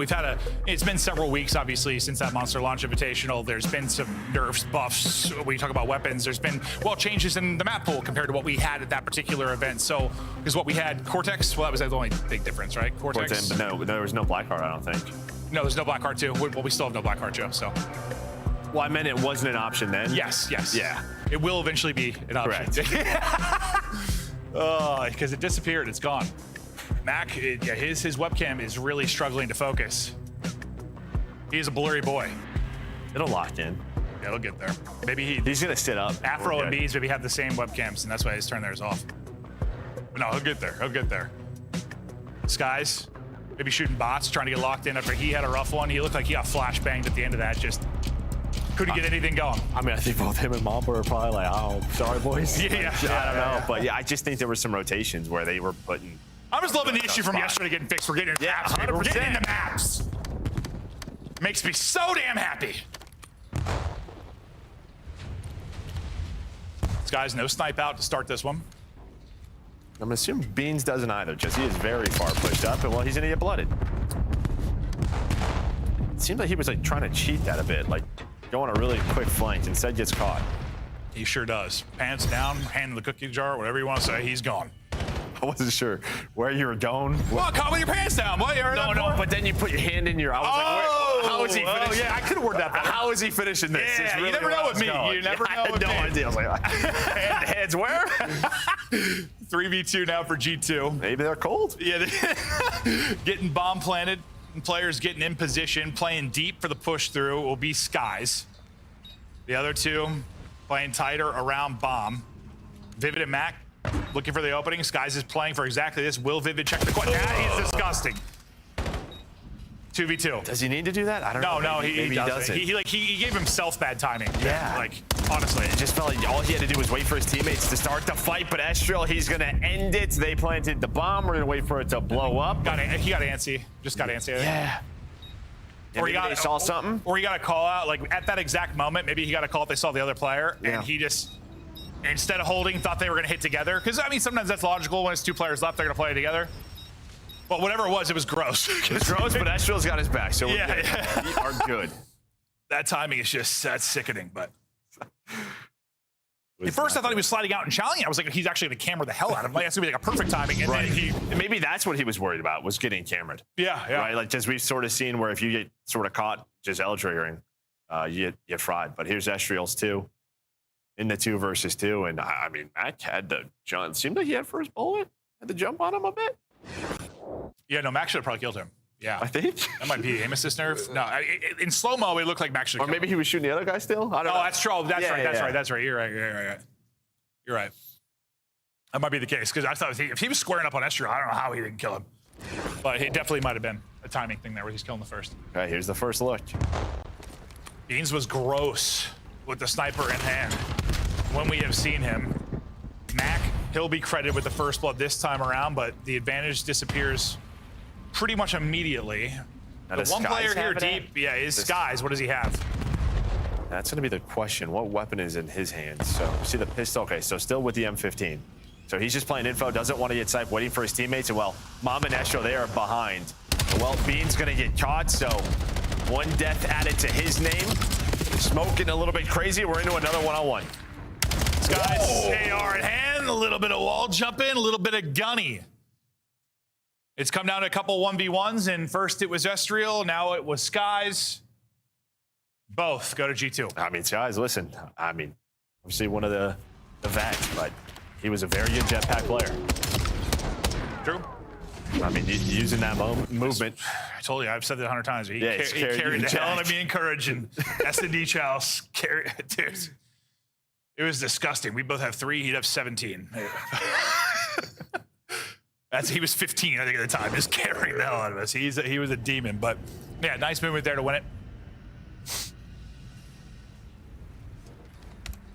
Cloud9 looking for their answer now.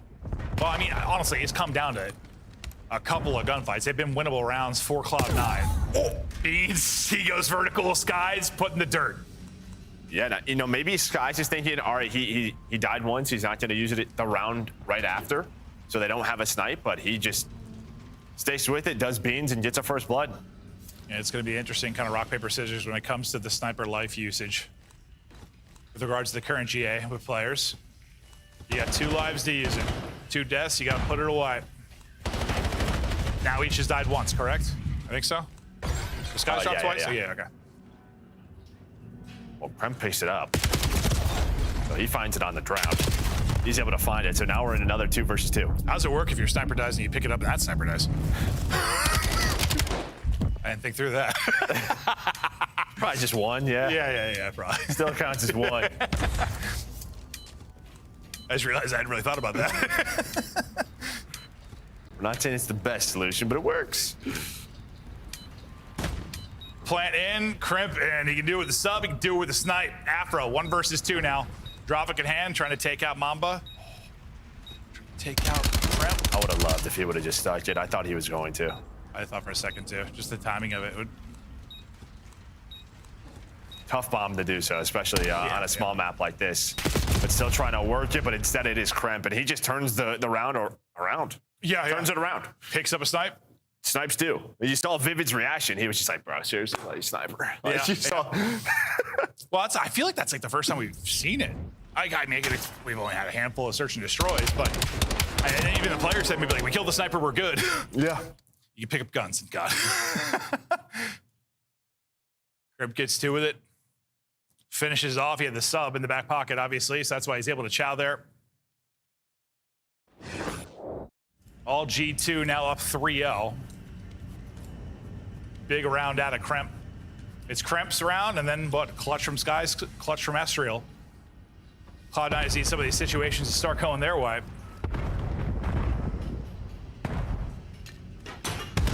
Whoa. Thankfully, not another nade there at the same time to shut him down, but he's going to have to reposition just due to the utility being invested by G2. Well, just backs one down, so now he's going to try to take this again and then wins the gunfight. Nice shots, but early trades, and it feels like the trades have always gone G2's way so far, except for Max. But another 1 versus 1. Max double turns into Beans winning it. Hello. Oh, hey, they already won. No, why did I just say? They need some of these situations to go their way. Yep. That won't be one they wanted. See, you needed one of these to play out in your favor. Yeah, Max double the reason. Yeah, as I say, you've just been sort of dominated by multi-kills. This time you're able to find the double. So Cloud9 now on the board. Afro and Beans might be very vocal. I don't know. It seems like they're figuring out their setup still. Like maybe they're moving in wherever they're playing from. Yeah, no, it looks like... Or they're just at home. Mac, I don't know, in that room, there's nothing but a setup, yeah. I'm surprised there's a light. Oh, man's got a mattress on the floor next to his gaming setup. We've all been there. It's what it looks like, though. All that matters is the gunny. Yep.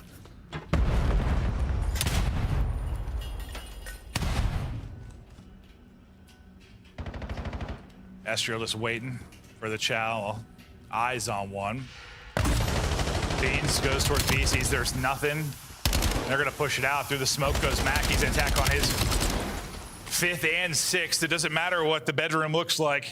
Max finding kills. I mean, that was actually pretty sick, right? That's their retake. They see that player on the bomb, and then someone wraps back with the smoke. I didn't see who threw it, but you're pretty much saying, hey, go get this player on it, and I'm going to smoke you out so that you have a chance to play your life. And then Mac turns it into 2. So just, yeah, I think it's Vivid who backed up Statue and throws the smoke down. So just nice little teamwork there. Nice little strat there from C9. Yeah, I don't know if Vivid was a kill yet, so let's credit him with the smoke play. No, it was. Yeah, he's setting him up. There we go. He might have got one of those. I'm not sure, but he was struggling to build lead into that. He did get one. He got one? Okay, he got one. All right. Back-to-back rounds for Cloud9.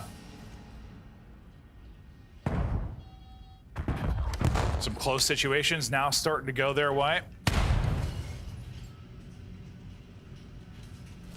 Bomb carrier kind of leading the way. He is low. Afro's looking over him high.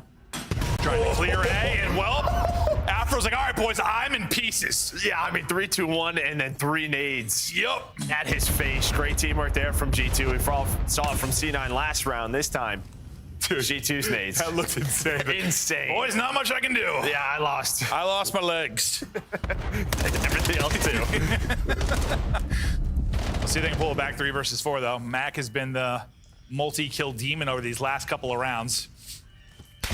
That show's going through tunnel, so he might be the timing guy. He might put this round away. Looks like the opening is still there. Mamba's got to actually get the kill on the Beans. Mac again with the multi-kill. Does it give him a chance? Well, I was going to say, you never really checked the bomb. He was on it. Mac gets 2. Dives out Vivid. He should have the angle all the time. It was so close. He's just going to plant. Oh, hell yeah. Do they check it? Do they go top and check it? Yeah. Yep, they will, and he will drop. I thought max he's play a maybe enough. second away from at least getting one there. Yeah. Like with the time left, if he gets one, if one gets away in that situation, like it's like he still like has to plant, and chasing the kill is gonna be so hard there. What do you just maybe preempt top and hope he guns somebody? It still would have been difficult even if he got one maybe, but oh yeah, let's watch this, dude. Afro, we'll see you later. One, two. I think there was a third. Yeah. From Afro's POV. Oh yeah, best of luck. He took one step and he was gone. That looked hilarious. Well, at least you know the frags are used to. yeah. Well, the guys say through 3. Yeah. Sky starts slow outside of the clutch round, but now he's on 3 straight. Solid round for him there, and G2 just kind of slowly bleeding after back-to-back for Cloud9. What do you see on the map? What are G2 trying to do? Just kind of spreading it out. Right now, you have one player kind of lurking who's in an interesting spot. That was Mac. So you have a bomb controlled with him and Vivid, sort of that tandem on one side, but slow round here from G2. Maybe just trying to catch somebody, trying to set something up, and there we go. So waiting for that reaction was G2, but not able to catch anyone. Mac, Afro, looks like they want to chow top. They're going to chow. No trade comes in. Finally, Afro able to get one. We'll go 2 for 2 for a moment here. Skies, lovely shots. He gets tagged up. The help comes in. Now another 1 versus 1. Crimp versus Vivid. 30 to go. Bomb down, I believe, top mid. Right at him. And he guns him.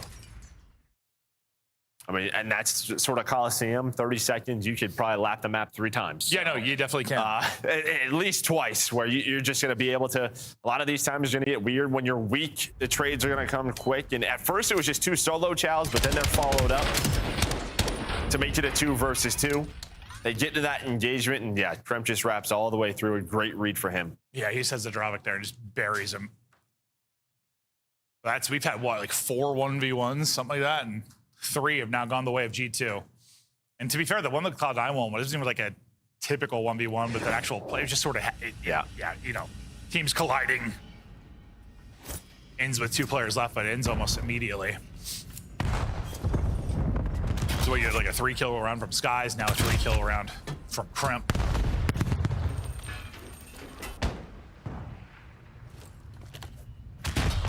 They got a trophy deep, so not really any info for Vivid. Kremp keeps on rolling, 8-4 now. He had a monster game 1 despite the loss and taking over here. Something tells me they'd be happy to play this map always, even though they lost the map 1. 100%, yeah, they would be. Real tough now for Cloud9. Down a man, trying to get something done on offense. Trophy stopping all the utility they've tried to clear. Mac just gonna clear it with the gunning. Great timing on Estriel right as he turns to back up.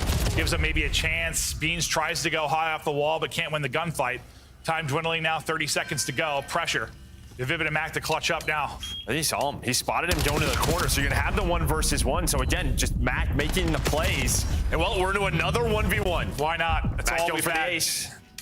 Can Mac get it? Oh, give him 1 more bullet. Maybe hit the railing. Not enough. G2 take it 6-2. Mac, he had so many multi-kills. They only won 2 rounds, but man, he showed his playmaking ability in that one.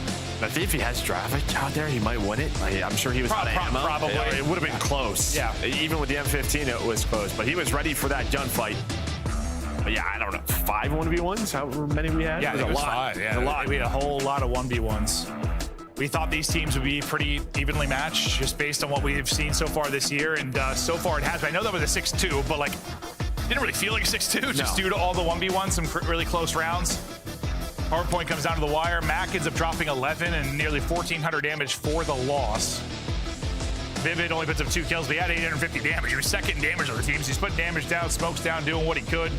Crimp though, 1,400 damage, double digits, and a little bit more from the supporting cast. But like, dude, to win that 6-2, and they had like, I didn't even count it, but they might have had like 4 more kills or something. Yeah, it was very. No, it wasn't much at all. Yeah. No, yeah, it's just a lot of back and forth, and on these smaller maps, that's what you're gonna get. Yeah, it's just what I made up a number 2, but it wasn't many more. I believed you.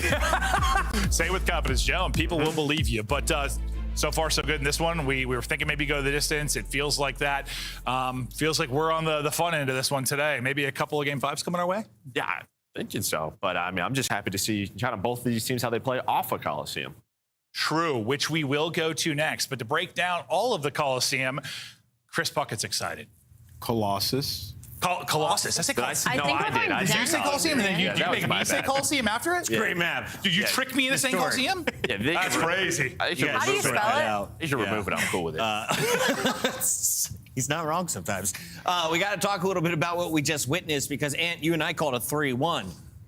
It's looking like our 3-1 may come true. But I don't think either of us were expecting a punch in the mouth after you saw a 50-point lead. It was G2 Minnesota, 195 to 145. Cloud9 comes back to steal the hard point again. Yeah, and right now we're watching some Search and Destroy highlights. I got to say, I know that was 6-2. That was teach tape for the rest of the league. Yeah. I mean, both of them. Some of the retakes we saw on A from Cloud9 were awesome, but Minnesota just like dissecting them, right? Like Afro's giving them problems on their defense. So he's like, all right, what do we want to do? We're just going to triple nade top. And then when we get to the offenses on G2, can't sing their praises enough. Slowly playing it, you put Kremp over towards the B side of the map, and you're just trying to draw attention off until he has an opportunity to take space. And he's just so elusive. He's going to take the right timing every single time. So yeah, G2 look clean right now. But honestly, Cloud9, the right idea is there. Like they're playing it well. Just, you know, as Clint and Joe mentioned, a lot of 1v1s not going their way. I feel like they were just kind of missing beans in this map number 2. I mean, 2 and 4, just like not a lot of presence that we're usually used to from him in Search and Destroy. And then even like top mid, like they just had no middle control. And that is so pivotal for a map like, like Colossus. And going back to that map number 1, it was almost like the opposite story. Like the teamwork for me from Cloud9 was head and shoulders above on the side of G2. For G2, it was a lot of solo chows. It was a lot of bailout from the side of Kremp and Estriel that kept them in that game, that kept it a possible win. And so I think heading into this den, we need to see a little bit more cohesive movement from the side of G2. True or false? Colossus is the worst sniper map for the S&D choices. You know what? Early on, I felt that way. Unless you're like Sib. I'm starting to think Colossus could be a very good map for the sniper, just because of the angles top mid. But you know, we're gonna jump back into this hard point. It was very close even early on. First rotation. Yeah, and then we get to Beans makes a massive play on the P2, like where he finds a Hellstorm, gets a ton of kills, and they end up taking the lead, and they're able to steamroll that into the P3. So yeah, I mean, Cloud9 just answering the call. Like they were on their back foot. Kremp and Estriel were going crazy. They were. And that's they had to silence them though. They had to keep going on these 5 sprees to kind of put G2 out of this situation because just the teamwork from Cloud9 to me was just better. They were moving together as a cohesive unit. Nobody was really just kind of full sending it, and that's what inevitably got them the win in the end. Because from the side of G2 Minnesota, I just kept watching players fly out, fly out, fly out, and it's like this game's pacing is quick, but when you're spawning way far back, like you're just giving up free time. Yeah, I mean, they are just got shut down on G2 now. 2 questions for you guys. Best player in the lobby right now? I'm gonna go with Kremp. Estriel. And who's got the better in-game skin? Ooh. I don't really think do they have them on right now? They're available for everyone to pick up. Let's take a look at our CDL launch pack that is coming right now. You guys can scoop this bad boy currently in the Call of Duty store. It is in the game right now. So start the season strong with the 2026 Call of Duty League Pack. Teams are coming December 16th. So get your COD points ready and go big before Christmas. It's going to be fantastic. And we have another game just around the corner. How do we see this one playing out, Allie, in the second half? Who's your player to watch if Cloud9 is going to cause an upset? Mac. I think Mac made a huge statement in that game number 2, and we've seen him do this. Once he starts getting it rolling, he can be that fly-out heavy slayer that you need him to be. Overload? Yeah, Overload's gonna be sick. Listen, everybody in chat, Chris is giving out codes, so tweet him. Hit me up, MLG Puckett. I'll send you to Nameless. He's the real code guy. Right now, though, we've got 2 handsome gentlemen ready with a game number 3. Merc, we're going to the den. Hey, listen, I would never talk about the leaks, but like, listen, G2 did real good with their operators in their camo. Okay. It's real good. I'm going to trust you. I believe you. Wait, what's the one that you had surprisingly all of a sudden just had? Oh, it's FaZe, right? Yeah, I don't know. I just spawned in and I had it. So I might get banned. That's a weird one. That's a weird one. But no, I think one of our most like overused words sometimes talking about teams is X Factor. It's just the easy word to use with like streaky players, but like, yeah, Ali saying like Max the guy to look out for. Yeah, sure. Yeah. If you tell me Max having a good map, definition of X Factor, quite literally. That one didn't lead to a map win, but yes, maybe starts getting hot here. We'll see what he can do headed to an overload. You're just happy we're off Colossus. Yeah, no, I was just I mean, listen, there's more maps coming. I just think like Colossus Search. Your mind for the game and what were you were as a player, like just creativity-wise, it's just very minimal. I know what it's like. Hardpoint, I get it. It's fun, fast-paced, but for Search, yeah. No, I hear you. We got more maps coming, as you said. But hey, honestly, it's the best start. We're good. It's the best starter maps we've had in a long time. Not complaining at all. It's so good, just the pool already. But honestly, that's an awesome thing to think about. Like, it's just gonna get better, which is awesome. I thought Mamba maybe had that kill, but Vivid.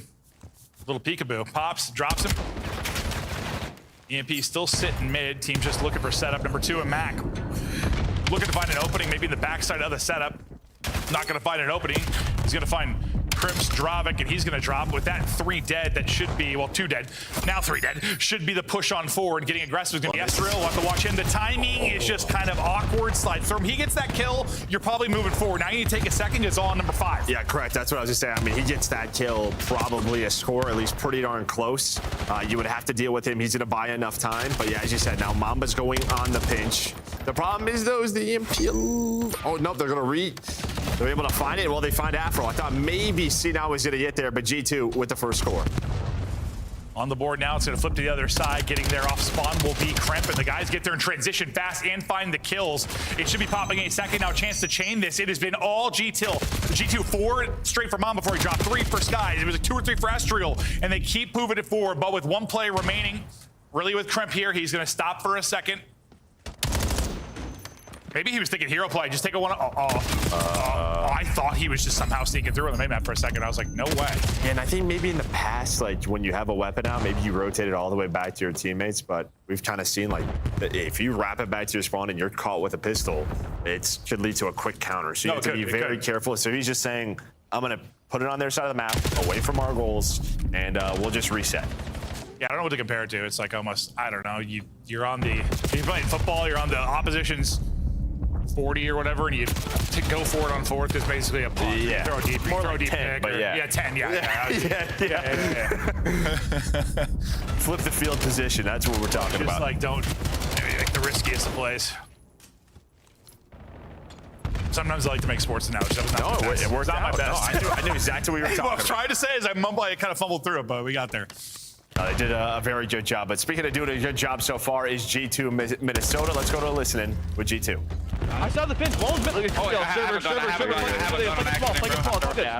You go push up forward. I have a gun. It's all good, bro. Just play.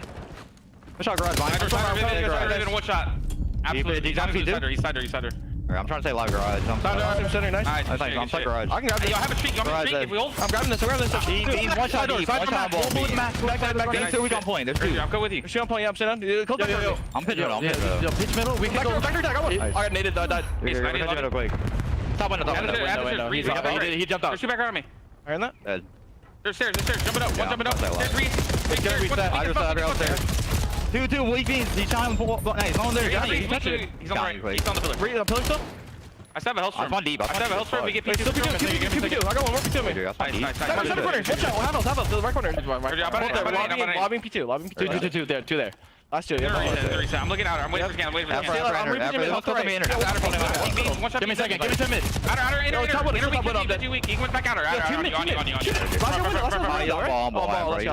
He's gonna grab it. He's pushing up right quick. I'm with you right. He's in the window. I'm gonna get roof. Yeah, roof. I have your window room. Right. Yeah, window. Window's open now. Plenty of middle. Help each other server. Bucket pistol. Pitch our deep left. Still 72. We got me despawn. One shot deep front. There's 2 both weak window. 2 front window. Inner reach. Watch out windows. I'm right. Window. I stunned it. And server going left. We can fuck. Let me pinch server.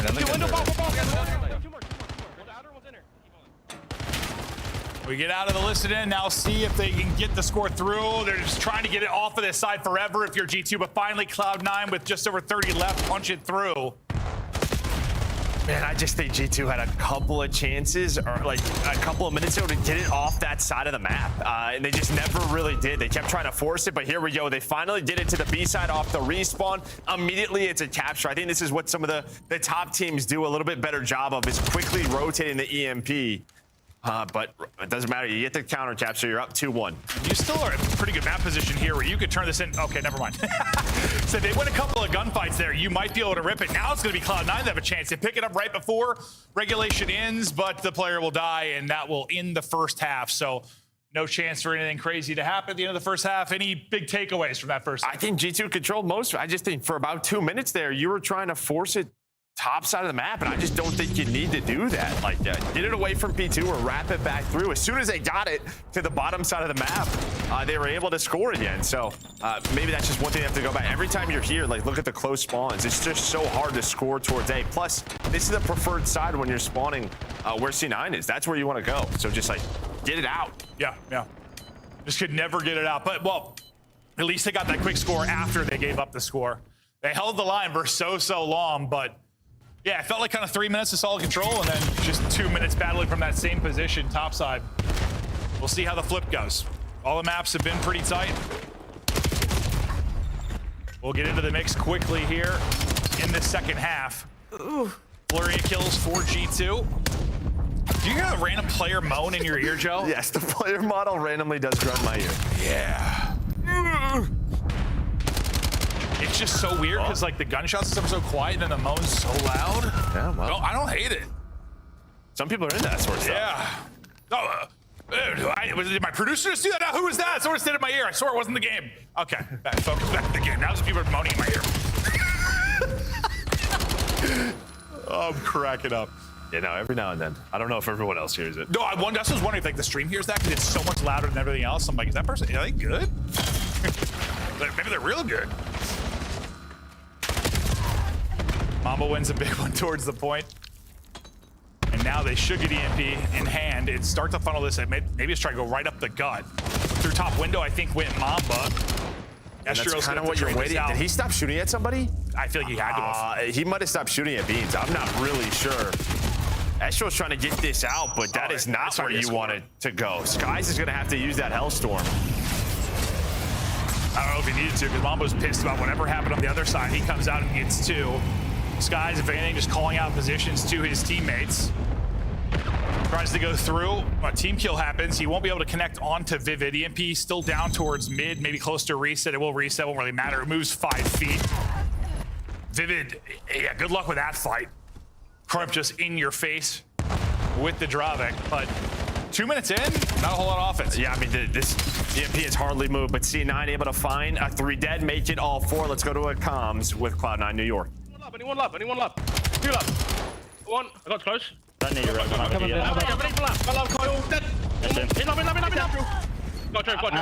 I'm gonna jump. I'll see left corner. Watch out! I ran ammo 2 there. I can get pushed up. There's 2 there. Astro has wall. Mama was with him. They're gonna try to start playing slow. They wrapped it. Yeah. And Mamba. Watch out, Lucas Mamba. He might have crossed outer or he backed up south. Mamba dead. Go and PT with it. Boys. I'm in front window. Astro crossed out on me. He could be out. He's already MP. I'm playing him dead. John Booker, we need to grab a 1 shot. Fuck. They're gonna be in response to him. Yeah, he could be out in the pillars. One left. I know, low red. Grab you. On the tree, Caesar. Back door, death. Red still dead. On the tree. So hurt. Let's check out. Let's touching. Across. I'm running him mid. That's a big win. I ran him in. Absolute score. Back to the action. G2 increasing the lead, up 3-1. EMP control to Cloud9 though, and they're trying to counter. Taking it to the preferred side, trying to wrap it bottom. Point man on defense is going to be number 6 in Skies. He's going to have a drawback to his forehead quickly as Mac leads the way on the other side, trying to be that offensive line and push back the defense. Got Crypto on a big flank, so he's going to slow things down. And well, this is all G2 wants, just kind of stall it out. They don't even have to pick the EMP up if they don't want. Vivid's trying to go, but Estriel there for the trade. So it's like, yeah, now if, you know, with the pistol change, you just let it reset just like that. And guess what? They all spawn top side of the minimap. So great heads up play there by G2. Crimp gonna pass the EMP, just get to an aggressive position, because yeah, they don't need to score. No. They don't need to score. They can just play around this side.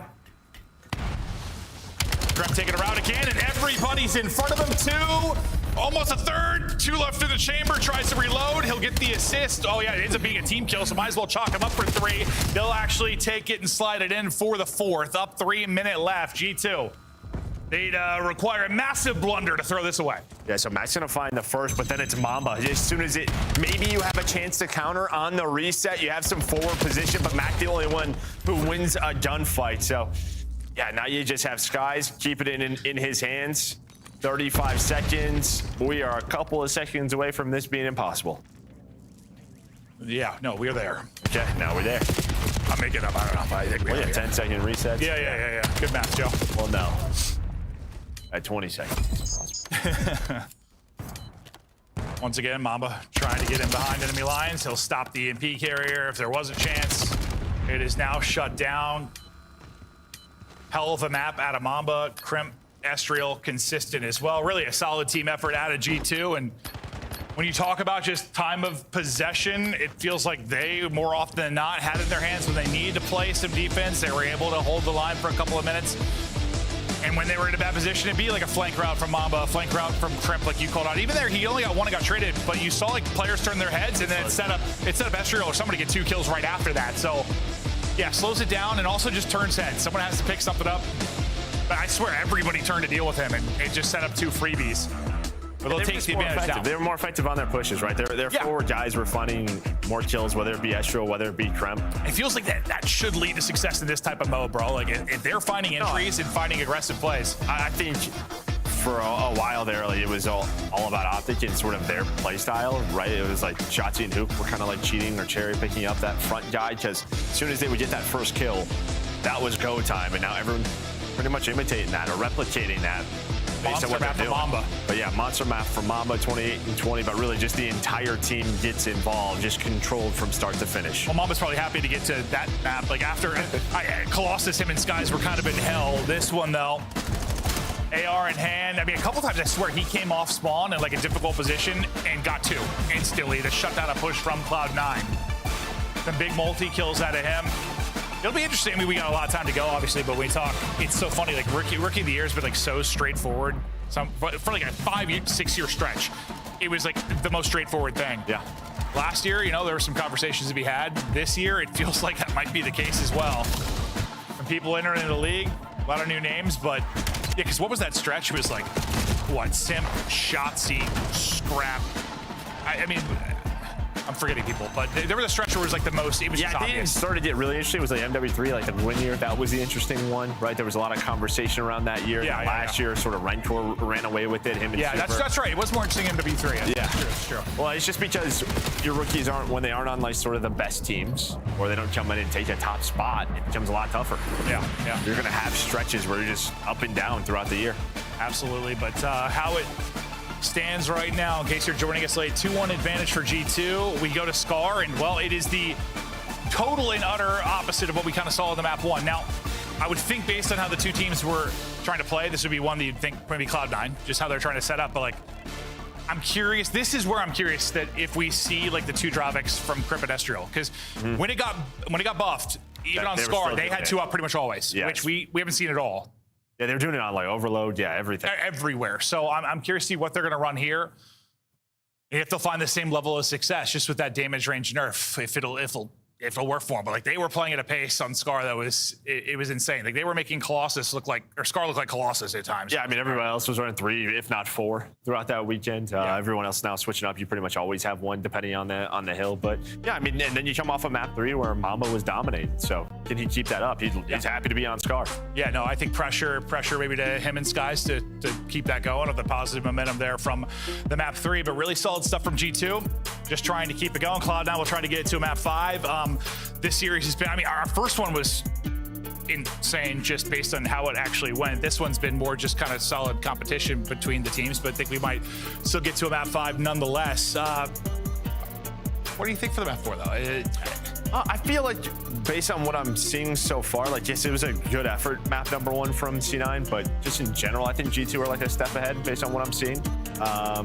Especially in that overload, but we'll see if that carries over. Never really know. Again, these 2 teams to me are just like such question marks. Question marks and neck and neck to some degree. Yeah, 100%. Yeah. So just excited to see if they can keep this up. Who's been like, what player has been the single biggest surprise for you so far? Well, just between these 2 teams, maybe. Oh, these 2 teams? I guess. Probably Estriel. I think like Kremp showed pop off like ability all the time. Like Estriel's been a bit. Yeah, like he's always had these crazy moments where Estriel, like I think like stage 1 last year was like his best individually that we've seen him, and then he really sort of fell off. But just seeing him sort of get back into form has been nice to see. Yeah, it's still only a couple of weeks we've seen it, but like he seems to be absolutely trying. And like I'm just kind of rooting for him, kind of because just how last year was. Like last year was a frustrating just year. It just felt like they were this close over and over. All the map 5 losses. I mean, they were just mounting up. Yes, very different team, but Estriel, you know, one of the pieces that's still going to be here. I feel like I'm just rooting for the kid to find some success, but try to close out this series now as we get into Scar. Will Cloud9 get us to map 5, or will it be done? At least for now, it looks like Crimp's going to be the one with M15. We'll see if he is pulling out a second or if he's been running that mostly. I can imagine just with the nerf, it's not probably going to be as many. But oh, Crimp right off spawn, but he's got somebody in. So maybe not. Maybe it's just a break-off thing. Yeah, they might just stick with what's worked for them, which has been that aggression, that tandem, that 2-man game that they play with, just keeping up the pressure. On the other side, it's just all Beans right now fighting, doing what he can. Mamba trying to trade out, but so far not a ton of time earned at P1. No, Beans has got to be like, all right, you guys got to have your fun on Colossus now. Let Papa get to work. Certainly going to find a little more success with that AR in hand, but I mean, that is a first hard point in which 9 total points are earned. So not much to write home about. Mostly the play clock is what's dwindling, but as we get early into this P2, we'll see what G2 are able to do, but the nades over the top, kind of picking people outside of the points, a flurry of trades, and it's feeling as scrappy as the Colossus so far. Honestly, I mean, if you're C9, you do a good job of sort of flipping the map, getting the side that you want, and well, there you can see the advantage comes on through. They're able to find 3 behind Mac and Afro. So hard point control. Locked it down in the middle of the map is Beans, but all right, 3 dead. And well, there is once again the Dravic from Estriel connecting, and then right back onto the hard point. Yeah, just, dude, the Dropback's insane. It's just, it's got to be one of the, we've had some beam, but we talked about this. No, I mean, we were trying to stretch a beam or something. Like the Razor, right, being shown by Envoy, but we were talking about the Razorback from BO3, and I was like, dude, the Dravic is like the BO3 Razorback, like the beta Razorback, if you remember that. Like, that thing was insane. Same fire rate, reminds me just of that, but Kremp running around now on rotation. Mamba gonna be on the hill. He's got a one-on-one, but Beans is there. Beans starting out strong, will be traded though as Estriel and his Dravic get back into it. As soon as I think he might make a play, he's blown to smithereens. Little chain of kills here from Cloud9, which should lead to some time. The P5 side spawn for G2 as they're trying to battle back in, but it's a hard push once everyone gets this heady. Like, it's one of the more dangerous headies on the map when you're playing from airplane. So they want to rethink this, maybe wrap towards mid, but now you've got Vivid on 4 straight, holding down mid-map. This has been a wonderful stretch from Cloud9. And this could be the problem where you're running 2 subs, right? Yes. This is kind of the issue. If you're running into 3 or 4 M15s on these headies, good luck. And this is great for Cloud9, just coming up at P4. That is the side of the map that you want, a big money hill.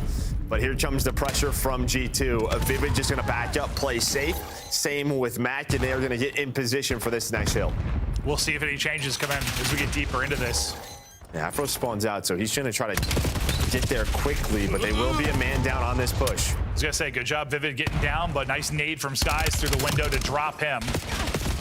Afro maybe getting involved just in time to kind of stagger this. As you said, he spawned out. He gets back into the action. Now we'll have a 3-on-3 towards the point, but as the 4th man spawns for Cloud9, you have numbers here for a moment. Vivid starting to turn up a bit. Afro is really starting to light it up, and it's just been the entire team now from Cloud9 after the strong start from Beans. Yeah, but G2's done a good job. They don't have the close spawns, but you've made this messy. You fought back and they continue to find kills, and well, they're gonna find all 4, so there's a huge break for G2. They have the spawns, and well, you have Skies throughout the middle of the map, so he's gonna already think about trying to flip or be annoying for P5 as they're gonna try to push on forward. Yeah, he's just got so many in front of him. Him and Mamba go. Mamba gets 2, so you're going to see where Bean spawns. He's out of the play for now. Him and Vivid on this rotation. This is what you want. Spawn him out old and push forward. You don't care. Give him those 5 seconds. Good luck. I all spawn out old. This is perfect for G2. What can Afro do by himself? What can Afro do by himself? Able to get 2, and enough is absolutely right. 3 for him in a 1v everybody. Now the reinforcements are here. Yeah, I mean, Mama just spawns into his crosshair because Skies is there. Skies has been lurking, though, and, well, they lose him. You lose Skies. He played behind the Humvee. And this has just been such a back and forth battle, but great job by Afro to do what he can. Allows his team to have control. No, I mean, that was textbook from G2, or at least it looked like on the map. Like, spot him out ult, push forward, perfect.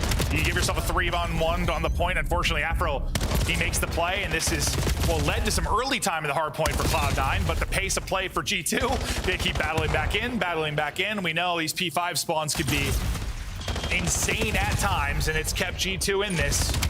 It's just, can you keep this scrappy type of play and close out the map, or is it gonna be similar to what we saw last time, where eventually Cloud9 get a nice stretch and pull away?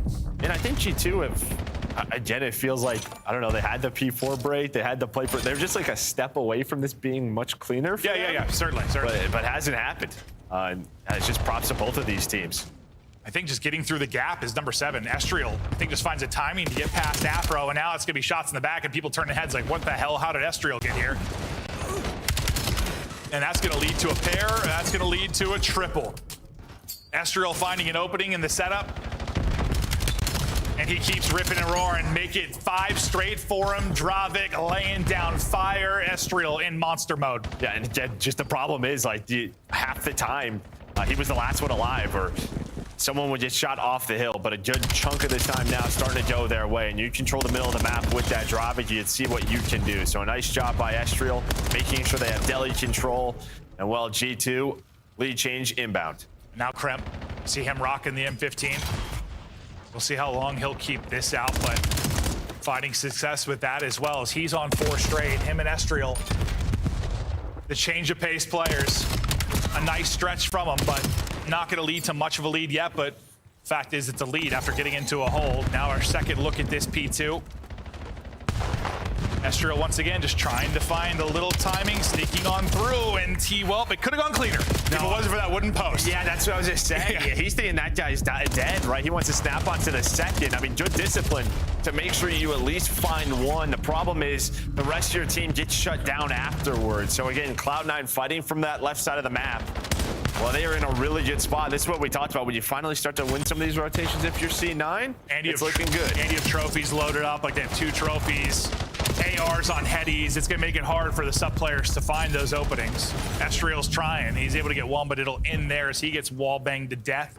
Crypto in 15 again out. He's going to win his one-on-one on the other side of it as they set up for next. But after G2 make that run and take the lead, it's a big, perfect hold at the P2 for Cloud9. Their lead pushed out to 40 again. And Afro just having himself a game. 26 in 16. He was on 5 in a row. And that individual moment to P5. Yeah, happy to see him back in the league. We know just how good of an individual talent he can be.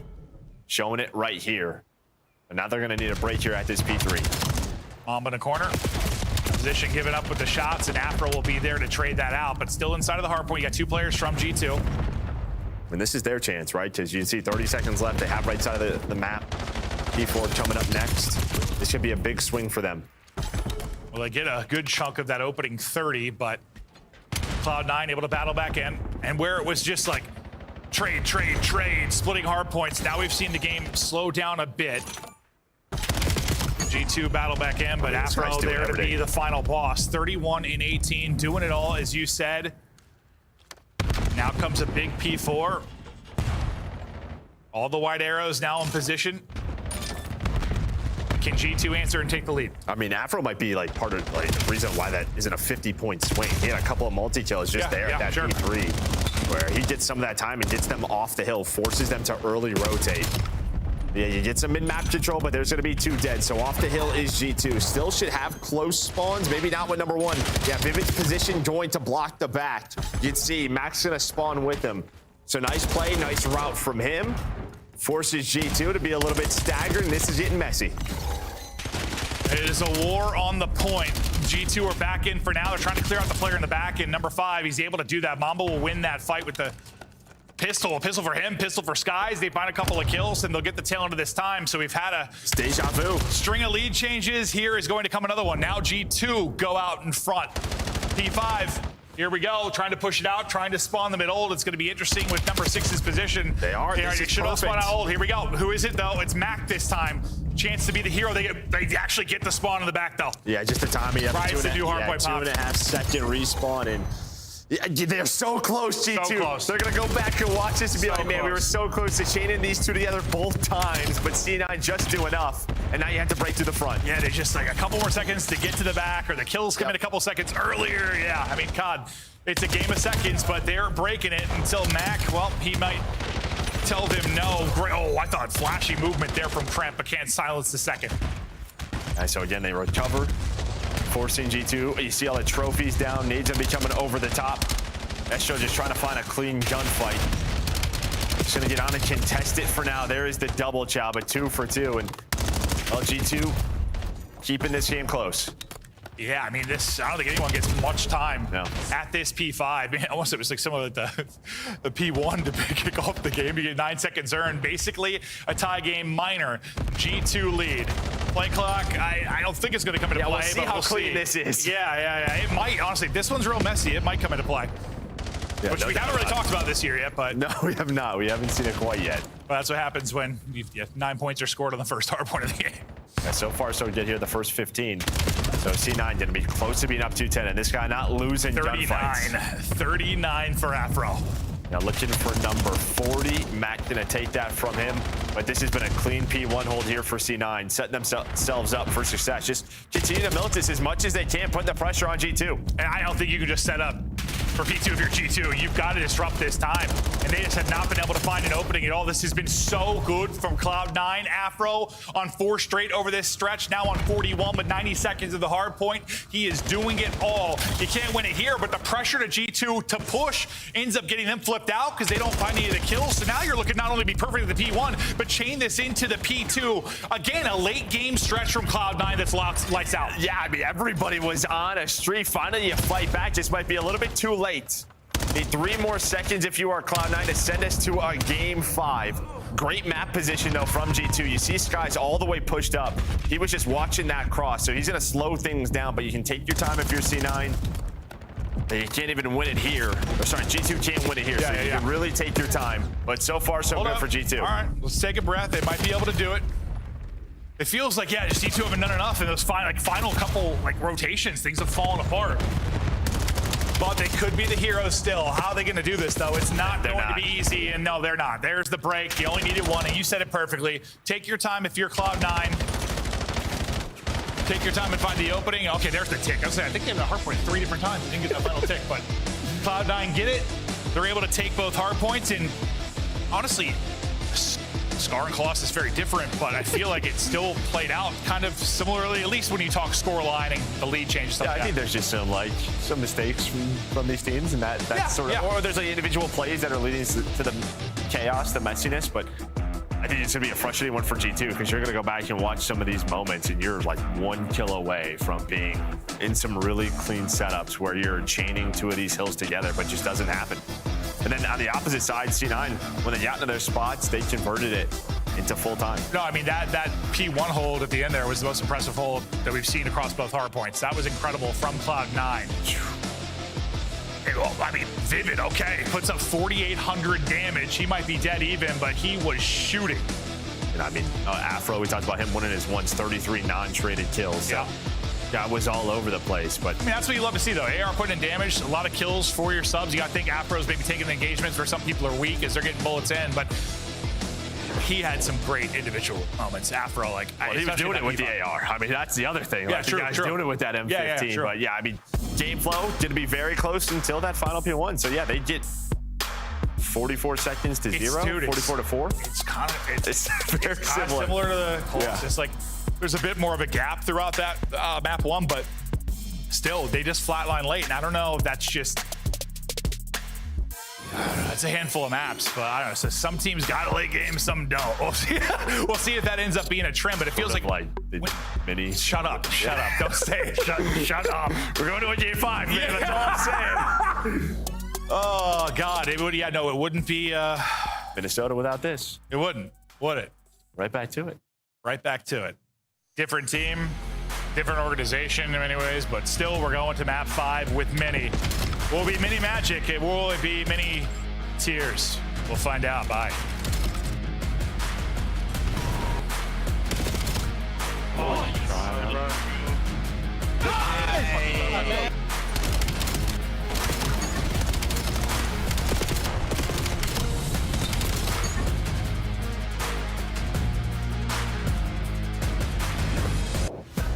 Scuff, official controller of the CDL. Monster Energy, official energy drink of the CDL.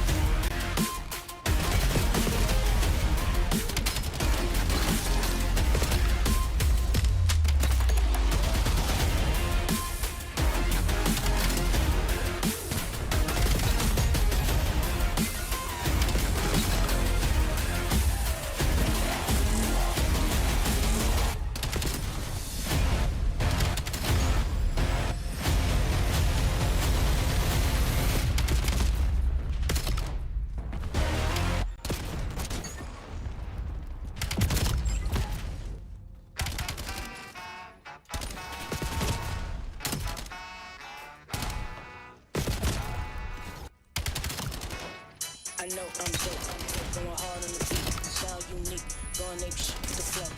Ain't tryna compete with the fool in the street, I'm out tryna make this dough. This game ain't sweet, better move your feet if you not what you came here for. I'm around the elite, y'all way up, twist that shit, now say go, go. Like a top athlete, my skills concrete, moving up, yes, yeah, honcho. To a high ride suite, on the throne, have a seat back, feeling me, mango. Being off the meat, you don't grind, you don't eat, y'all already know my turn, my turn, my turn.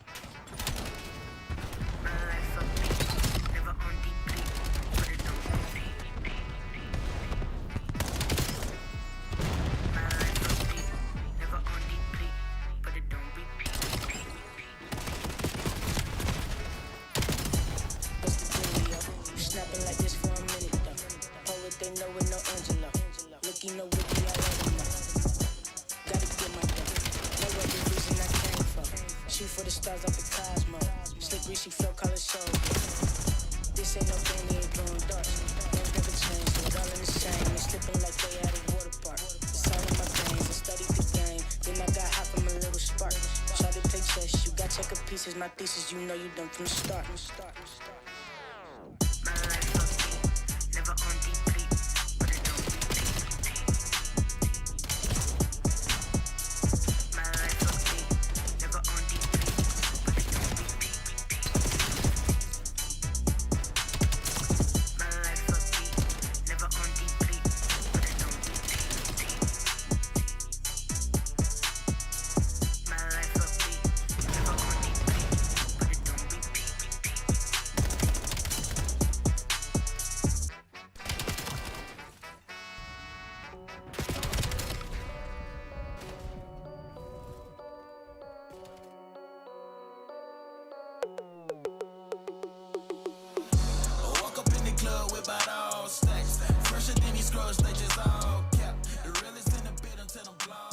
We are back and getting ready for a big map 5. Couple series going the distance here.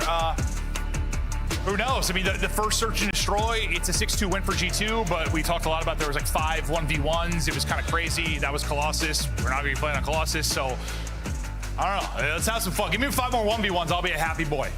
Yeah, I don't know if we're gonna have that. No, but probably not. yeah, maybe a couple achieved ones here. But yeah, I mean, just coming into this series, there were a lot of just questions. Can these teams keep it up? Is it gonna be another close one? And so far, it has been. I can't deal with Mini going map 5 every series again. But that's usually just it's in their when DNA, you're kind of man. when you're kind of in the middle of the pack, just type of team. Like Cloud9 may be the same type of squad, but they're going to see a lot of map 5s too right now. Yeah, when you're making sort of like you allow tiny mistakes to happen or you don't execute when you need to. Again, just felt like in that scar they were 1 kill away multiple times from putting themselves in great positions. Well, we had a couple of Colossus. We got a couple of Scars. Map 5. Who gets their first CDL points here? Cloud9 or G2? Beans, he might have ripped off an ear there. The shot was very, very close, but does not connect. Teammates going to push off of that and try to get shots through the smoke. Mac's able to do it. Outside of like Thieves, we rarely have seen sort of aggressive B hits right from the start. And you see that right here. It's a 3-man towards plane. Now they're going to wrap it back, but Estral, he takes space away. But now it's a 1 versus 2 for Skies. Skies had 1 clutch in our map 2. See if he can do it here. Got some info, but I think he was spotted as well. Yeah, you kind of saw Beans back up, so they're just going to watch this mid-cut. It's all about this cross. And, well, they have a smoke, so that is going to help C9. And Skies is not going to see that. Yeah, no smoke there. Maybe he picks one. Perfect shots on the cross. Still would have been difficult, but he didn't even have a chance. And they just set this up as a fake. Beautifully done. They don't find the kill, though. 50 HP. A-bomb, though, open. Mac gonna plant it. Skies back to full. Did he find it timing through? Not going to happen. Beans has got the cross. How much damage can Skies take in the round? Finally, he will drop. Now we'll wait the 35 until we get into our next round. But solid stuff there from Cloud9. Like you said, you don't really see that much like initial aggression out towards plane side. No, not so far, right? Throughout this weekend, it's all been just like opening A, nades back and forth, maybe a mid hit. But it really, what you 3-man hit towards B. They put the pressure on. So nice stuff there from C9. We'll take a look at the highlight just in the beginning of the round. Kind of we were talking about this aggression here through the smoke. Mac able to connect. Dravik for Afro, he's going to get one as well. Mac ends up getting a couple in the round, and now we prepare for the round 2, but great look from Cloud9, just kind of kick us off. Well, and I think a big reason behind that is the fact that Beans has a sniper out, right? He can hit the wall jump. If there's a player on that plane heady, they can hit that shot pretty easily. He was close. Yeah, he was very close. That just backs that player down. That opens up the hit for his teammates to get low plane. I think he's like, you have a timing. Like, you have an opening right now. Go. Because I know I hear a sniper ball whiz by my ear. I'm panicking a little bit. I'm not getting up. Yeah, I'm not re-peeking that for a second.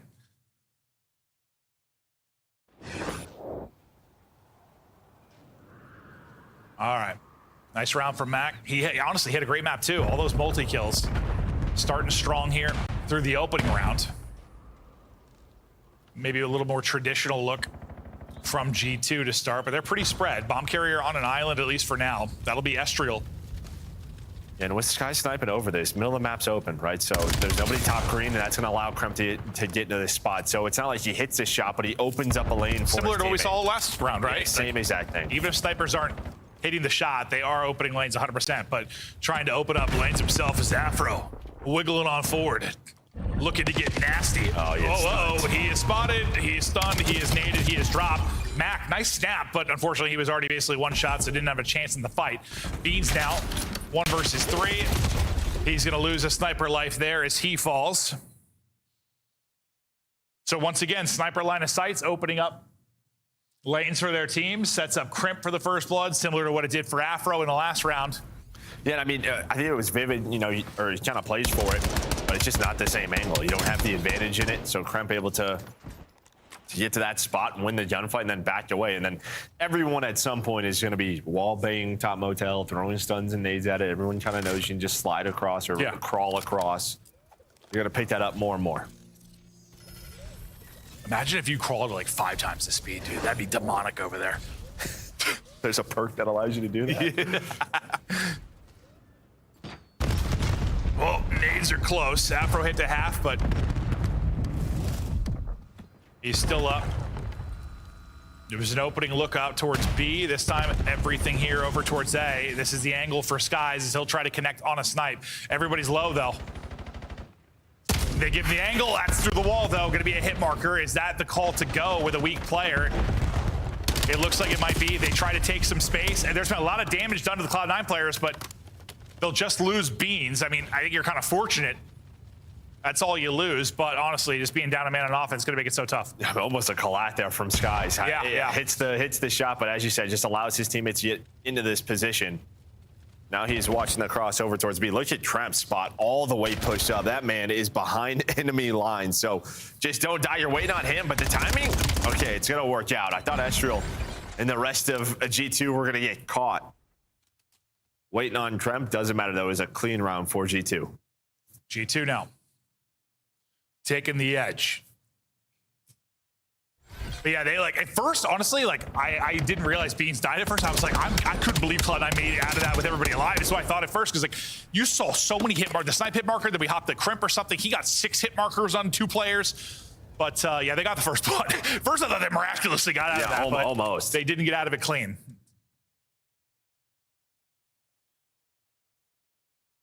It's like Mamba being the vocal one there for G2. Vivid's light, bro. It's got him looking like Voldemort. That thing is... Just a monitor? Is it just a monitor? Maybe it's just a monitor, right? Yeah, maybe that's all it is, but holy hell. Beans, maybe picked in the last round, but this time he'll be doing the pickings. Nade combo to drop 1, that'll be cramping. It's a big player to take out of it. Pressure to Skies. Now maybe to hit some snipes. Just don't want to give him anything free. Just a little sliver of a crack there, looking for an angle. Like, can he see him there? Doesn't take the shot. Allows Mamba to get pushed up again. And what is this time going to be like for him? It looks like Matt just playing for this, but just, yeah, not able to connect. Had the help from Afro. Yeah, there's 2 there, right? It is one-on-one maybe, but you can tell he was kind of indecisive even when he turned the corner of who he's going to shoot at. Skies, flick maybe there, or it's just a flinch. The bullets come in and he's not able to connect, trying to scurry away with his life. Max going to hunt this down all day, every day. He will get traded out, but you got the numbers. If you're Cloud9, they'll tie us up. Starts with that first nade. I mean, we saw how important first bloods have been on this map, really today and yesterday. It's really so tough to win on offense when you are down a man. Open Skies can maybe equalize, find something, just not able to connect with the shot. A very tough one, to be fair. Yeah, and if Mamba can like get a pick and get out with his life, he got a shot, but yeah, they still had somebody deep. He's thinking he's probably just catching the guy close. Not the case, as he doesn't find an opening. But yeah, I think, like, I mean, what's the most difficult thing probably when you lose a player on offense early? Yeah, 10 seconds, yeah. Yeah, probably the most difficult situation right back to this first hit that we saw in round 1. G2 are playing for this, though. You have 2 players. Nobody's top lane yet. Just Kremp just waiting for it with Mamba. And well, they counter it. I mean, that is just a great setup from G2. Just get put down. Vivid's like, all right, well, guys, I was watching the other side of the map in mid. It looks like it didn't go well for you guys. I mean, how the hell do you win this? Did Beans even see Skies? It looked like the slide was insane. No, that like he slid across and just got. He was like, I don't know what happened to you guys. Yeah, I didn't see him, but he's not. Yeah. Well, then you're gonna, yeah. You set it up, but nice setup there from G2. They knew they were gonna go right back to that sort of round 1 strategy. Yeah, I want to see this. Do we see it from his angle? I'm gonna assume so. Yeah, I want to see Skies' snipe. Because he was the player slid across. It's probably just like Peeker's advantage. Yeah, Peeker's advantage. Yeah, I mean, that looked insane, though. Just all the way, yep. Yeah, honestly, like, we should have done that in full speed. Because, like, slow-mo, it didn't look as crazy as it did. But well, yeah, okay. Yeah, he saw him. But, like, dude, like, full speed, that looked quick from Beans' POV. And I think that's both of Beans'? Yeah, I believe so.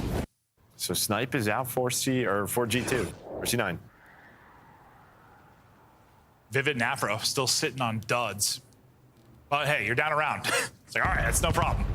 Mac might have to go full on takeover mode. Just like map 2. Yeah. He gave them a chance in so many of those rounds. And sometimes it's tough if you're Vivid, because like you'll be like the offsite guy just kind of hanging out. It's like you'll be last alive a lot. Like there's gonna be those situations, but you hope to get involved more. Kind of that 3-man setup. Backside mid for Cloud9 that we'll see so often. Skies, there it is. Gets the kill and gets away with his life for now. And Estriel, a chance to move up, but he's just gonna hit this. He knows the second player. Oh, well, that's a little bit awkward there with the stairwell, but fact is Afro buys lonesome. 1 versus 3 now. I think it would be a 1v4 if he pulled it off, yeah? Yeah, 1v4 would be. Not sure he's gonna even know Mamba is there. There we go. Now he does. Shots are in. Bomb is being planted. Skies, though, going to hit the snipe. And all right, we know that they don't have a snipe, so all right, there's no one's going to peek me top green. So I'm going to just walk up the middle of the map yet again. So Sky's just playing with confidence. Yeah, and that's something we're going to see more of, that advantage. When you still have a snipe and the other team doesn't, you can't really chow them. Nice shot. That would have been it. What was the one he hit on Colossus, bro? He's had some quick scope chow. Some good ones. But yeah, if you're C9, it feels like you're going to have to play mid building, maybe a little bit more. I don't know, stack it, make sure this doesn't happen. Skies, that one's easy. Second one, maybe a little risky, but that one easy. 3 straight for Mama, 3 straight for Skies. 4-2 lead for G2. Cloud9 back to their A site work. You're going to lose Vivid, though. Vivid's struggling. 0-5 now. They're able to isolate him. And again, you've lost a player early so often on offense if you're Cloud9. It's going to be tough to find round wins. Yeah, now if you're G2, you see number 8 and Kremp going all the way around. So you're kind of waiting on him. You're seeing if Skies can find anything. He can't. Oh, I thought he did, but again, maybe just flinch. Yeah, a little flinch. And Beans is going to get aggressive off of that. So this Kremp pinch is taking so long, but finally he is going to get into the play. Now he's going to take damage. Boys, help me out. We got to go. Let's get to me. Mac is there, and he's able to get to full health. But it's into a 2-on-2. And Skies only has the pistol. Afro, Mamba. We're waiting for a 1 versus 1, and now we got it. 30 seconds remaining. Bomb down over towards Zay. 4 straight for Mamba as he's looking to ice up. Afro able to get bomb, and pressure on him to plant. But what do you try to do here? Looks like he's thinking... Well, he thought maybe he was wrapping through mid, so he was going to try to re-flank that. He still has time. And Mamba's just playing the 50-50. Okay. Just playing the 50-50, so we're going to have a... Just kind of hoping that was the case. We get a more interesting 1v1 here. Good old-fashioned 1 versus 1. And this feels like one. I mean, they need Afro to win this. They need him to win this. The timing is crazy, right over his head, basically. But Afro takes it, clutches it. They win a 3v4 on offense. How do they do it? I just think it takes way too long for Kremp to get there. And then the timing of when Kremp finally does get there, the other 2 didn't go. So you just had this pinch play. Yeah, because I thought he got lucky because it looked like Beans was picking it up perfectly. But I think Beans was reloading or just backing up, maybe just to peek it and gets dropped. But you're right. If Kremp gets that kill, you feel like there should be an okay spot, but just the timing off of the other 2. Yeah, I think so. I think they get damaged. Someone backs down. So a nice 2 versus 3 there from C9. Yeah, one of those situations that you're playing your life a little bit too much and you just need to throw your body to the wind. Well, do you need the full flank there, right? We haven't seen that work too often. Do you need to when you have advantage, you mean? Yeah. Yeah. I mean, he hit around earlier where it was big, but you gotta live and die by it sometimes. That's one year to look back. One of those situations for many, it's well, we could have played that differently. And I think Skies, he died, so that should be no more snipe for both teams. Yep, true. Gonna get it done the old-fashioned way. Yeah, C9 probably feel really happy about that, right? He's going to a more standard defense inside of top green, and I say that, and they're still losing people in the middle of the map. Okay, well, another pick for G2 and Kremp. He's leading the way at 8-4. He's had a hell of a series statistically. Still gonna get this plan in, try not to get caught. Well, there's a pick. Nice shots from Beans. Kremp, just do not get caught there. And throw all the work you've done away. Bomb is getting planted now, so we'll see Estriel finishes. Can he get away with his life? So often you get caught. Good help there from Kremp. Does he stay up? He does. Vivid's on 3 HP. Still looking for his first. He reach-outs. I don't know how I guess he just started to regen. It must have just regen. Both players just putting the shots. I mean, he's not backing down. I mean, I know he's 0-5, but I'm sure he's put a ton of damage in. He's been the guy watching the cross from top green. Afro, I think, was thinking about trying to defuse, and somehow we are alive. We're into a 2 versus 2. We're to another 1v1 again, and Mamba puts it away. 1v1s all over the place. You wanted it. Somehow we're doing it. Yeah, somehow we're doing it. Mamba closing it out. What, 5th round on the board now for G2. Mamba is 8-2. He's had a great series as well. Really, after that map 1, he started to turn it up. And he seems like he's a big vocal guy for them as well in Search and Destroy. Every time we go to the cameras, he's one of the guys talking about their adjustments, what they want to do. But now 1 round away. This is where Vivid turns it up, drops 6 straight, This and is they just come going to back. be one of those. I know we're going to look at the scoreboard, and he's going to have like the most damage. Well, what was it? No, he was 2 and 7 on the map too, with like he had like 800 or 900 damage, which was second on the team. So I'm sure it is going to be like that, but damage don't matter. no. Somebody, well, man, I mean, it matters if your teammate gets the kill. If your teammate doesn't get the kill, it doesn't matter a whole lot. Kremp here. Just crawling on the 4x4s. There's the opener. It's a second one. Nobody watched it. They shut it down. Estro takes out a teammate, but it may not matter. Vivid now. It's on him. 1 versus 2 for his first kill. Can Vivid do it? I believe. Are you going to read this? There's no way. Yeah, both of these players going to green. And no, he's not going to do it. Vivid, unfortunately, 0-7. G2 survives. They get a map 5 win. One of probably 40 map 5s we're going to see for them on the year. At a minimum. Yeah. No, actually, I want to see his stats. I'm curious how much damage Vivid did, because we were not his POV a ton, but the couple times we were, yeah, he got a couple players like one shot just in that one sequence. Yeah, you're playing the top green, like you're watching across to A. Yeah. You're the guy putting shots in. We're not making excuses for him, though. I mean, you can't. Yes, 0-7, still 0-7. But I just think, I don't know, you controlled the pace, you controlled the sniper battle, a lot of that. Skies is opening things up. I don't know, middle of the map, C9, you have to go back and look at it. Okay, I lied. No, we lied. Okay, so we might have saw all 400 damage, actually. Not the best map for the man. No, I mean, he went 2 and 14 across search and destroys. That's something he's going to have to improve. And he's a guy, like, I know he switches to the AR role, but he's a guy who, I don't know, in the past loves to get involved, can open things up. So maybe just has to switch his position up on some maps. Well, listen, 2 and 14 for Vivid. On the other side, Crimp drops 10 and 1400 damage in the map 2. He drops, 11 and 1600 damage here. Crimp, hell of a series in general, but in the search and destroys especially. Honestly, just across the board. I got to see his total stats, but I think Crimp was frying. No, he was. Yeah, great series from Kremp, and I think for G2, just go back and watch a couple of those hard points and fix some of those mistakes that. And for Cloud9, watch back your search and destroys. Yeah, just the adjustments just weren't there, especially the Scar. I mean, we're seeing it middle of the map. They just dominated that. Did G2 can't give up that many first bloods. Listen, early in a title, what position would you rather be in as a team? A team that's like able to win some search and destroys that looks good, or a team that's able to win some hard points? It looks good there. I guess it depends how ugly the hard points were. That's true. I mean, there's context to it. Yeah, you try to see like G2. I think they had the right ideas in their hard points. Yeah, so they were close. Plus, you put the search and destroy on top of it. You lean that way. They're going to be an exciting team to watch this year. I think just because of Estrel and Crimp. Yeah. And listen, Mamba's wild too, and Skies has got a beautiful smile. I mean, his snipes have been unreal. No, they have. They honestly have. Yeah. The search and destroy play has been there, falling off a cliff sometimes in the hard point, but that's going to do it. We had a couple of game 5s. Great job. Great job. You're way over there, so I can't actually touch the soft You could definitely walk over Don't move there. your feet. You could definitely. Don't do it. You have 2 working legs. Hey, nice. Desk, you're going to do a great job. Break it down. Thanks, buddy. I'd rather be the team that wins the series. So I do that. So the search and destroy. Okay, yeah. I'll take that one. I'll take that one. G2 Minnesota getting the job done tonight. Allie, we all went this way. Even the fans kicked off with a G2 victory. Did you see the series being this close, though? This close?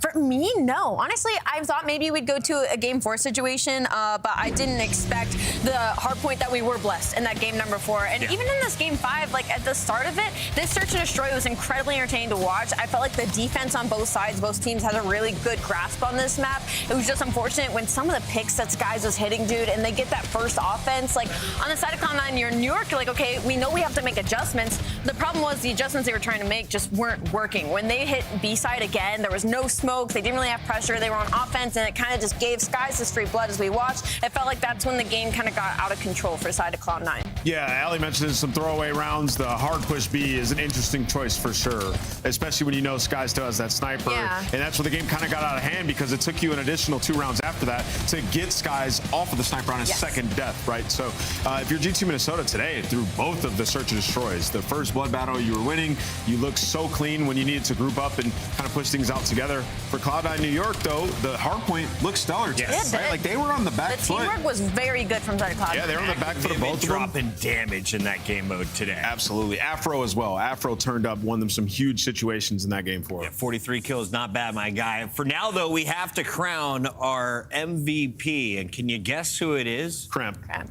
It's not. It's somebody new in his very first CDL appearance. Mamba. Welcome, Mamba. to the league, big dog, the cowboy, the wrangler, the man who's not afraid of horses and going outside, gets the job done. Honestly, I really enjoyed, especially in that search and destroy, when you're in a tight spot like that. Like, it was him bringing the energy. You can even see it in these player cams. Like, and maybe that's what some of these players need, is a guy like that that's going to get the hype. He's going to get hype for himself. He's going to get hype for his teammates, and he's laying down that damage. Yeah, this was going to say, like, Mamba in his come up, he's just been remarkably consistent. He's a great communicator, and he's a nice compliment, obviously, to the two subs that he has on his team in Estrio and Kremp. So, yeah, this G2 team, it's funny. You look at the series going all the way to Game 5. I know their coach, Danny Looney, was sitting back like, another year of this. Going to Game 5. It's just... But Mamba can be the difference. They ice up this time. Looking very good in Search and Destroy. Mamba helping the team lock in that Game 5 on Scar. Is Scar going to be the best map for us when we watch Search? Well, I told you my favorite map is Scar coming into the year. It plays really well. I think the map set that we have right now is awesome. And it's only going to get better. We got some new maps coming in. Allie, for now, we've got to wait for our interview. I think that's just around the corner, and then we got to recap the day. But Mamba is here. Let's bring in the cowboy himself. Right. Mamba, welcome onto the show. How are we feeling, big dog? Feeling great, man. That was a gritty win, but I'm glad we got it done. Now, Neptune was in your winner spotlight last time. We're going to update your name, but Mamba, this is a lot of people's first time watching you. They didn't tune into EWC and watch you throw hands with the top dogs in the league. Now you're playing alongside folks like Kremp. How does the team feel currently, and what is the biggest growth that you're seeing in your game going from Challengers now to the CDL? I mean, the team's looking super good. My sub duo is like incredible. They're actually insane. But honestly, my pacing, like just adjusting to the pacing is what I'm really focusing on, and yeah. Speaking of that pacing, you know, when I watch you guys, it feels a bit different from some of the other teams. You guys play so damn fast. Is that kind of your thesis on hardpoint in this game? Like, we're just going to give ourselves as many chances as possible. Yeah, we're a really fast-paced team. Sometimes we're definitely got to slow it down a little bit, but I mean, we'll get it under control. Absolutely, man. Having come up from Challengers and now, you know, screaming the pro teams, now having your first map through the hoop, is it like a huge difference you feel like having to make that transition from Challengers, not only from that squad that you were a part of, that we were all hoping all of you would be brought up together, and now being put on with this team and getting your reps in? Honestly, I got a lot of that during EWC, so honestly, it's not that big of a deal. Honestly, I feel like even in Challengers, I can compete with the pros, so I don't think it's that big of a change. Mamba, one of my favorite stories was finding out that you were a wrangler, a real-life cowboy in 2025. Are we still doing that job, or has Call of Duty taken over all of your time now? Call of Duty for sure, but the boots are still going on main stage for sure. That's only for majors too. We love that for you, man. Mamba, congrats on the win. You're making a lot of people proud. Thank you, appreciate it. That is Mamba. I got the boots on, man. Rocking the boot. We got to jump into the recap, though, as we started the day with a battle between two massive Spanish orgs. One playing for Toronto, the other for Miami, and it was Koi with the veterans popping off. Kleenex having a day. Joe Deceives really enjoying Real on the front line with him, Allie. Yeah, I will say I loved what I saw from Toronto Koi throughout the entirety of this series. I am happy that it went to a Game 5. I'm happy that, because I want this to be a rivalry that we see throughout the season develop. You know, we love storylines here, but for the side of Miami Heretics, I mean, they're behind. As I saw, Trace has only had like 5 days in NA practicing with this team, so maybe it's something to get a little bit more comfortable, but he woke up in those search and destroys. I think he did incredible. I think he was able to showcase what he's capable of doing, and it makes me excited for the future for them. Yeah, it went to a Game 5. I think you're just excited if you're a Toronto Koi fan, seeing Kleenex perform so good with the AR in his hands. Yeah. And obviously Real able to make things happen. And then the ice in the Game 5, the search looks clean. This Toronto Koi team going to be dangerous. Through 2 days, only 3 teams able to lock up 3 O's. The Gentlemates joining LA Thieves and Optic with that accomplishment, and Neptune helping lead the way. The man was looking filthy in all game modes. And Vancouver, they've shown potential, but very much like Miami, they look under-practiced in certain game modes. Absolutely. That's a team that's going to take some time. I mean, on the side of Paris Gentlemates, there's really not a whole lot to say other than Loki, they slammed in this series. They looked incredible. They haven't missed a step, and they are now, to me, this is definitely a championship caliber roster. Like, this is a roster I expect to make Sunday at every event. And for me, like, I'm loving the dynamic between Sib and Neptune. I feel like that's something I didn't see would work on paper. You know, I feel like I would have saw some clash there, but I really saw that they complemented each other beautifully during this series. Yeah, this team's absolutely vibing. I mean, you watch them play, and they're putting out teach tape for the rest of the league. Everybody should be watching them, seeing what they're doing, and how they're approaching Overload especially looks so good today. Just cool, calm, collected, and controlled the entire time. Paris Gentlemates are ahead. If you're looking for top performers, one of them was right there on your screen. He goes by the name of Dan Ghosty. What'd I say? LA Thieves winning 2 trophies in 2025. Will he be able to raise more for Paris in 2026? On the other side, Ali, you said Estriel was your player for Minnesota. 113 kills across his 5 games. He drops 10K damage. Dude, overlooked. I think he's heavily overlooked. I think he was bailing them out in a lot of the respawns throughout the entirety of this series, and you're definitely going to watch him moving forward. And it's been a fun day, too. A swift day, too, compared to yesterday. And tomorrow, I have a feeling it could be even faster. Let's take a look at the schedule. Do you see game 5s or 3-0 blowouts in our future? Oh, man. That match number 2 could be very close or not so much. Yeah, honestly, game 2 and 3 should both be pretty solid. Yeah. Game 1, even game 1, right? If Riyadh Falcons show up, they have so much talent on that roster. You got to think they're going to play better. Chat, let us know how you see this one playing out. Congratulations to everyone who got their predictions in. The fans are a perfect, 6-0? Yeah, 6-0. Up top Through 2 fans. days. Well done, everybody. We'll see you all same time, bright and early tomorrow for day 3 CDL.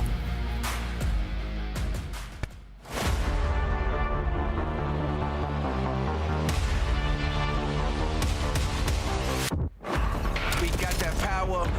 We bring the heat. It's winning now. It's no retreat. It's time for beast mode. Our energy is all unleashed. We in the red zone. We stand alone. We undefeated. We're undefeated.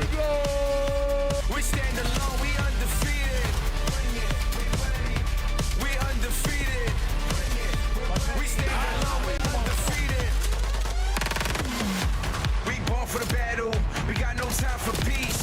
Got them living in our shadows. Gotta give it all for the team. It's time for beast mode. Our energy is all unleashed. We in the red zone. We stand alone. We undefeated. We undefeated. We stand alone. We're undefeated. We're undefeated. We stand alone. We undefeated. We undefeated. We stand alone. We're undefeated.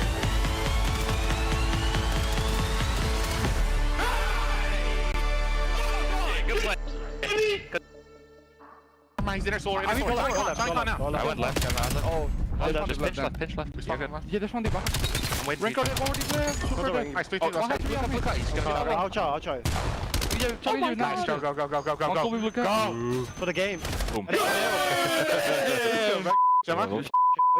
Holy yeah. What exposure. 8-0. It's not going to be 8-0, right? We're not going to lose 8-0, are we? Look at the pitch! Look at the pitch! Look at the pitch! It's 8-0. I promise you it's 8-0. I promise you it's 8-0. It's a world record overload. Golato! Goal!